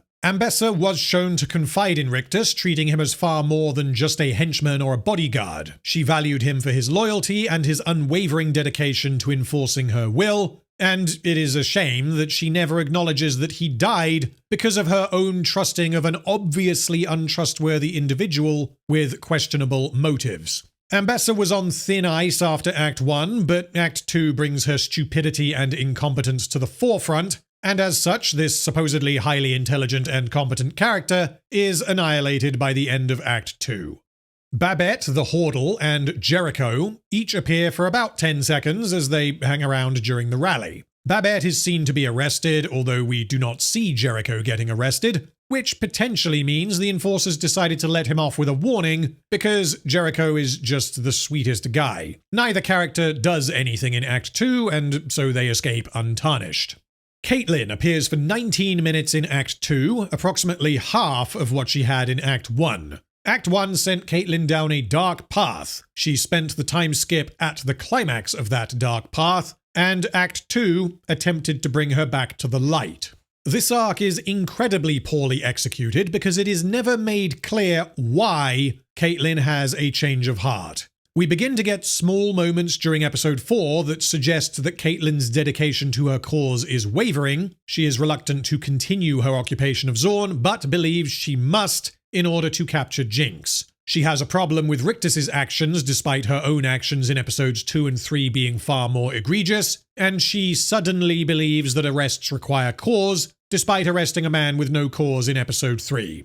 We learn that although she has the ability to lock people away in the deepest, darkest part of the prison, Caitlyn is such a good person that she won't do this unless, of course, you fail to cooperate with her. Caitlyn continues to be obsessed with capturing Jinx, to the point where she assumes that Jinx was somehow involved in Warwick's rampage, when, in actuality, through blind luck, Jinx was responsible for stopping it. However, Caitlyn's obsession with capturing Jinx ceases entirely when she meets Vi in episode 6. She inexplicably does not hit the fucking roof when Jinx, the person responsible for killing her mother, trying to kill her multiple times and ruining her life, gets to have a happy family reunion. Caitlyn doesn't directly question Ambessa's obviously subversive actions, such as releasing Singed, and she also agrees to work with Singed, a man who literally has severed heads in jars in his workshop, and she also doesn't appear to care when Ambessa and Rictus almost start executing civilians. It is Singed who prevents this from happening, not Caitlyn. So all of this is to say that Caitlyn is a confused mess during Act 2. And all of this is meant to explain why she eventually decides to betray Ambessa and help Vi by the time we hit episode 6. The reason why she changes her mind is because we need the scene in Act 3 that everyone has been waiting for, and so the writers made her change her mind. However, I don't really have an in-universe explanation for this. Caitlyn is by no means as bad in Act 2 as she was in Act 1, but Act 2 certainly does nothing to repair this train wreck of a character. Felicia, Vi and Powder's mother, appears for 3 minutes. She is a very simple character, shown to be good friends with Vanda and Silco. Her mannerisms are very reminiscent of Jinx, and the most notable part of her characterization is that she is unsure if she is ready to be a mother. Although her scene damages both Vanda and Silco, I don't have any problems with Felicia's characterization. Isha, the random kid, appears for 34 minutes, the second highest in Act 2. We spend more time with Isha in Act 2 than we spent with Milo and Clagger in Season 1. As was the case in Act 1, Isha can barely be described as a character. Her characterization, if we can call it that, her motive, her decision-making, and her physical design are all a single-purpose, blunt instrument intended to beat the audience bloody and make them feel things at the end of episode 6. There is nothing to Isha other than that she wants to be Jinx. She is a pale shadow of Powder. From the moment she was inserted into this story, she was very deliberately meant to evoke Jinx's own childhood. She tries to jump across a gap, she fails, and unlike Powder, she does not have anyone to catch her. And so, she falls on Jinx's head, and thus their adventure begins. She then spends her childhood living with and idolizing a suicidal terrorist, leading directly to her own death, and then she is never mentioned again. Jinx is the only character who addresses Isha directly. The one exception to this is Singed in the cable car, and so Isha seems to exist in a bubble. No one talks to either Jinx or Isha about their relationship. We don't get a scene where Vi or Savika ask Jinx, who exactly is this kid and where did she come from? Isha's existence is acknowledged by other characters, such as when she attacks Rictus, when Savika carries her out of Stillwater, when Vi reflexively elbows her in the face, and when Isha lights the flare at the rally. But these are all mechanical actions that are not connected to Isha's own story, because Isha does not have a story outside of her relationship with Jinx. Isha is the most one-dimensional character in Arcane. From the moment she was introduced, it was blindingly obvious what the writers were doing. And the most frustrating part is that Isha's actions accomplish nothing. She rewinds Jinx back to where she was at the end of Season 1, which is where she should have been at the start of Season 2. Season 2 instead decided to waste a whole load of time building up this pseudo-relationship between Jinx and Isha, where Jinx is given a reason to live and recovers her family and her sense of worth, only for this to be undone. The primary focus of Act 2 is on the Jinx-Isha narrative, and outside of a couple of somewhat important character beats, such as Caitlyn becoming a goodie and Warwick being introduced, you could skip watching Act 2 and go straight into Act 3 without missing very much. I can't say that the show has annihilated the character of Isha from Act 1, because there is nothing to annihilate. She does the one single thing she was created to do. Gert appears for 3 minutes. Who the fuck is Gert, I hear you ask? Well, Gert is this lady right here with blue hair, who is seen a handful of times in Season 2, and she is used as the face of the Jinxoid Cult. This means Gert is an incomprehensible moron with no moral compass because she worships a mass-murdering terrorist, because she believes doing so will serve as a middle finger to the enforcers. That's all we get. Gert is an idiot. Moving on. Harold appears for 5 seconds. He eats Jericho's food and might have been... Fuck it, he's Harold. Let's keep going. Huck appears for 4 minutes in Act 2. Huck is an interesting bunny because he was healed by Viktor in Episode 2, and when we next see him in Episode 6, he has undergone a complete personality shift. It is unclear how much of this is Viktor doing magic bullshit to Huck's brain, or if Huck is indeed willing to risk his life repeatedly by telling criminals, warmongers, and terrorists, hey, please can I have your weapons? He dies when Viktor is killed, although he is resurrected and appears briefly as a robot in Act 3. So there isn't much I can say about Huck, because he only really functions as an extension of Viktor's will. Regardless, I think he survives Season 2 intact. Jayce appears for 9 minutes in Act 2. He is barely a character, and it is impossible to assess his motives or his characterization until we get the context from Episode 7. Without that context, Jayce's actions are overtly mysterious, and this will have been a clear decision from the writers to heighten the drama surrounding what exactly happened at the end of Episode 3.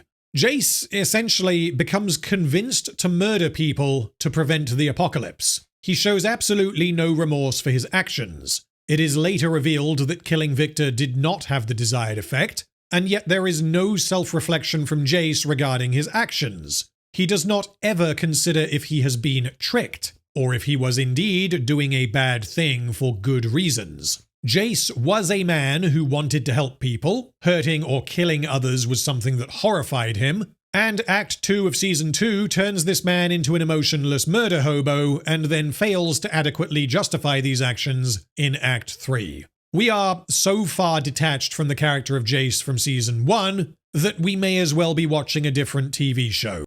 He was already annihilated in Act 1, but Acts 2 and 3 drive this character further into the dirt. Jinx appears for 43 minutes and receives more screen time than any other character in Act 2. Gone are the days of Season 1's honest exploration of childhood trauma and the consequences of one's upbringing, for Jinx is now cured.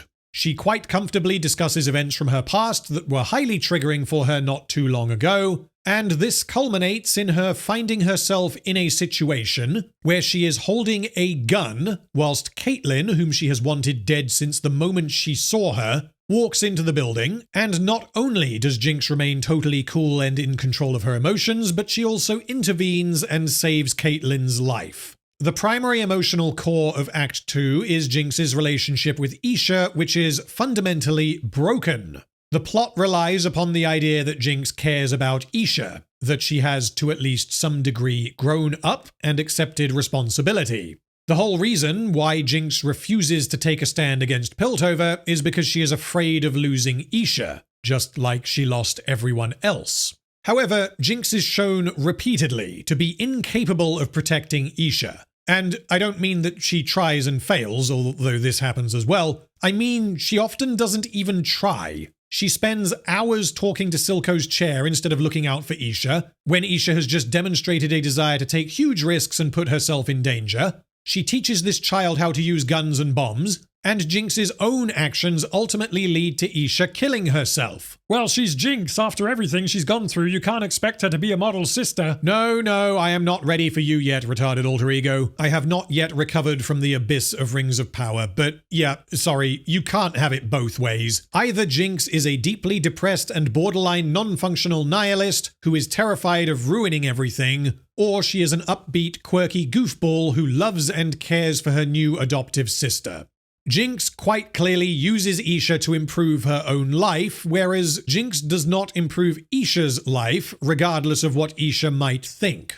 Jinx steals the opportunity for a normal life from Isha, and this is ultimately what leads to her death. Arcane seems to believe that Jinx is a beacon of hope and a genuine hero. And although Jinx rejects this initially, this is simply an inescapable fact that she must embrace. She initially treats this idea with sarcastic dismissal, but after accidentally rescuing everyone, she begins to take it more seriously. The recontextualization of what Jinx means is perhaps one of the most offensive parts of Season 2, as it completely undermines what this meant in Season 1. The show also tries to rewrite the events of Season 1 by claiming that the reason Vander died was because they didn't all work together.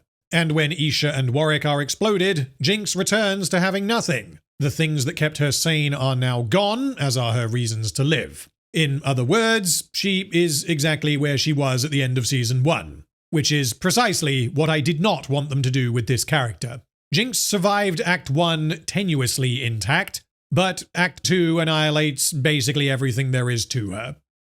LeBlanc appears for 6 minutes. She is a twisted mess of incompetence and incomprehensibility that has been given godlike powers but is incapable of using them. LeBlanc's objective in Act 2, also including the opening scene from Episode 8, is to convince Mel to help her kill Ambessa. The reason she wants to do this is that she has foreseen a coming catastrophe, and she believes that killing Ambessa will avert this. This catastrophe LeBlanc refers to is either Viktor's actions in Act 3, or potentially a possible future in which Ambessa will acquire Hextech, and this will then cause unprecedented levels of destruction. If LeBlanc is referring to the former, then I don't know why she thought killing Ambessa would avert this apocalypse, and spoiler alert, it doesn't. And if she is referring to the latter, then this means LeBlanc witnessed something similar to Jayce in an alternate universe, but received faulty information and believed Ambessa was the true threat and not Viktor. Anyway, point being, LeBlanc needs to convince Mel to help her.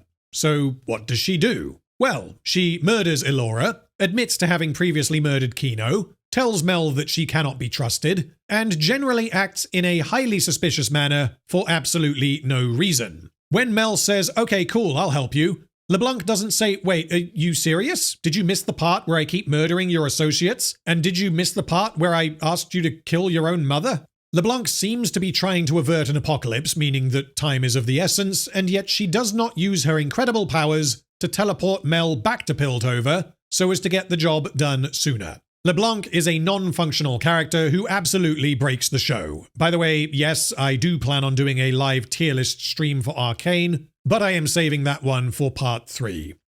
Lest, the cat lady, appears for 1 minute, and in that 1 minute, the writers break her. She was primarily characterized as extremely nervous and twitchy. She was reluctant to help Mel, but she did so anyway, because Mel used her magical manipulation powers, which then made Lest cooperate. In Act 2, Lest doesn't care that Mel has disappeared, and she is not at all worried about the potential consequences for her. Lest should not still be in Piltover, given her behavior previously, and given Mel's unexplained disappearance. However, we do get a nice moment between her and Salo where it is shown that, despite Salo being a selfish asshat, and despite the fact that Lest is being paid to be nice to him, she does seem to genuinely want to help him. She empathizes with him and takes pity on him, leading to Salo becoming a changed man. Regardless, Lest is damaged by Act 2. Locke, Silco's ex-henchman, appears for 46 seconds. He apparently now fights people for money. I don't know why this man has been released from Stillwater, because he was arrested in Season 2, Act 2, and chronologically we are maybe a year down the line, and Marcus has been dead for a while, so he almost certainly was not involved in releasing Locke early. But I guess Locke's involvement in a criminal organization, including the transportation of large amounts of shimmer, only warrants a few months of prison time. Let's move on. Locke punches things and gets punched by Vi. Everyone claps. Mission accomplished. Loris, the Shieldman, appears for 1 minute in Act 2. He does nothing other than join Vi on a months-long drinking and punching binge. He quit being an enforcer after Caitlyn became a dictator, and he appears to be enjoying his new life partying with Vi. Eventually, Vi lashes out at him, and he leaves. Loris did not see Vi's self-destructive spiral for what it was, and so I have no idea if he actually cares about Vi or was just trying to have a good time. He remains a non-character. Maddie, the Girlman, appears for 3 minutes in Act 2. Maddie essentially does nothing, only appearing in 2 scenes during which she appears to question Caitlyn's actions whilst helping her hunt down Jinx. The most notable development for Maddie is that she is now romantically involved with Caitlyn, and she appears to want Caitlyn to withdraw from Zorn so that everything can go back to normal, but I can't really explore what this means for her character until we get the reveal that she is a Noxian mole, so for now, I will continue. Mel appears for 8 minutes in Act 2. What is there to say about Mel that has not been said already? The writers have destroyed this character by making her an integral part of the Black Rose subplot. Mel has no agency in Act 2, and narratively all that happens to her is that LeBlanc delivers a whole load of exposition whilst disguised as Kino, and then Mel is banished to the Shadow Realm, at which point she explodes and becomes a mage. Mel doesn't actually take any actions in Act 2. The plot simply happens to her, which means whilst she is not annihilated in the same way that many other characters have been, the writers have still managed to totally undermine who Mel was in Season 1 by stripping away her intelligence, charisma, and cunning, and replacing these traits with a magical ability to sense others' inner selves. Mel's story in Season 1 is thoroughly damaged by Act 2 of Season 2, but she is not quite annihilated just yet. Rictus, my dear angel, who was taken from us too soon, appears for 10 minutes in Act 2. Rictus continues to be a ray of light in Season 2 because he seems to be the only character who addresses obvious questions on behalf of the audience. The treatment of Rictus in Act 2 reminds me of how Rings of Power treated Elrond in Season 2, Episode 1. When he repeatedly acknowledged and rightfully criticized Galadriel's behavior, and questioned her moral compass when she concealed Sauron's involvement in the creation of the Elven Rings and allowed Elrond and Celebrimbor to forge them in ignorance. Although Elrond was absolutely correct to make these observations and to refuse to have anything to do with these rings, the perspective of Rings of Power was that if only Elrond and Gil-galad had listened to Galadriel, everything would have been okay. Similarly, although Rictus hits the nail on the fucking head when he frustratedly asks the Jinxoid Cult, why are you protecting the person responsible for your suffering? The perspective of Arcane is that actually, no. Rictus is a villain and Jinx is a hero. And that is why everyone protects her. Rictus is for the most part highly competent. The only failure is that he was unable to capture Savika at the rally, which should have been guaranteed given the circumstances. But this is one small blemish on an otherwise solid side character. He dies through no fault of his own whilst serving Ambessa, only to be torn to pieces by a giant monster. This scene feels very unfair, as Rictus is a physical juggernaut who has obviously spent his entire life training to be as formidable an opponent as possible, and he is jumped whilst injured by a monster multiple times his size. This feels very similar to having a highly skilled martial artist or swordsman get shot by someone less skilled who was only able to defeat them through cheating. And whilst Warwick didn't choose to do this, the dishonourable manner by which Rictus is killed means that he does not die as a result of any failing on his part. He does not sacrifice himself for his ideals, such as to protect Ambessa. He is simply torn apart, and his death is only used to inform other characters' actions. Regardless, Rictus is probably the best character in Season 2, although I really do not at all like the way that they killed him off. Salo appears for 5 minutes in Act 2. He has continued his descent into depression, drinking, and drug abuse, and he talks about the good old days when he was important. He goes to see Viktor as a last resort, whereupon he is healed, and, like Huck, it is difficult to say how much of what happens next can be attributed to Salo's change in his desires or Viktor's control over him. Either way, Salo appears to now work for Viktor, believing that Viktor is a messiah who has enabled him to turn his life around. He is then murdered by Jayce because Viktor is an asshole. Salo is perfectly fine in Act 2, and his characterization is consistent with Act 1. Scar, the biker mouse from Mars, appears for 3 minutes. Because Echo has been ejected from the story until the finale, Scar is apparently now the de facto leader of the Firelights. In Season 1, Scar was shown to be more violent and less open to the idea of cooperating with outsiders than Echo was. So, naturally, in Season 2, Scar decides to attend a rally organized by Silco's number 2, and upon being freed from Stillwater, he gives Jinx and Sevika a respectful nod, despite the fact that Jinx definitely and Sevika almost certainly have killed a lot of his friends. Scar is not a character. He is a thematic device that the writers use to symbolize the union of Zorn under Jinx. He is incapable of rationalizing, and although he didn't really receive any kind of characterization in Season 1, the writers have managed to severely damage this character by having him inexplicably act in the way that he does. Sevika appears for 14 minutes in Act 2, despite only appearing in Episode 4. Sevika continues to be a bafflingly incompetent sock puppet. She wants Zorn to unite against their invaders and believes Jinx owes it to Silco to do what he could not. She acknowledges how weird it is for Zorn to have suddenly decided that Jinx is the chosen one, and seeks to leverage this incredible opportunity so as to keep Piltover out of their territory. To accomplish this, she arranges a very public rally, whilst Zorn is occupied by Piltover, which goes about as well as one might expect. Sevika appears to care about Isha, if only in a passing manner, because she carries Isha out of Stillwater for her own protection, but, skipping forwards briefly, Sevika never acknowledges Isha's death in Act 3, so I have no fucking idea what she actually thinks about Isha. And that's basically all there is to Sevika. Like Caitlyn, the vast majority of the damage done to Sevika occurred in Act 1, but Act 2 does nothing to improve things. Silco appears for 3 minutes in a flashback. This flashback heavily damages Silco's story in Season 1 in a similar way to Mel's. We see that Silco's hair in this flashback is remarkably similar to Jinx's own, which suggests that Silco styled Jinx after himself after adopting her. Much like Vander, Silco adopts Powder because he said he would, rather than because he empathized with and saw himself in her.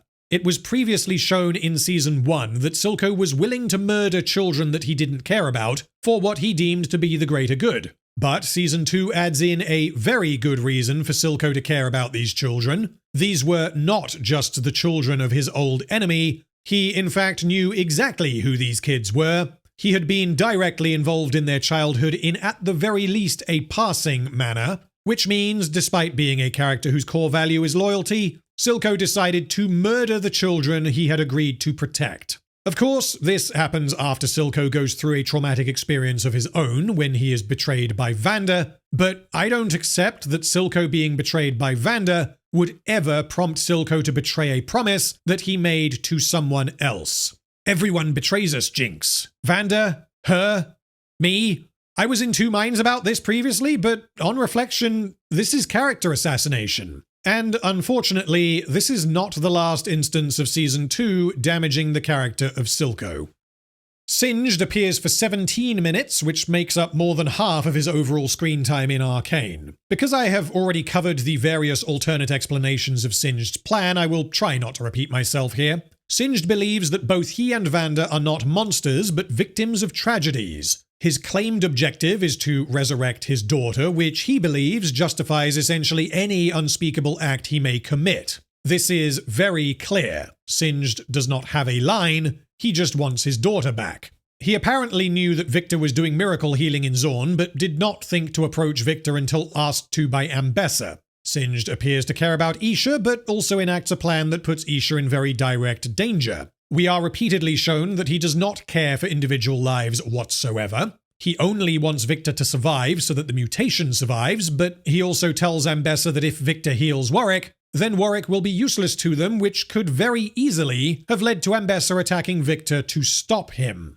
Although Singed claims to want to heal his daughter, he seems to primarily be interested in fucking around making super awesome monsters because he can, and then sending them on various murderous rampages. His actions in summoning Warwick to Stillwater and later roiding Warwick in the Commune should have led to his own death. Singed's actions at the end of Act 2 are very confusing, because it appears that he went into the Commune with Ambessa under the belief that Singed was going to inject Warwick, but the effect this has is that it overclocks the shit out of Warwick, directly leading to the deaths of Rictus and presumably many other Noxians.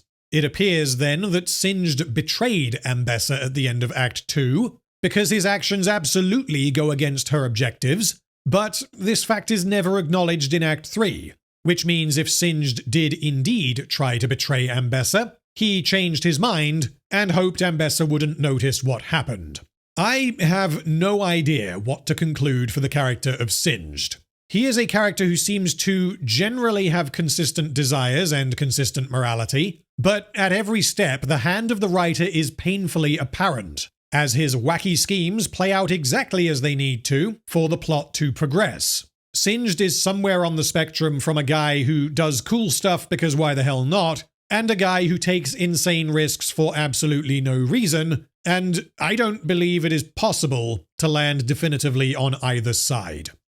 Skye appears for 3 minutes, but I'm skipping her until we get to Act 3. Vander appears for 3 minutes in a flashback. We learn that he regretted attacking Silco, and he expected that Silco would accept this because he wrote a letter saying, sorry, whoops. He was very close friends with Felicia and was an extremely important figure in Vi and Powder's early childhood. He later led his friends in a revolt against Piltover, knowing that they had young children, and he then adopted Vi and Powder because he said he would, not because of a change in his outlook regarding violence and revolution. Vander is damaged by Act 2. Vi appears for 27.5 minutes in Act 3 with the third highest amount of screen time. Vi has now devolved into an abjectly pathetic character who only exists to facilitate Jinx's arc. She fell into a black hole of depression and nihilism after losing Caitlyn, even though losing Jinx at the end of Season 1 did not prompt anything like the same response. Vi was previously characterized as someone who does not give up. She will always get back on her feet, and yet she gives up on Caitlyn, gives up on her mission to bring down Jinx, and gives up on the Zorn-Piltover conflict that was central to her character in Season 1. Vi inexplicably changes her mind and decides that, actually, Jinx might be recoverable. She proceeds to play along with Jinx's plan despite believing it to be a delusion, following her into a very obvious trap, resulting in her being attacked by a giant monster. Vi is incomprehensibly and inexcusably naive and trusting, as she also drops her weapons based entirely upon Jinx's highly dubious claims regarding Warwick, indicating that from out of fucking nowhere, she trusts Jinx with her life, when the two of them were trying to kill each other the last time they saw each other, and she later trusts Jinx not to freak out and shoot Caitlyn. It is in fact made clear in episode 8 that Vi trusted Jinx more than she trusted Caitlyn, which is absurd.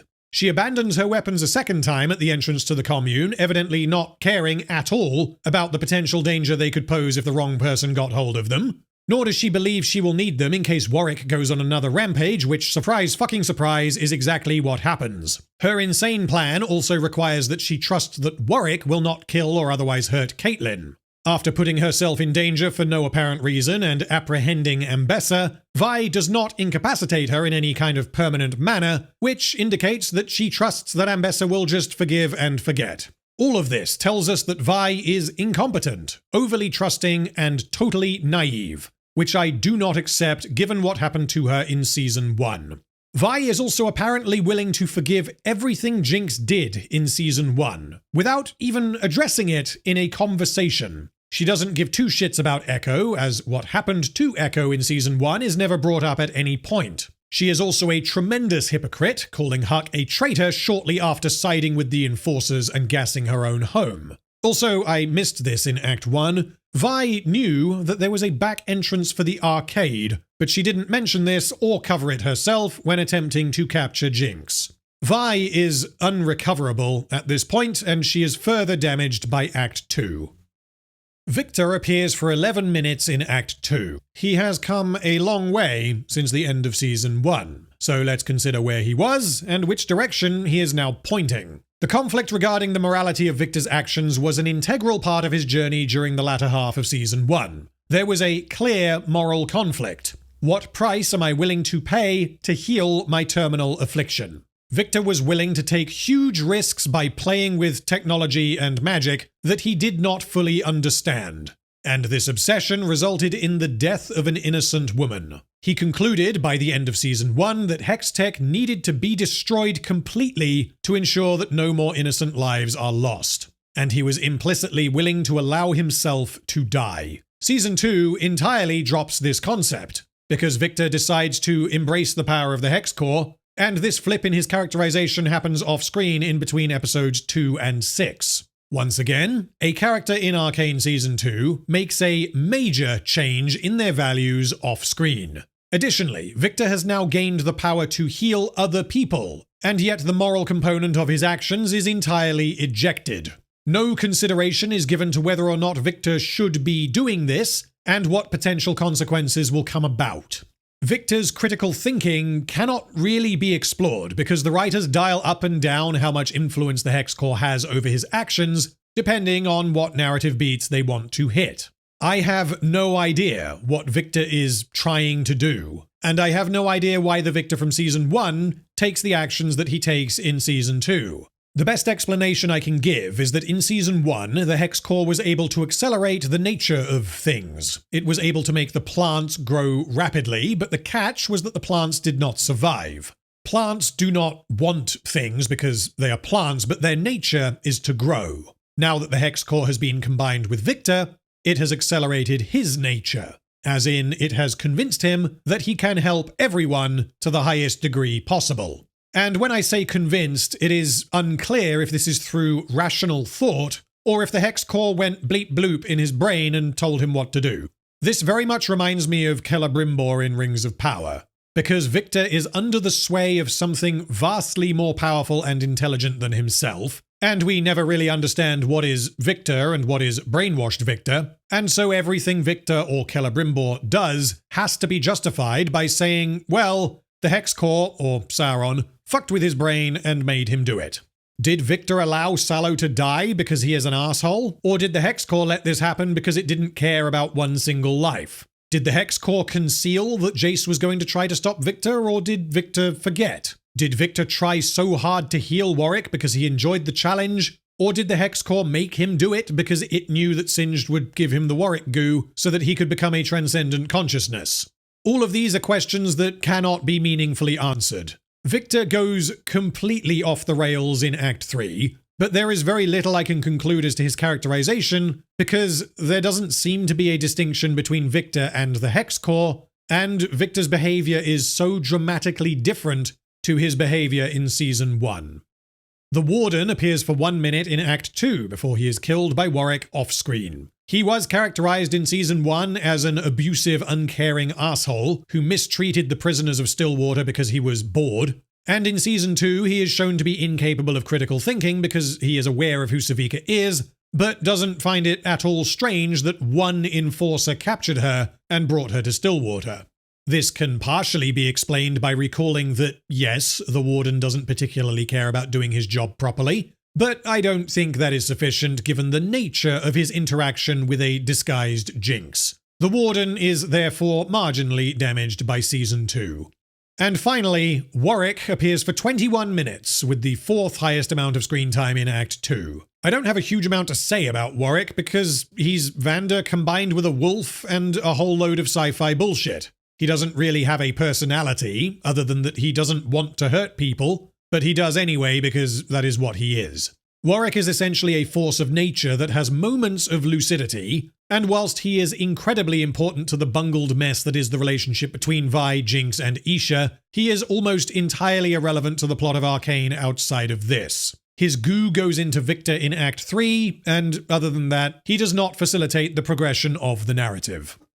So in summary, Act 1 annihilated Caitlyn, Vi, Jayce, Viktor, Savika, and Heimerdinger. Act 2 adds Jinx and Ambessa to that list, which means we are running terribly low on characters who retain any semblance of who they were in Season 1. Act 2 also significantly damages Mel, Silco, and Vander by undermining their development from Season 1. It introduces the entirely nonsensical character of LeBlanc, and it allows Singed to just do wacky shit that straddles the line between maximally ridiculous and unbelievably lucky. Rictus is the only character who is an improvement. Act 2 of Arcane is perhaps the most pointless act of the entire show. It is primarily concerned with Jinx and Isha, and this relationship goes nowhere. The big emotional moments are almost entirely fucked, consisting of Jinx accidentally rescuing a cult of idiots from prison, and thus reaffirming their misguided belief that she is the savior of Zorn, and convincing her of the same. Jinx's realization that her supposedly dead father has been resurrected, turned into a wolfman, and sent on a murderous rampage for reasons that don't make sense. Vi forgetting that her sister is an insane murderer and having a big happy family hug not once but twice. Jayce murdering his best friend for reasons that are not explained until the next episode. And, of course, a child killing herself to save a mass murderer. The political back and forth between Zorn and Piltover is not a factor in Season 2. The Chem Barons have been written out of the story, and Savika has been given a lobotomy so that all of Zorn can conveniently unite under one banner. The Council of Piltover has been written out of the story, and has been replaced by Caitlyn and Ambessa. We are sorely lacking any kind of meaningful world building because of how quickly Season 2 desperately tries to speedrun its various narratives. The show repeatedly gives characters information that they can't have, and then reshuffles the various storylines to try to conceal this. Season 2 decides where the characters need to be, and then snap, there we go, that's where they are now. These are not character arcs. Jinx becomes sane because she does. Vi stops being depressed because she does. Viktor is cool with Hextech because he is. Jayce wants to murder people to prevent the apocalypse. All of this is possible, but we never get anything approaching a meaningful exploration of these various changes in perspective. We simply move on to the next scene, and it is established that Jinx is no longer a crazy person. There were moments in Act 1 that were worthy of praise, but these moments are fleeting in Act 2. There are maybe 2 scenes that are well executed and mostly free from problems. Primarily, the reason why Act 2 fails is because of how closely it relies upon the relationship between Jinx and Isha for emotional weight and dramatic effect, and this relationship is almost entirely developed off-screen. The nature of the relationship is a moral landmine that the show has no interest in exploring. The development of Jinx is an insulting oversimplification of the exploration of mental illness that the show pulled off excellently in Season 1, and the development of Isha is virtually non-existent. If I had to sum up Act 2 of Season 2 in one sentence, it would be the following. In the pursuit of great, they failed to do anything approaching good. Thank you guys so much for watching. We now have only one more chapter to go. Between now and then, I plan on doing a tier list live stream similar to what I did for Rings of Power, covering every character from both seasons of Arcane, so if you want to partake in the chat, then do consider subscribing. There are links in the description to the second channel where I re-upload all of my streams as well as the music I make for these videos, as well as the occasional alternate video format that does not belong on the main channel. You will also find links to the community Discord server and my Patreon. But that's all for now. Thank you again for watching, and I will see you in my next video.